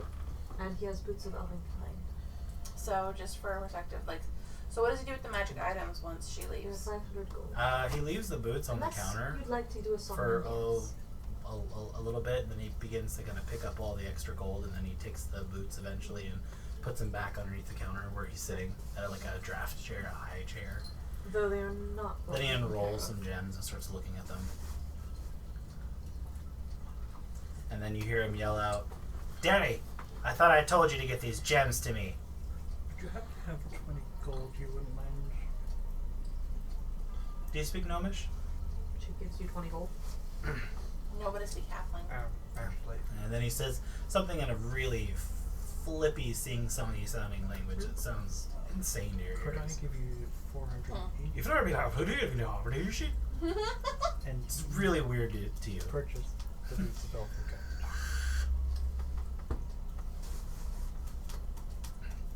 I mean, I could. I don't think he would not deal with you.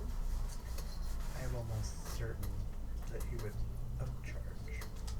Oh, I do not think he would do that. He I'm identified gonna go my and leave. circlet. Okay. And when he was not able to provide me with any more Did it seem information, like there were any he gave me magical, like, half of it. traps or anything on his I don't displays them. I don't think it would be within his Make honor an investigation to check before you leave. overcharge you. Perhaps you would something need to be straightforward with him.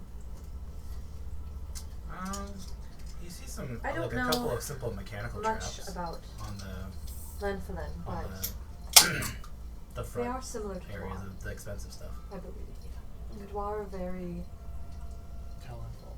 straightforward. Talonfall. Tannifall. Tanafall. Tannifall. Tannifall. That's what she says, not the other one. Whatever I said. Humans call them rock gnomes, just like they call Aaron and I elves. They call lots of people other things. Yeah. What they are. Crude and simple language. Like Dwar, in that they're straightforward. Perhaps if you simply walk in, say, I have 500 talents that I would, or marks, talents, whatever, gold, and tell them that you wish to purchase Roots of Elvenkind.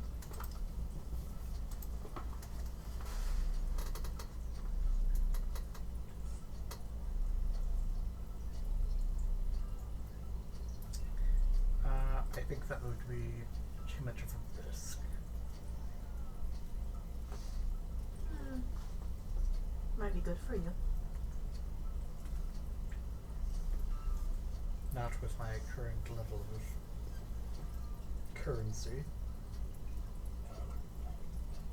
What does your level of currency have to do with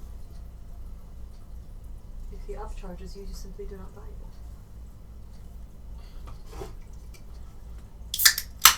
But I want them. And go buy them. They're a fairly common item.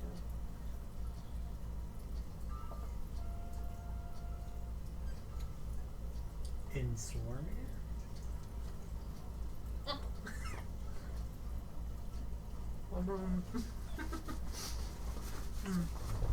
Are they uncommon here?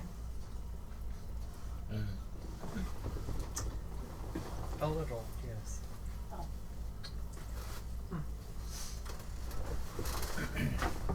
What do they do? Suddenly, Bailiff shows back up. Make you quieter when you walk. Ooh. They make you silent. They don't leave traces of footsteps. Make you silent. How much were they? So, 500 gold. Marks. Marks. so Let me just call Cinder, would you be willing to make this purchase on my behalf? You're standing out in the. Wait, why didn't you ask me to do it for you? Because you're a human. Well, this would be good practice then. Are you standing out in the To in the see middle if of there the square with truly is them? any sort Yeah, of I just prejudice. asked him why he didn't ask me Simply to Mm. buy for him. have gotten off on the wrong foot with him. You see somebody approaching you. Envy. And he's over there stewing like, what? Nobody asking me to do anything. You see the High Priest Jiren Weiris coming from the temple of St. Cuthbert, kind of slowly marching toward you. Why don't we give it a test? I pay no mind to Why don't you give it to Bayless? And then she can attempt to purchase it. But you don't know if he's not going to sell to a human. Exactly. Here, give me your money. I'll go buy it for you. Alright, I we give can you try an extra this. 20 gold. Going to commit another crime. You hear. Oh, never mind. Give me that money back. Kind of immediately turn to him. Yeah. Turn around. You see the High Priest there. Oh, look who. Can we help you? But look what slithered out of his temple.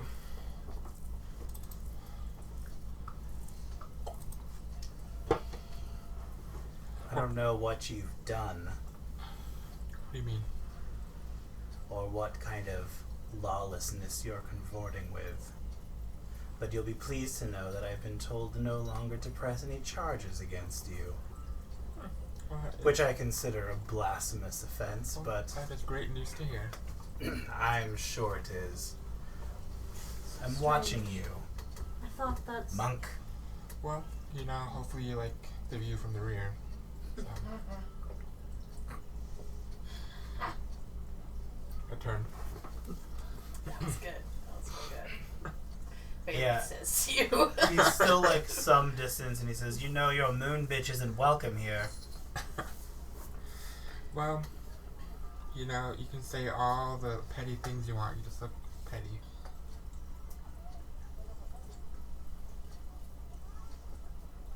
What does your god do for us lately?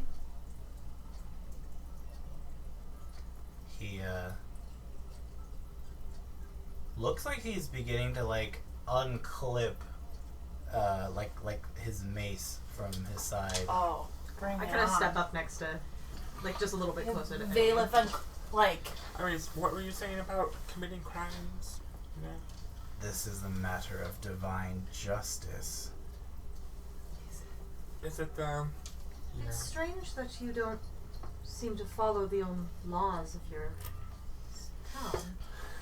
If your lawmakers say that she is innocent. These lawmakers are corrupted, and you all know it, and you're all part of it too. The only corruption I see is your face.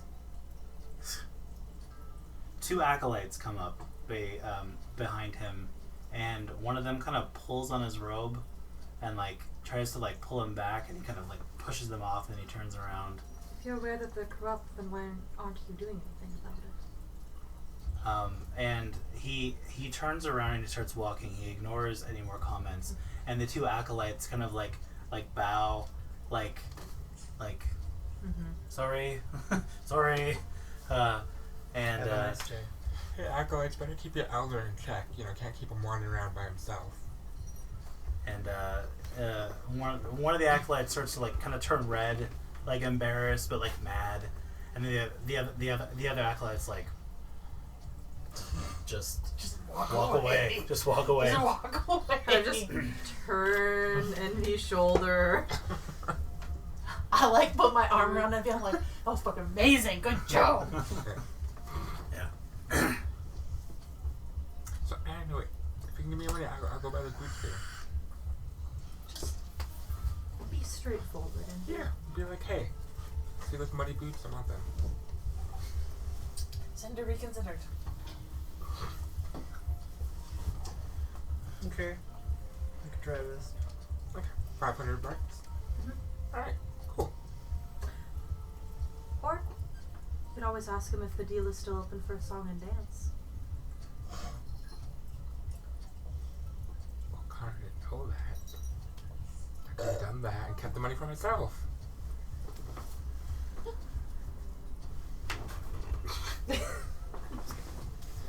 Okay. You Sorry, really go were ahead. off to commit more crimes. Yeah. All right. So you enter Tidbodes. Ooh. Yeah. Adding fraud on top of assault. It's only fraud against you, so. No, it's just you. He kind of glances up at you and then goes back to his gems, and then does a double take. I get that often. I heard you have some boots.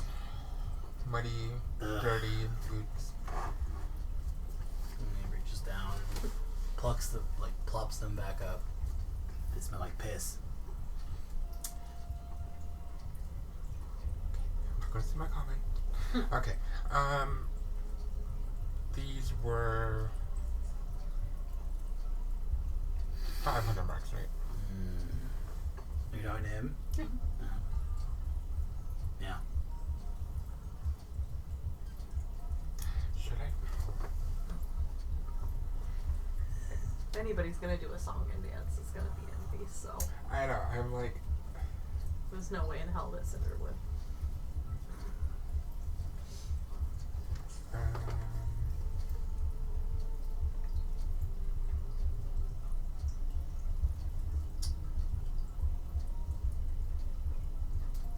how much was it off? How the game? 250. 50. Half Half. cost. It's half cost to demean yourself in front of him for his entertainment. But wouldn't I do that for the group? You know, Oh, I don't know. It's entirely I true. think Cinder I- wouldn't, but I think I would. you know, I mean, I guess if we really needed it. well, you know, knowing his fascination with magic items. So, is that Those deal are my still on? clothes. Where you know I do a little shake and jiggle, and then you give me give me 250 marks for them. Deal? What do you mean? Yeah.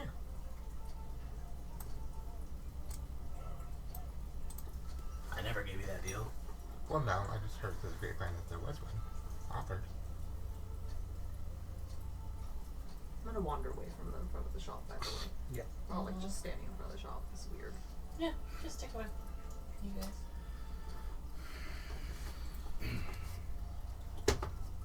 Let me guess, you're trying to haggle for a lower discount. Yeah.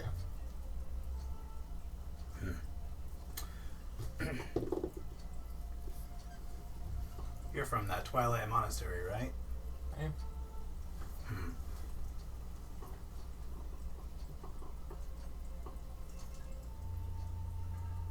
How's your day going? You have any ailments to look at? I don't want to talk to you. Alright, strictly business then. So, deal? He seems to be thinking, because the dungeon master is thinking. Oh, okay. You're not attractive enough. I am. I wonder if he would have heard that. Let's see. He hears a lot of things. Okay. I heard you have a little bit of a issue with the Cuthbertites. I think it's the other way around. They have an issue with me. Doesn't matter. Yeah, so there's an issue there. Give them to you for 250 marks if you publicly apologize to the High Priest of St. Cuthbert.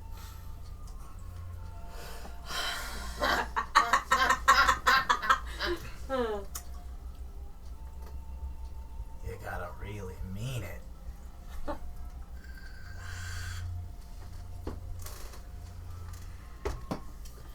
How's that pride? Let me look at my background real quick. Something tells me he means the exact You opposite. see, like, just him thinking about it, that perverse, like, sense of, like, Power. over somebody. Yeah. That's what it is. He likes to see people humiliated. Yep. Yeah. The noble Aranai doing a little silly song and dance in front of a shop. The know-it-all Twilight Monastery monk practically bowing and scraping in front of Okay, St. but he's Cuthbert. a monk. It's fine. You're from a Everybody from- monastery. You are a monk. You're not the D&D class monk, but you are a monk. You know, at least everybody thinks that you're a monk. To everybody, I'm just an elf. Yeah. I don't even have a class. I'm just class elf. That's because you're too exotic. Yeah. If you were a human and you dress like that, maybe. Yeah. Yeah. You know, They probably think I was a cleric. Well, you're not Twiggy. Everybody's just constantly getting us confused. You're the cleric, right?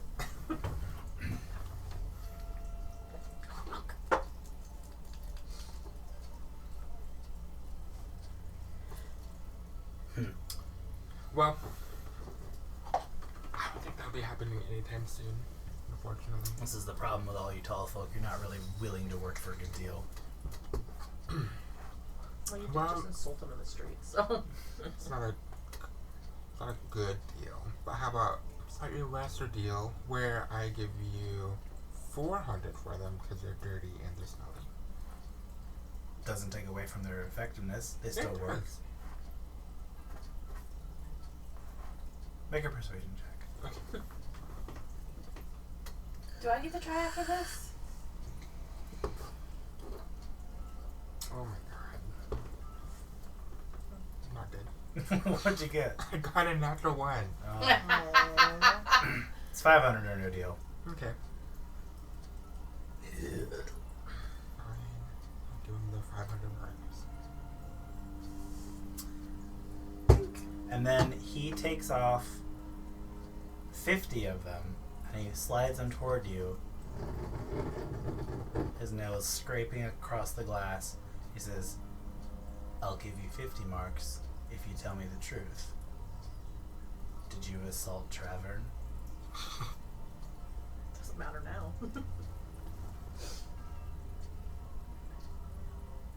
Is there anybody else in the store? It's just him and Envy. I mean, there are other people, but they're not, within conversation. I'm going to.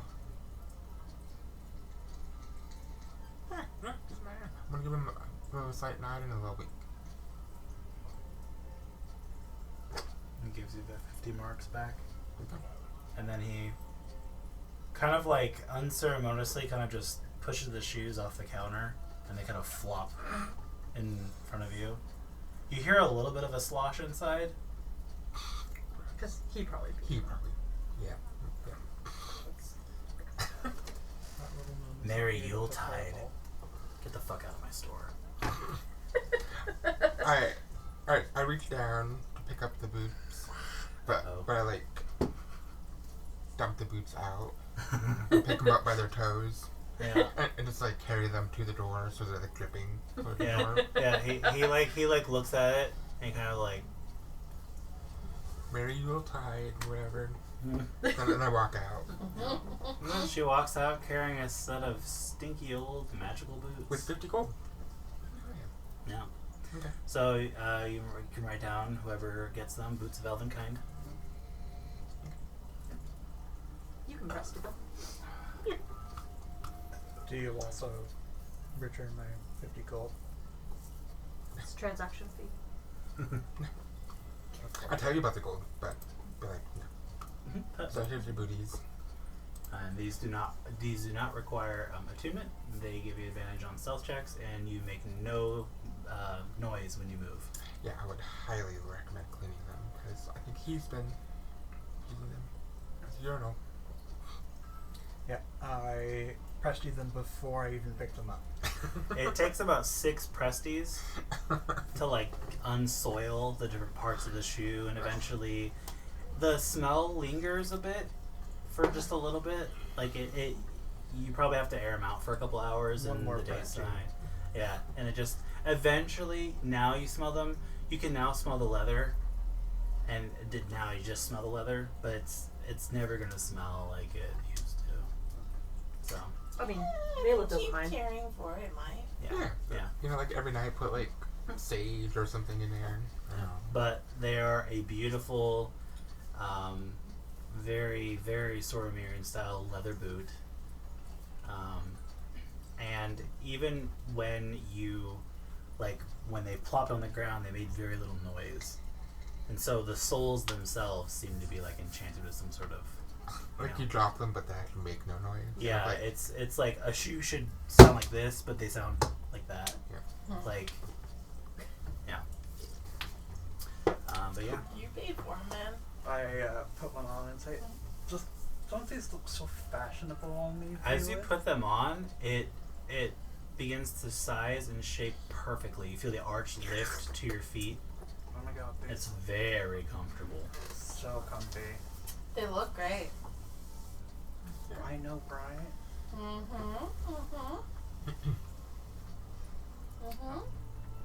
These are gonna make walking so much more comfy.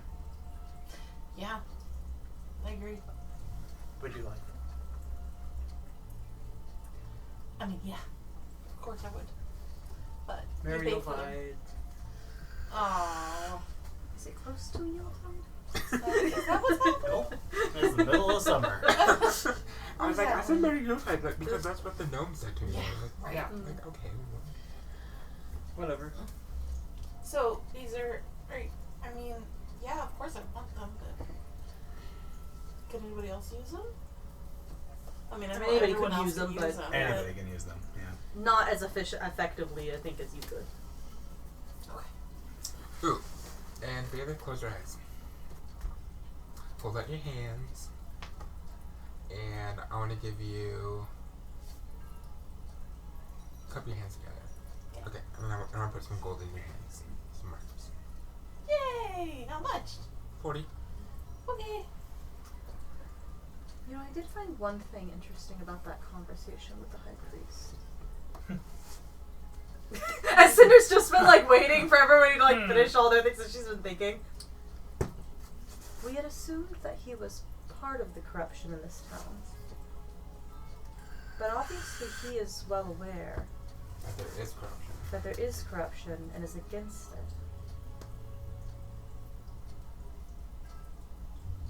Perhaps he is actually more of an ally than we think. I don't think he would be allied with me, and I'm not sure about you guys, by proxy. But he would be one against the corruption. Malith, as you slip these boots on, again, they conform to your feet. They're the most comfortable thing you've ever put on your feet. You actually feel like you're walking on like a little bit of an air, and you make no noise when you do. But also, you get a sense that when you put them on, there's something. I feel like little. It's asking you something, and you look at your outfit, and the color begins to drain, and all of a sudden the color begins to match your red leather, and it kind of just bleeds from like that green to like red. And the style is still the same. I mean, it's not a perfect fit, but they do color match. Or so whenever you put these boots on, you can think of the color. Okay. Yeah. When you put them on, you feel like little elven hands massage your feet. Drow hands. It's drow. We use drow leather to make boots. Oh god. It's made out of changeling skin. Yeah. Only the finest. Yeah. Only the That's what we do with Veldian. That infiltrate Storm, we turn into boots and cloaks. Yep. Well, people always wonder what happens to fallen houses in Drow society. They There's get no made into bodies. boots. There's no bodies, Honestly, that's so- probably how Puafwees are made. Actually, yeah. Yeah. That makes sense. Ew. They're just drow skin. Yeah. Yeah. Not creepy at all. Recycling. Yeah. So now you have advantage on your self checks. Yay! Woo! Yay. I am the knight. And you have I'm and you the have knight. money again. And I have money again. Thank you. Were you able to get the supplies you needed? Yeah. So I hand everybody 5 rations to add to their packs. I feel like one of us had used up our rope. I know I used up my rope. I think it was. Just me. I thought it was Coben's rope. I think it was Coben and you. Oh, okay. Yeah. Because I only got one rope to replace one of them. Yeah, because I still have my rope in my inventory. Okay, yeah. I lost mine on that bridge. Yeah, and you guys, you had. Was it on the bridge? Because I had tied the rope to the guy and the zombie. Right, because we had replenished the ropes after the Whispering Cairn, that's right. Yeah. Yeah. Just keep buying rope. This is why there's no rope. But you got silk rope this I time. got silk rope this Yeah. time, so it's lighter. Okay, so 5 rations. So you get 5 rations. Everybody gets a health potion. Yay! I don't know how many health potions everybody has. I have none. I've never had any. So you have 1. I have 1. but now I have 2. Connor, how many do you have? None. So now you have 1. Sweet. A potion of healing? Is that what it Yes. is? Yep. Yeah. Base level. 2d4 plus 2. And I'm gonna give.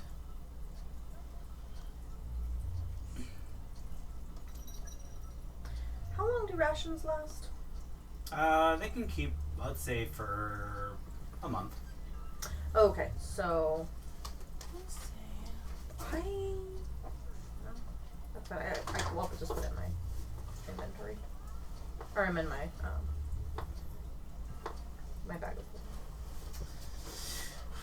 So that's 1, 2, 3.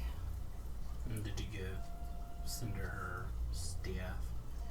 And I'm actually gonna give Connor and Cinder 2 potions each. Mm. So then we should all have 2 at that point. Yay! So write down another potion then. So you have 2 potions, base level. And give everybody a signal whistle Mm. so that we can communicate with each other if we get split up. Nice. And I would like to take some time to identify those 4 unidentified potions that I have. Right. Okay.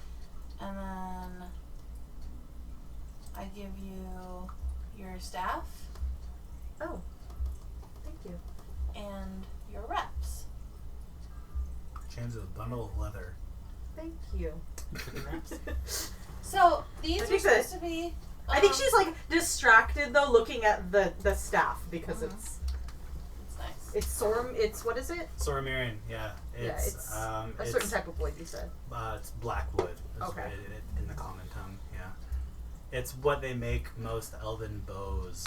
Yeah. It's a type of yew. It's actually very flexible, so it doesn't break as easy, Oh. but it's just as strong. Hmm. So when you strike somebody, it kind of bows a little bit. Yeah. It is uncannily familiar, because you've seen them before. And the make is, well, it's elvish. Where did you get it? From Vanels. Vanels. Thank you. You're welcome.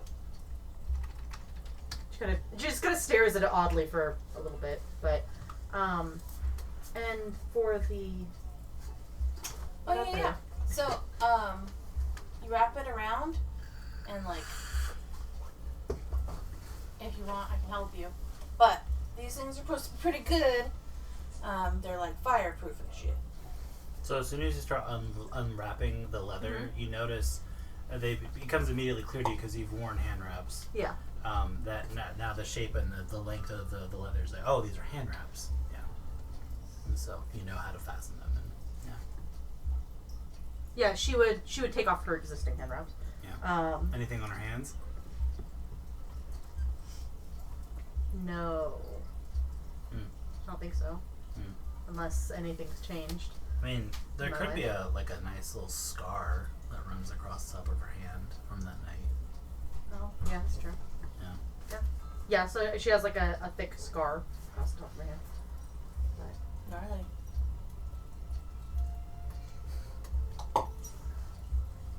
And then she would just wrap. No. No. Just to relax. A little thing pops up. Not enough influence points. God damn it! Go back to my last save. So you wrap them, and then they fasten in such a way that they can clip and fasten in place, and they're very sturdy. And your hands feel warm, like they're warmed. Even in it's warm outside. It's probably about 85 degrees, so it's warm. It's balmy out, but your hands feel like they're warmed. Yeah. Interesting. You said that they're fire resistant. Yeah, I'm gonna pull a candle out of my bag and light it, Mm. and put your hand over the. Just trust me. It licks the leather, doesn't leave any smoke or anything. It touches part of your exposed finger. You feel the warmth, but it doesn't hurt you as it would normally. So your hands don't feel fire. Put out the candle and put it all away. These are incredible. Thank you, Bailey. I mean, I found him, but Connor technically paid for him, so he really gets the credit. I mean, all Connor, you're a cat now. I can pay you back for these. He if you'd like. polymorphed. It's Jinx. pay you back in milk. Yes, I would offer to pay Connor back for them. But yeah, Yeah, and then that I was shop, looking for some wooden knuckles. so the shopkeep Wooden knuckles? offered to sell me those boots for half price. I had to do something for him, but I couldn't do it. It I wasn't get the to sense sing that and dance. he enjoys humiliation. He wanted me to publicly apologize to the priest of St. Thomas. Fuck that. I mean, I would have done it because I have no pride, but It wouldn't have necessarily been a bad move. no. Perhaps That's not true. right at this moment, though. And not right after the Or interaction perhaps we that had. would be the best moment.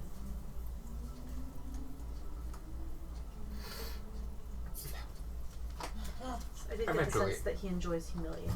Yeah, fuck that guy. He's the Probably top. why he doesn't get along with Connor. A lot of pride in that one. He's young. That's true. Thank you, Jinx. This is Connor now. This Connor has 20 more gold, but You said you polymorphed into a cat.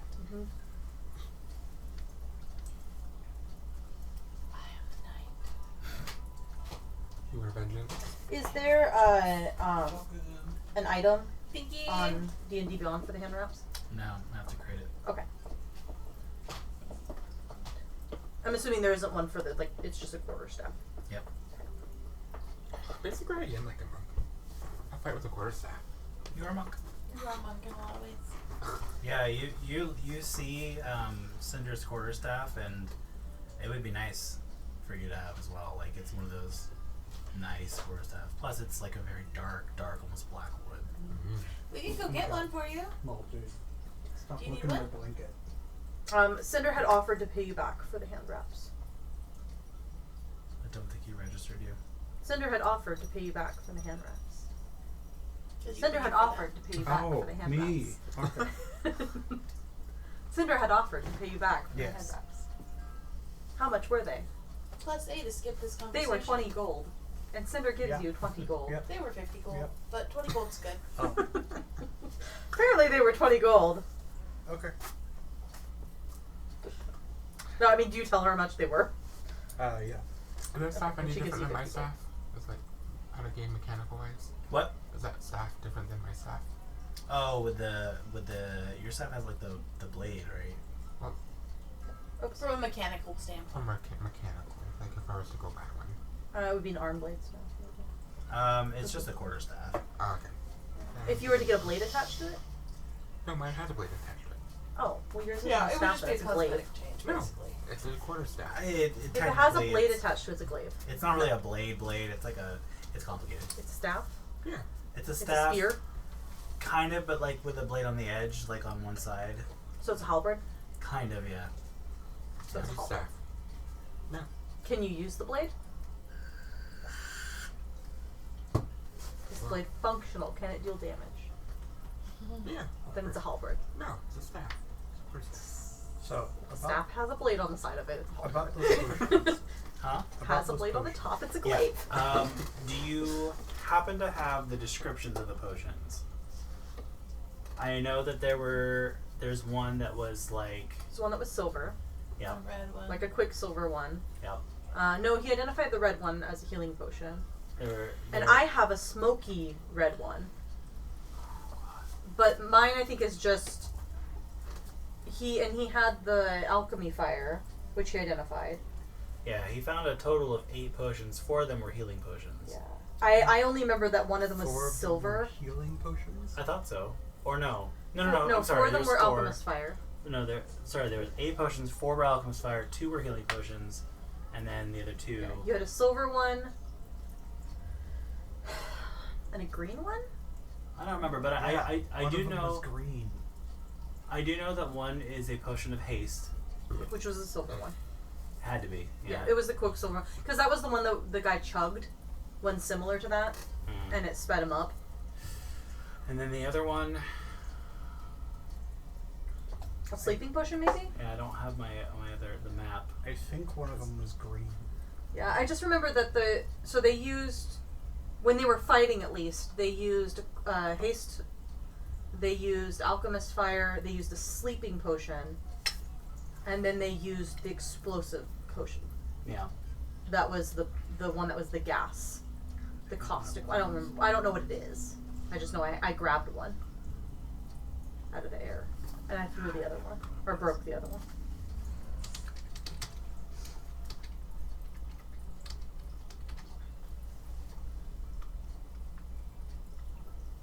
But yours wasn't red though. I remember that because there was only the one red one that I grabbed. I think it was, I'm pretty sure it was green. It's like a sickly green.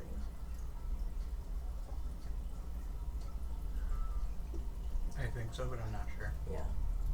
Been a lot of potions. Also, I think it might have been a generator. Been a what? As a potion generator. Hmm. That generates the appearance of potions. I don't think I wrote it down. I have been trying not to write down the things you guys got, and then I changed my mind after the boss table. I was like, I should just probably start writing them all down. Well, I'll just say that it's. We'll just say that it is a. The one is like a.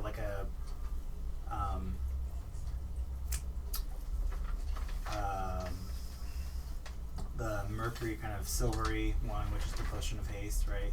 This other one, we'll just say, is an amber colored brew. So it's just kind of an ambery color, almost like a syrup, almost. And you can identify this as a potion of watchful rest. Write that down, because I will forget. Yeah. So if I give you guys descriptions of potions, if you write them down and tell me, I will remember what the potions are. And I should have them all, but again, this isn't even the same campaign world. I had to scrap my whole. So all those notes are gone. So 2 Thunder Healing Potions. Okay. What strength? 2 potions of greater healing. Yeah. And then a potion of haste. Which I don't know if you'll find. I think, didn't you already dole out the greater healing potions? I have not I don't have identified any. these yet. But I thought he did them. No, because you knew what the healing potions were. No. Oh, no, you knew what the regular healing potions were. He knew what the I knew what alchemist the fire were. The alchemist fire was, which there was 4 of. Yeah. And now he only has 3 because... Yeah. Just make sure you subtract 1, because remember we used 1 of the alchemy fires. To light the pyres. Ooh, I would show Connor the smoky red potion. Let's see if he knew what that was. But I warned him not to open it. Because it explodes.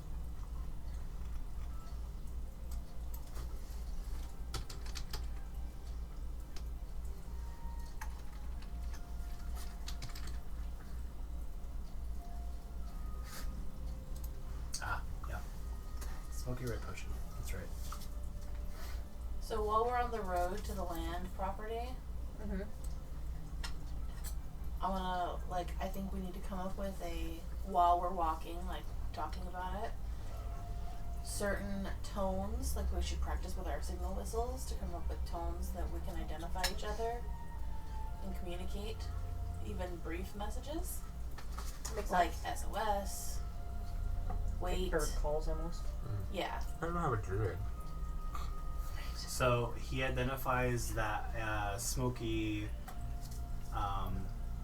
the smoky potion as it's an ever smoking bottle. Oh! Mm. What's that? And I've destroyed the other one. You did?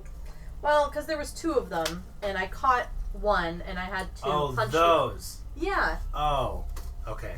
No. Never mind. Yeah. So not ever smoking bottles. Okay. Yeah, I caught 1, and then I punched the other one. Yep. Well, what the hell is that ever smoking bottle? And I asked... Don't worry about it. And I think I asked this Yeah. when Vela's distracted, because I have a theory. Oh. And she wants to confirm that. I'm easy to distract. Okay. So this is not in D&D Beyond, but you can effectively call it Grenade of Unlife. And when it hits, somebody has to make a con Yeah. save. And if they fail, they begin making death saves as though they were Dying. as though they were dying. Yeah. Oh my. Even if they're awake.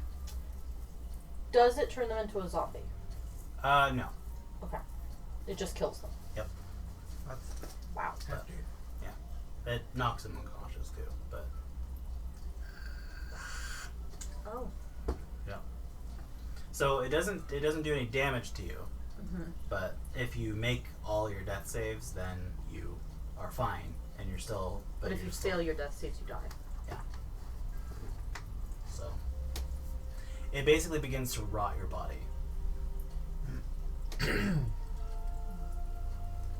But you have to succeed on a ranged attack to hit them.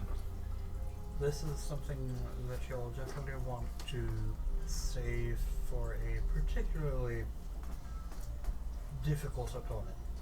I think I'll keep it in the bag of holding so it doesn't get broken. Probably wise.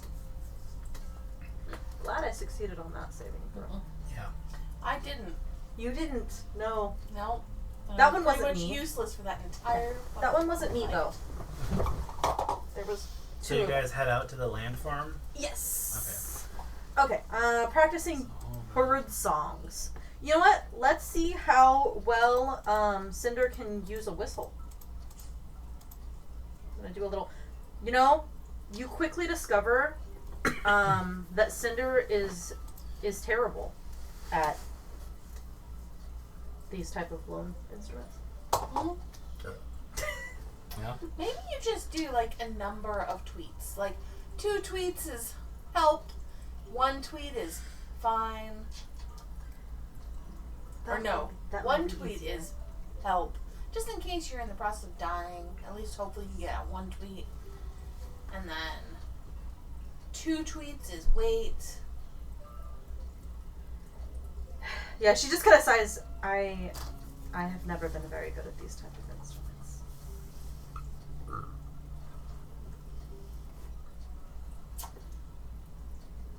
Can we just roll to establish that we have a communication, or can we just say? No, you'll have to establish them. It's like old So Morse we're code. thinking of number of tweets. Yeah, Is what we're gonna go with. I think so. So it takes you, I'm gonna say, a little less than 8 hours to get there. So about 7 hours. It's about 5:30 in the afternoon by the time you get there. Nothing has changed. You don't see any sign of the mother owlbear. You don't know if she's moved on or whatever, but she's not there anymore. But everyone said the nest is there. That's good because I can believe it power. Does it look like it's been lived in the last bit? Okay, so she's We have abandoned Cindy this with nest. us, I would think. Cindy and her hate each other and want to kill each other. So do you have Cindy with you or not? I would ask Cinder, who is the expert, if she'd think it wise. Because think I don't want to leave Cindy behind all the time. I think at this point she would remember about the owlbear before we left, and warn her that if they see each other, they'll probably fight. Well, But, if we I see mean- the mother, we're gonna fight. Possibly, she wouldn't be in. Cinder also knows that she could be out on a hunt. Yeah, Okay, fine. So. and she wouldn't be as enraged as when we last saw her. Then we'll leave her. I mean, she's your owlbear. I just don't want to leave her all the time, especially when we can actually take her with us to places. And that'd be a good test of how much you've trained her. Yeah, we're gonna take her. Make an animal handling check for the trip.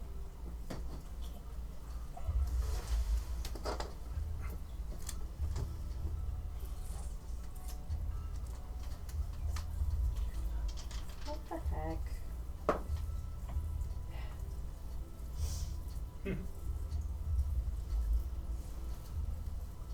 11.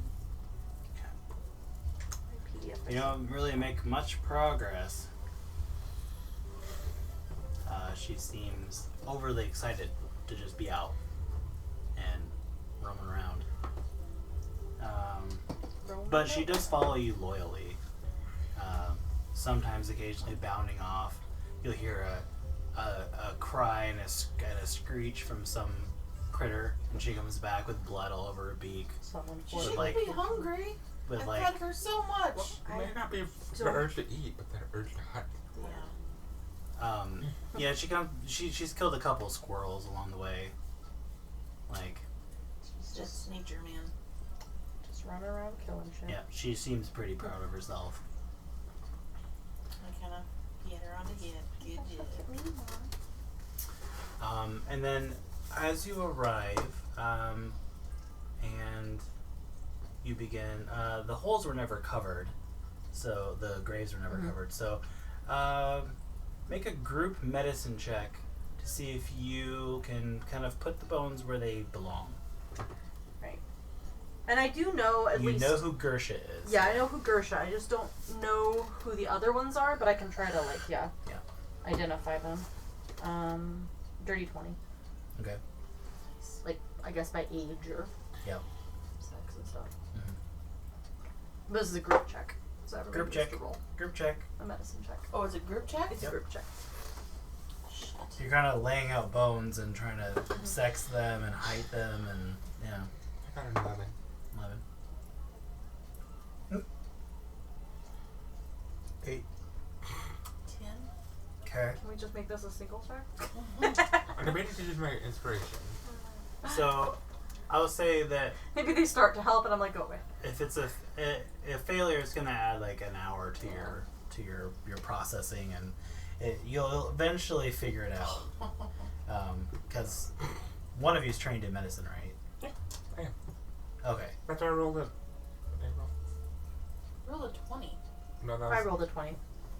that was my second roll if I used my inspiration. So, First one I got if 11. as long as one of you is trained in medicine, you have enough of anatomy to kind of piece together, like, oh, the wider hips, the mom, you know. But yeah, eventually you place them back in their restful spots. You rebury them. They'll take you in order. And, Alistair. He doesn't have one. Yeah, I mean, his is empty. His was never buried. So. No, but we buried him last time. Oh, that's right. That's right. Yeah. That's right. We brought him back and buried him Yep. in his grave. Yeah, it doesn't look like it's been disturbed. Yeah, so he's all undisturbed and everything. So we will bury all these people and put their bones away and everything. That's the whole damn family, right? Yeah. That's 4 of them, I believe. Yeah. Yeah. Mom, dad, kids. So, does Envy do or say anything to put these souls to rest? I mean, before she does, I think Cinder would go to Alistair's grave and let him know that they've kept their promise, that they've returned the bodies, and then she would ask Envy to put them to rest if she is willing to do that. She's my go-to cleric. Put it all to rest, man.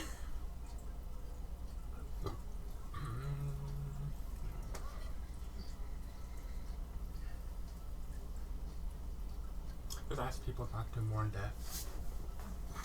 Not to mourn death. Okay. So the few words are spoken. It is 7:30. It's very hot. You're sweaty from all the work. Roasting And- in all my layers. Yeah, and I create little breezes. as you kind of begin to wrap up and begin to move out and leave, you each feel a chill, almost like a chill breeze, and you instinctively look back and you see 4 kind of silhouettes standing next to each other, and you see one that's a very familiar silhouette of Alistair. Ooh. I know. And the silhouette kind of waves a little bit, but it's kind of blurry, kind of waves, and then they just kind of fade into the afternoon Cinder sun. would give them a deep bow. And yeah, I heard that. Trying to kill my dad. yeah. It's a premonition.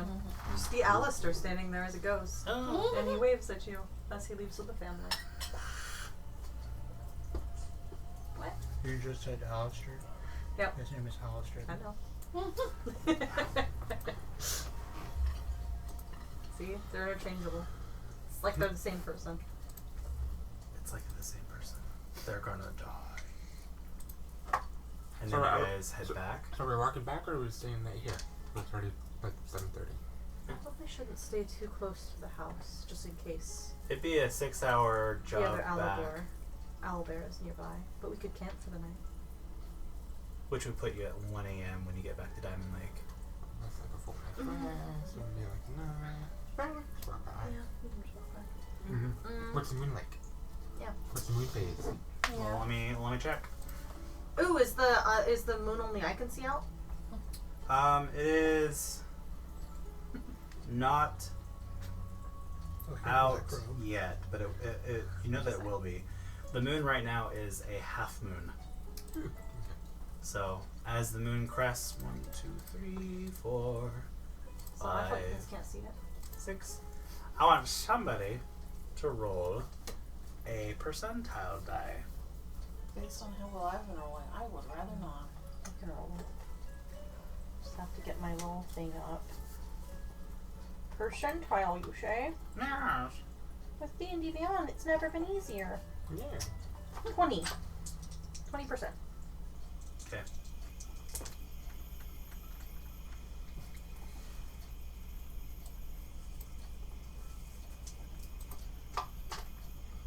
Takes the guesswork out. And the math. Yeah. Is the other moon out yet? Yeah, so it's about, let's say, midnight, and you glance up at the sky, you in particular, and you see that tiny red, well, kind of like a dot, but it is the glow of Draenei. And its phase right now is, it's waxing and it's almost full, so it's almost a full kind of red moon. You guys don't see the third moon, No. but you guys both see. Oh, actually, sorry. By the time the moon's out, it's not a half moon anymore. It's now more of a crescent. It was the half moon the previous day. So you guys both see 2 crescent moons. One, the typical kind of sliver of the silver white moon, which is Lunae, and you all see a secondary moon. It's looks like it's much further and it's a little smaller. So if our moon's this big, this moon's this big, and it's a sliver of like a light pale green, and they're both in that waning crescent phase. So you see 2 crescents up, and you see the third, whoop, almost full red, that only Aaron and I can see. So I think as I'm walking, I'm probably walking next to Envy, and I'm like staring up at it. And make a perception check, Connor. is it Envy? Is it true that you guys that humans cannot see that the third moon? I look up and You don't see any third moon. I always see the 2. I always wondered if it was true or not. Have I heard about the third moon? Make a history, nature, or religion You're check. like, what? What third moon? History What? what? What?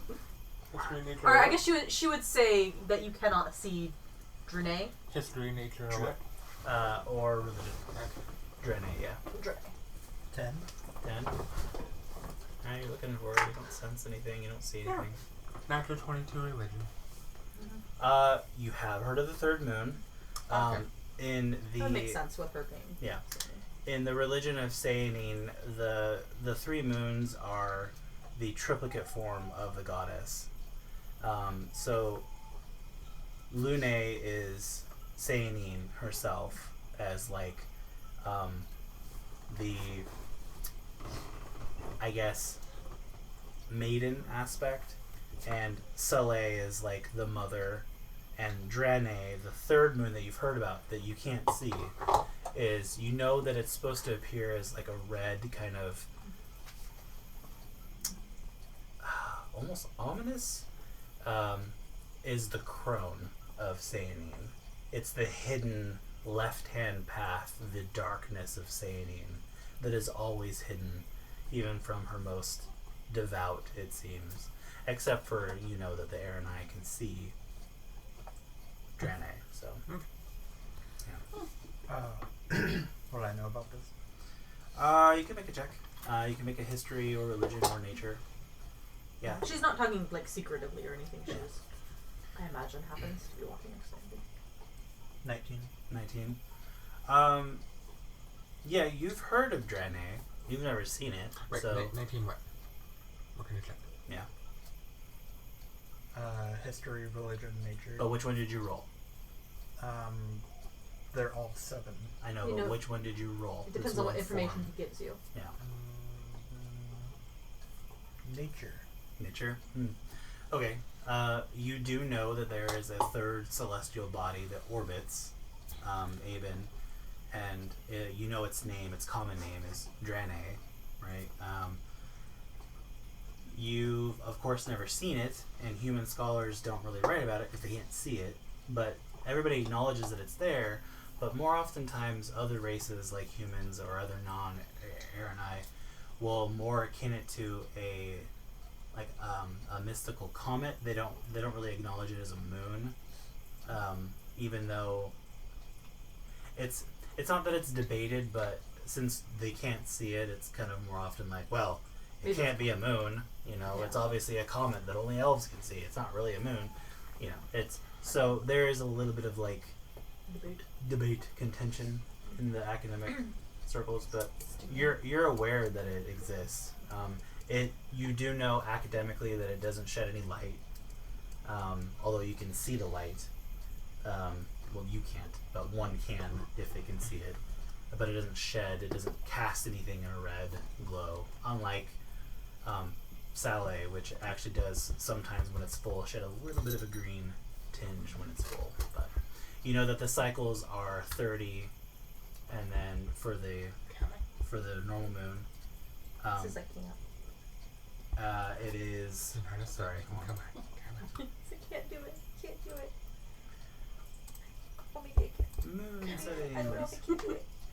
Okay, I can do it. So the typical the moon cycle for the regular moon, which is Lunae, is 29.5 days for a cycle, right? It's our common moon. Saleh is 59.25, so about 60 days. And Draenei is a 118-day cycle. So it takes 118 days of the calendar year for it to go from new to full, right? So it has a significantly longer time. You know a little bit about it academically, you know, so you know it exists.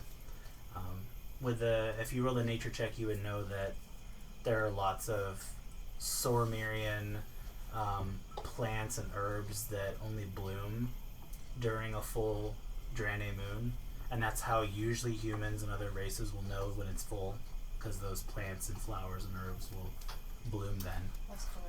Someday I shall make a spell called Elf Sight. There could be a spell. You've heard that there are some half-elves that can see Draenei. It's harder for them. And you've never seen it yourself, but yeah. And it's a complete mystery as to why only Aaron and I can see it. Even the Aaron and I don't That's no moon. know. That's no moon. Yeah, it's the Death Star. And they're just all Sith, and so they can just see it. Yeah. So, them's the moons.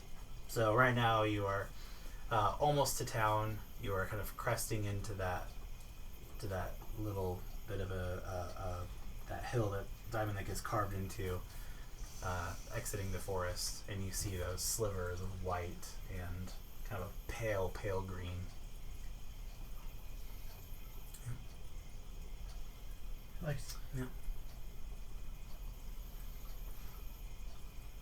I wonder how. Yeah, I wonder.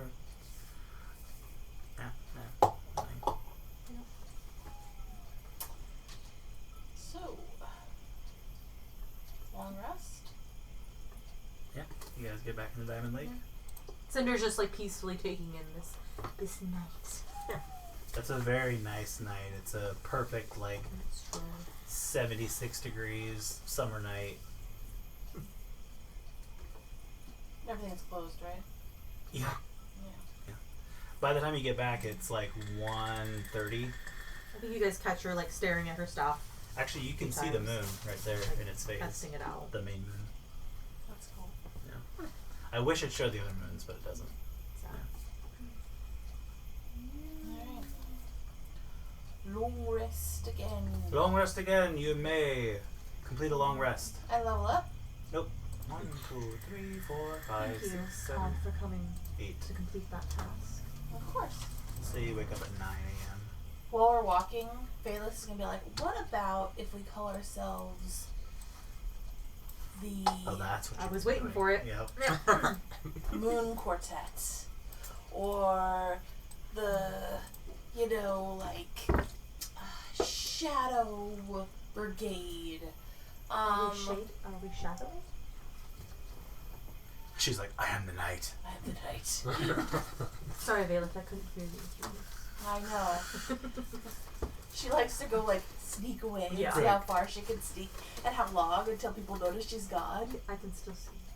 Even in the forest, Don't make me cast light on you. when you were walking, you know that you stepped on twigs and you felt them snap, but they made no noise. I start stepping on twigs on purpose. Just Nobody to see. can hear you walking. No. Yeah, you have to actually physically kick something or make a actual. Aren't parties generally called for something they have accomplished or that they prove? I feel like at this point, the Whispered Ones is maybe not the best choice. Because the whisper. That would be ill-advised. Since the Whispering. Too soon? The Cairn Cronies? No. Nope. Do you have any ideas, Connor? Not as of yet. What about you, Andy? Beetle Bashers?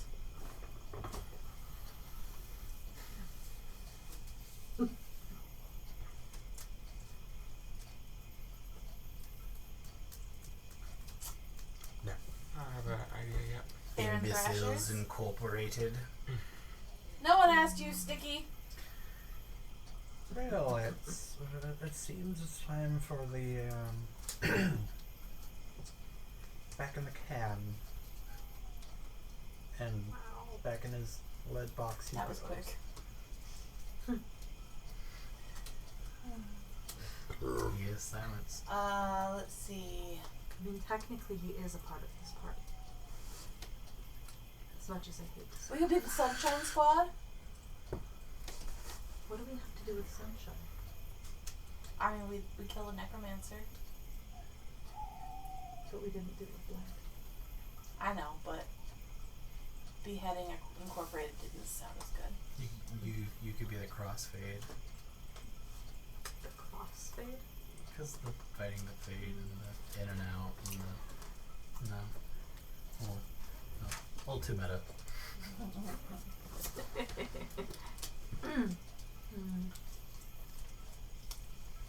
Is there something that you're wanting to project with the snake?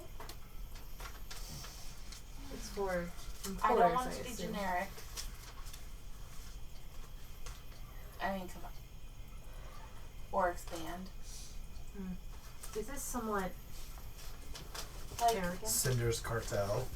Cinder's Cartel. I mean, that actually sounds really cool, but Oh man. Call yourself the White Syndicate. I don't want to start a war. No. Sure don't.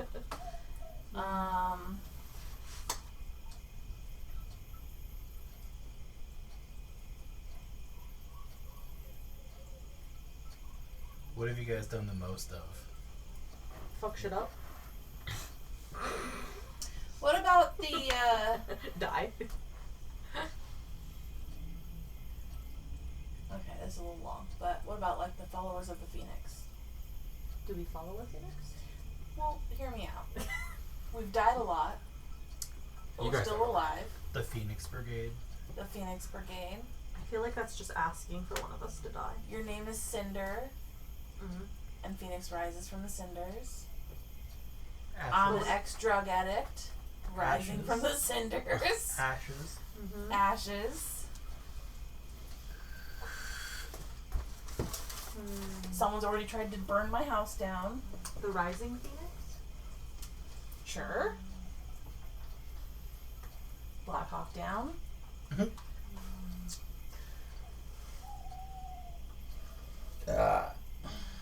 I don't hate the Rising Phoenix. I don't hate the Phoenix motif. I'm just saying something to think about, something to sleep on as we're walking along on this very quiet night. Do you dislike the quiet? No, I like it. But it gets boring if I'm not doing something with it. You could enjoy it. Okay. I'm gonna spend the next 10 minutes sneaking up on Connor and trying to ruffle through his pockets without him knowing. Just enjoying it. Alright, well, make a stealth check with advantage first to sneak up on him. Okay. Still a sleight of hand after. Because I don't think anyone's holding light. I know I don't need lights. I don't No, need light. nobody Think needs about it it. now. Yeah. Yeah. So. We're just walking in darkness for That's a 28. You can see. 20, yeah, obviously. That beats his passive. Yeah, so now take that sleight of hand check.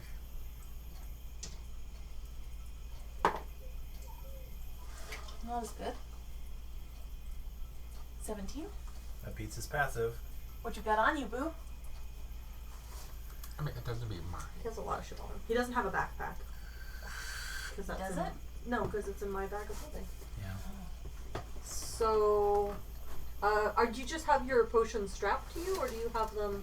Do you have like an extra sachet that just has your? I don't broken think I'm going to take anything. I think Potions in it? I'm just going to put a bunch of leaves in his bag. You could Or his pocket his pockets. wand. out of his wrist sheath. Yeah, he carries it. I feel like I'd punch you. Oh my I God. would. Oh my god, take his wand and put his a normal stick in there. You should. With like a little leaf sticking off of it. Oh. I want to do that. Okay. Hand the wand to her. It's actually in Uh-huh. the box. It's not lead anymore. box. Yeah.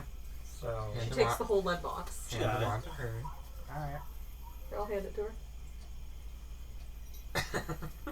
Do you take the wand out of the box? Well, because if I put the fake wand in the box, and Okay. Ooh, it is nice. It is really nice. It's really nice. As your hand comes to grip the wand, you hear a what? Sup? Do we I'm all like- hear this? I'm like 30 feet back. Yeah. Because I would have stopped as soon as I was done. Yeah. So I could just look at it. So yeah, just Valeth hears the what, So. and then in your mind you hear interesting. Make a wisdom saving throw. Oh. The fuck? You see what you did? Actually, She no, I'm told sorry. me I'm sorry. to enjoy the quiet. This would be is a what I do to charisma enjoy saving it. throw. Charisma saving throw. This is how I enjoy.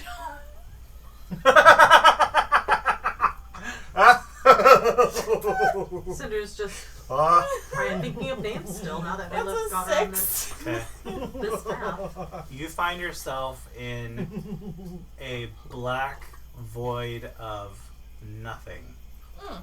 And you kind of blink, and then a picture comes to your mind, and it's your surroundings where you were, but you're looking out through your eyes. And I've been possessed. Valeth eventually catches up to you. You see her kind of like rolling her shoulders. And she joins up with the rest of the group. Does she have the wand in hand?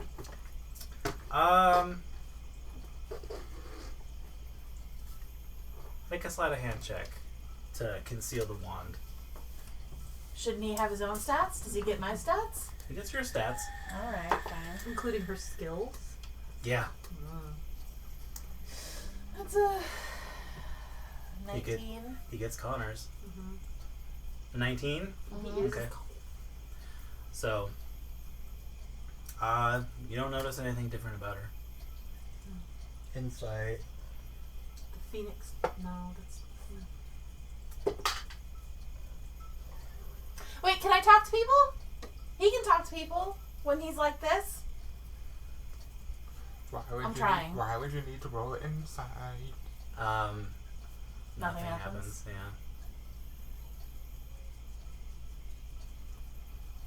This is very rude. 21. 21. Philip, go ahead and make a deception check with advantage. Got it. 14 twice. Deception, that's an 18 total. 18. Okay.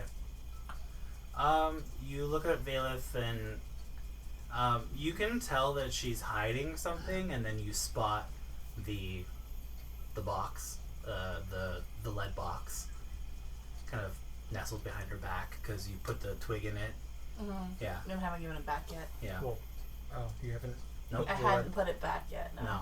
She just got back. Because I have to pull the wand So- out to put the stick in. You caught her basically stealing your wand. I'll take that, thank you. So you take the lead box, Oh, yeah. and you still have the wand hidden. Yeah. The Everflame? Ooh, I like the Everflame. I have no control at this point, man. Since she doesn't know anything, like she's just still giving Valeth ideas, since Valeth seems to really like this thing. Oh, yeah, and Valeth has stopped responding to you, I Yeah. guess, technically. Vale. Yeah. Oh, you should tell her I like Everflame. That's a good one. No? I like Everflame. You hear Valeth say. Could work. So he I opens the like it. box, and he notices that there's a twig. What was that, Cynthia? I like everything. You should direct your roleplay to me. Yeah, at this point. He is Valeth. What?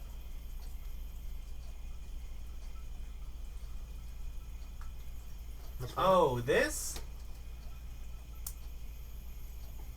And she gives it back to you.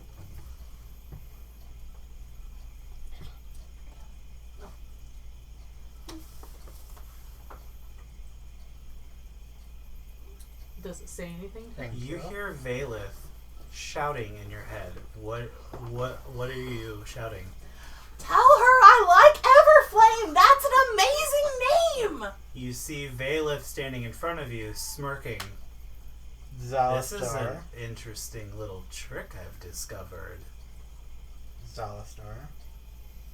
Yes. And it kind of stops. Yeah. What? Connor, what are you talking about? I think I like having a body. I don't think you have the skills necessary to put me back in there.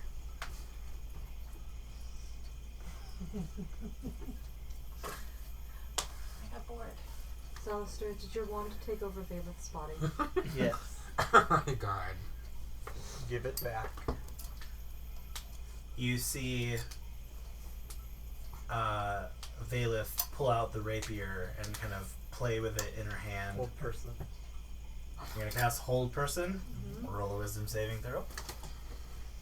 Oh my god. Wisdom, that's a 6. 6.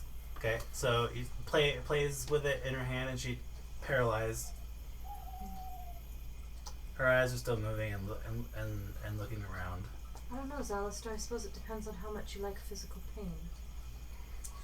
And I. That's my body. Please don't break it. Do you know how to put Can it we back? hear Valeth? I No. touch the wand to Valeth's forehead and say, switch. Make an Arcana check. I'm sure Valeth can take it. Connor can hear me, right? Mm-hmm. He's the only one though. He's the only one because he's touching the wand. You don't know how to project outside of the wand. Yeah. And She can see. to you, I say, Yeah. do you see what playing with things you don't understand gets you? I mean, this is interesting at least. Cinder told me to enjoy the silence, so I did. Cinder looks totally ready to beat the shit out of your Yeah, body. that's. She's gonna kill me. I'm just gonna knock you What'd you get? Not good. Natural one. Okay. Let me just see if. No. So,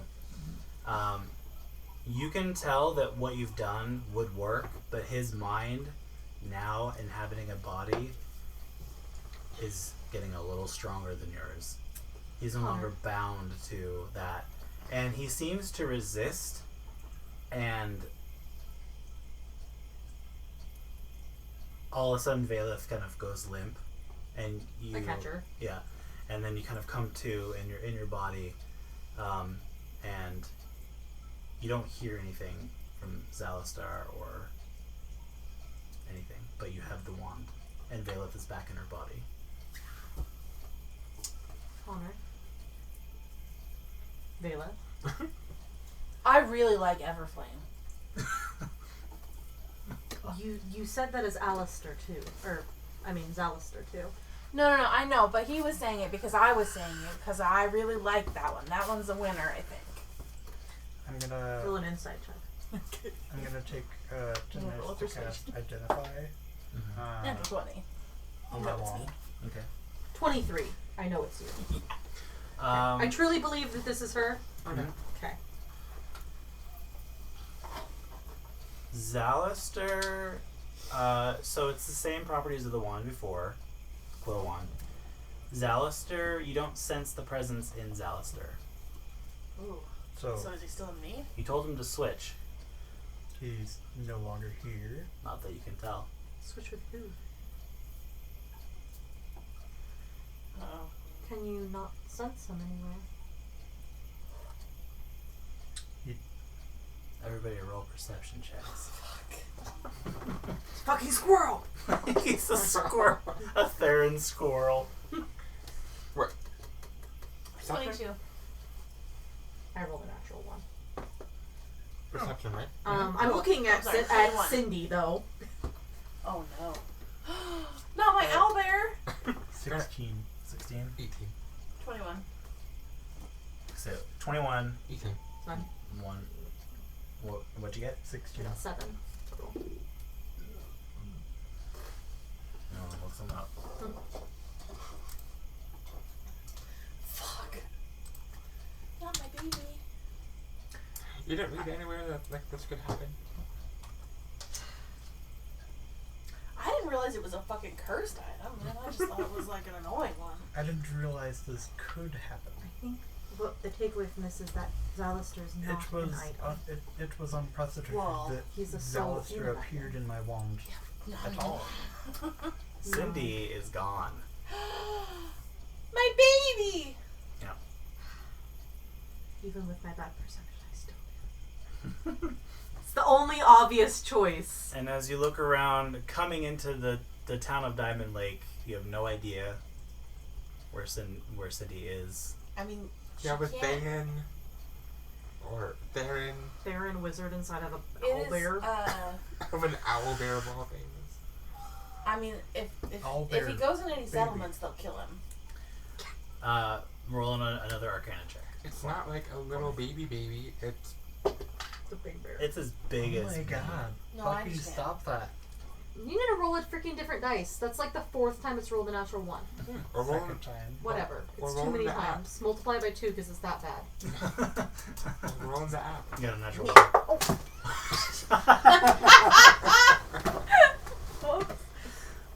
Oh, I rolled a natural 20 though. Hey! Re-roll it. Re-roll it. I'm gonna give you a re-roll. That's 'cause- Because I rolled a natural 20 in the trash. Oh, they all suck for you. What's the total though? Arcana. 15. 15. You get the sneaking suspicion that whatever wherever he's at, if he's inhabiting Cindy or whatever, it can't be permanent. Like, you know without a doubt, because with your identify spell, he's bound to that wand. You still sense that. He's just not there right now. So you don't know if he's taking a joyride, or if he knows this, or you don't know. But he will have to come back. Probably, yeah. But you don't know how long, and you couldn't even fathom to guess, like, what the what if he gets consequences her for either hurt? of them are. Can I force it? I can try to track Cindy You think maybe if and you at were least in keep range, an eye on yeah. her. Okay, I focus on, like, putting him back in the wand as hard as I can I'm before Cindy can go any further. While he's doing that, I'm gonna try to track Cindy's footprints Okay. and try to track her. I rolled a 24 on my survival check, That's really good, yeah. so Cinder just heads off looking for Cindy. About maybe 600 feet into the woods off the path, you And I'm find Cindy I'll try to be stealthy. kind of just rummaging around, like walking around, and you see her head perk up, and like owl shoot like behind her, and like I look keep at a you. distance. I'm not chasing Yeah. them. I rolled a 20 on my stealth check. And then you see Cindy slowly turn around and face you, and then kind of sit.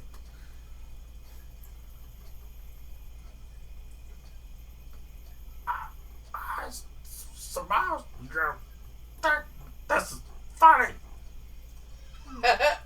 Interesting. Cindy will be eventually able to talk. It's very weird. That'd be fantastic. How many times I get in Fault you on cockpit? wanting to move.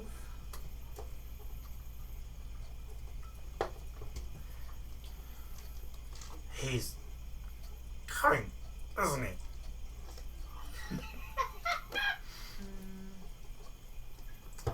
Cinder realizes she just ran off, so none of them actually know where she went. Well, we talked But- about it.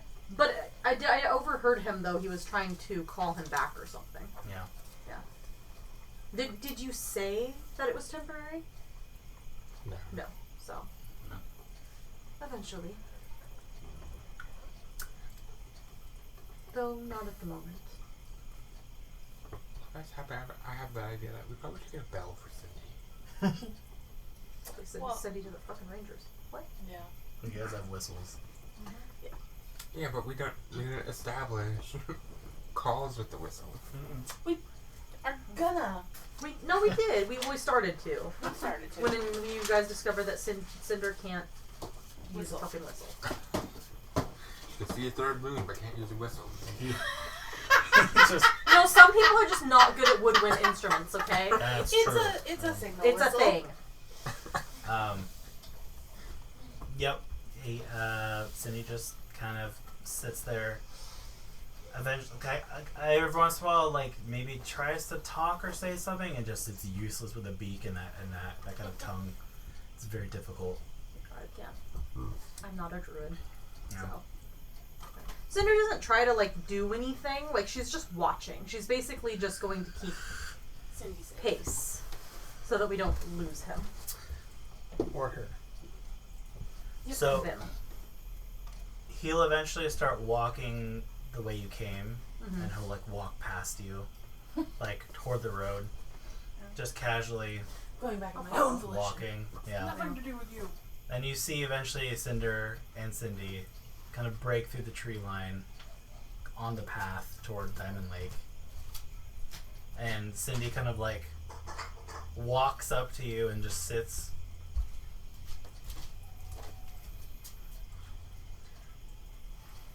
Do it. You hear Cindy talk. What the fuck? I touch the wand to Cindy's forehead and say, "Get back on the wand." Like an Arcana check.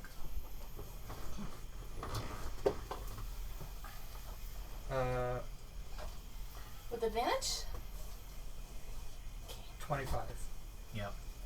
So with the right magical pressure, and the intelligence needed to comprehend It such a learned its thing. lesson by going in the trash. You feel kind of a jolt, and the wand kind of lurches, and then Cindy like shakes her head and kind of starts pawing at her mouth and like Oh, probably hurts. pawing around and like is confused for a second, and then kind of I comfort Goes. her and like give her some jerky. goes back to being Cindy. Yeah. And then you hear in your head, interesting development, would you say? Fascinating.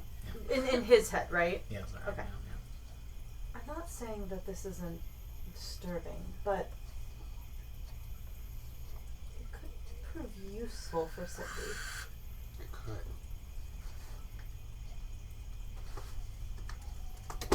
If she Yes. was ever to get out of control. After I realized the limitations of such a switch, it seemed Or necessary to return of my own volition. to It do would that. have killed the poor creature.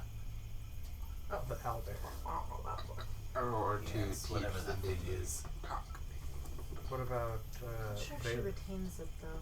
I It don't would have also know that killed her her as intelligence well. higher. That's unfortunate. But perhaps with But further beneficial. study, Honestly, it's we disturbing. can find a way to do this more often But without beneficial, killing. like if that could happen, to send Cindy somewhere. But I oh, just an perhaps owlbear. think it is a limitation of your lack of Okay. intelligence. Like a recon or something. Build you a body. Interesting. A construct, perhaps, to inhabit permanently. You can make a warforged. Huh. I would destroy you. You do realize this. Why? Because you're weak. You don't deserve life. So if I was able to build you a body, that would mean I was weak. It would have to be, of course, with my help, and therefore not of your own volition. I feel suddenly very tired. Well, then I guess I won't build you a body. And like, you hear him say something, but it's like seems distant, and he kind of fades. Like, he's He can't. tired. Yeah, it's too much. And you hear us discussing the the possible benefits of him inhabiting Cindy. Since we don't Yeah, know if she any of gets out that. of control. Yeah, I mean that makes sense. Like if she gets out of control, like maybe he can help her stand down. It, Or with reconnaissance, like Indy was saying. if he inhabited her for too long, it would kill her. Oh, Never mind, then that would be a bad idea. let's not do that then. Would it have killed Vela? Yes. That bastard. So he can. I was just potentially trying to play a kill people small by little doing prank. this. He could potentially kill people by doing this. You get the sense that he probably didn't know that until he did it. I knows now though. So he could be a silent assassin. I don't think he knew. What if he tried to inhabit you? Wouldn't do him any good. Or would he be free if Connor did die? If he's bound to Connor? We're not even sure how Connor got him. Like, is he bound to Connor or is he bound to the wand? And do we have to touch the wand, or can we like touch it in Cindy the claw? wasn't caught touching the wand. I know, but initially, like if Bailiff grabbed the wand with like a claw, I wonder if the transfer. Oh, no. was- However, That's it a is question. concerning if it doesn't need to be touched. If he's simply able to project himself outside the He wand. didn't need to be touching Cindy. Exactly. Was that because he was already out, or because he only just realized he could do it? And I probably stuffed a wand in the lid box. I simply wonder what would be to stop him from, at some point, getting annoyed enough with you, Valeth, and inhabiting you until you died, and then returning to his wand. Mm-hmm. You do remember that Alliston also held the wand and nothing happened. Yeah. You, with your Arcana check, theorize it might be due to like mental resistance or resilience. Valeth was easier to inhabit, and Yay, natural one. and Cindy was certainly easier to inhabit. Yeah. I think Call me it was. stupid? I think it was because Yeah, that's the way to you put it. failed to resist him. So she's easy to overtake, yes. You think it takes a strong sense of self and identity, represented in a Yeah. charisma saving. I'm not totally gonna say get that. But it also, I'm not gonna say that. anybody can be weak in a moment, though. Yeah. Even if someone is able to resist most of the time, that doesn't mean he wouldn't take advantage of a moment of weakness. She said. I don't think there's much that Zalister would not take advantage of. Although you do recall him saying it would have killed the poor creature, Yeah. and he returned. It does seem that he returned So he's not completely inhuman. He returned of his own volition. for the sake of Cindy. You know, if he didn't talk so nasty, I would maybe be nicer to maybe. So maybe teach him some manners, and then we can figure out a way to make him have some more freedoms. So he has to train his wand. You have to train your owl. Yeah. Yeah. We have to come up with a group name. And The Everflame. I don't know how to train somebody to be nice. Ow! Ooh! Jesus Christ! There's a zinging nerve there that I keep touching. Oh no. Oh! Well, Jesus stop doing Christ! it. I can actually touch it and it zings. Stop touching it! Leave it alone! Yeah, I don't know how to train somebody to not be a dick. Consequences. I think perhaps you should find out why he feels the need to do that. Talk to him about his Maza. I mean, sometimes those that are arrogant are simply hiding insecurity. What she said. I bank on my high wisdom score. Yeah, is there any wisdom that Envy could lend to this? He's a dick. He's an asshole! I just think you need to try to get him on the good side. True. Work on your mental prowess to impress him. And your relationship to him. Because if he can do that willingly, then it could prove beneficial. I think for one would be he is an entity, not simply a wand. Right. If anything, this proves that. Yes. And therefore he is an ally, not simply a tool, and thus a member of this party. Yes. So I think maybe to get on the good side, we should treat him like as a member of the party. Would not hurt. And have him to have some investment in this party. It would be tragic to be stuck in an object. Your entire life has passed by, Very lonely. only to be used for someone else's goals. What are his goals? Can we put him in like a suit of armor or something? Would he go to the one? Yeah, we could. Full Metal Alchemist style. Yeah. That should be really cool, guys. We can put him in an empty suit of armor, then we can store our stuff in there. Oh, Yeah! Turn him into another tool. Yeah, that's exactly what Cinder would say. That's more useful. Yeah. That'd just be another object. I mean, I mean, but it's we lost not Coven, really. who carried majority of the set. He gained a bag of holding, which is an actual object and not a person. It simply has a person in it. We actually discussed that, and he said if I did, he would destroy me. If you put him inside of an object, If I built him a body. what if you didn't build him the body? Why would he destroy you? He said, because I am weak. Okay. Did he say it as if he meant it? I didn't see that, but you know, I'm he's just a wand. saying Have that you he heard says I a get lot what of you're Slaves. saying, but I mean, this is concerning if he's being truthful. I think we don't know enough about Theron to truly understand their. I do. I think you should bring up this whole thing dynamics. with your father, because he could probably lend his insight. Though the simplest solution, if you wanted to do it, would simply be that you didn't build it. I don't think that would give him any more incentive to not. If he would kill you Kill me. because you built it because you're weak, then if you didn't build it, I think even Or- if I didn't build it, he would still kill me because I put him in this position.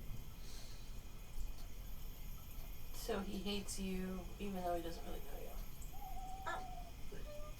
have you gotten to know him? Do you know what his goals are? I've been trying.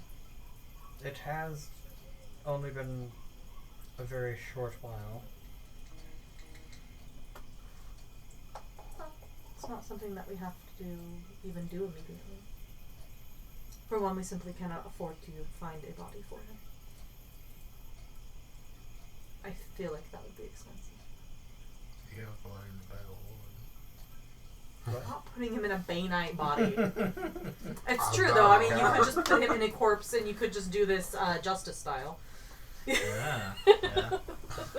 Dragon Age 2. Yeah. Oh, it's God. gross. Yeah. I prefer not to have a rotting corpse following us around. Especially We with can someone cast else. Also, Franco. that is somebody else's body. That they're not using anymore. Doesn't change the fact that it was somebody else's body. They're clearly not using it anymore. I'm not putting something else in somebody else's body. Yeah, that's true. We should build him a body from a suit of armor. No. And- Connor, I am honestly becoming more and more concerned with your field system. I think that would make him a lich. What if he is a lich? I mean, that Yeah, that's I legit. actually don't even know if he maybe was. I don't Did you think, ask him if he was a lich? I don't think, even if he was a lich, I don't think we want to make him a lich. But by that No. logic, then by him being in a wand, he's a lich then. Honestly, I prefer if we didn't have any undead in general. Would be preferable. I don't know how he got here. It was because he made a little mistake in your little ritual. That's step one, is finding that out. You know that you didn't make a mistake. And if you didn't make a mistake, then what does that mean?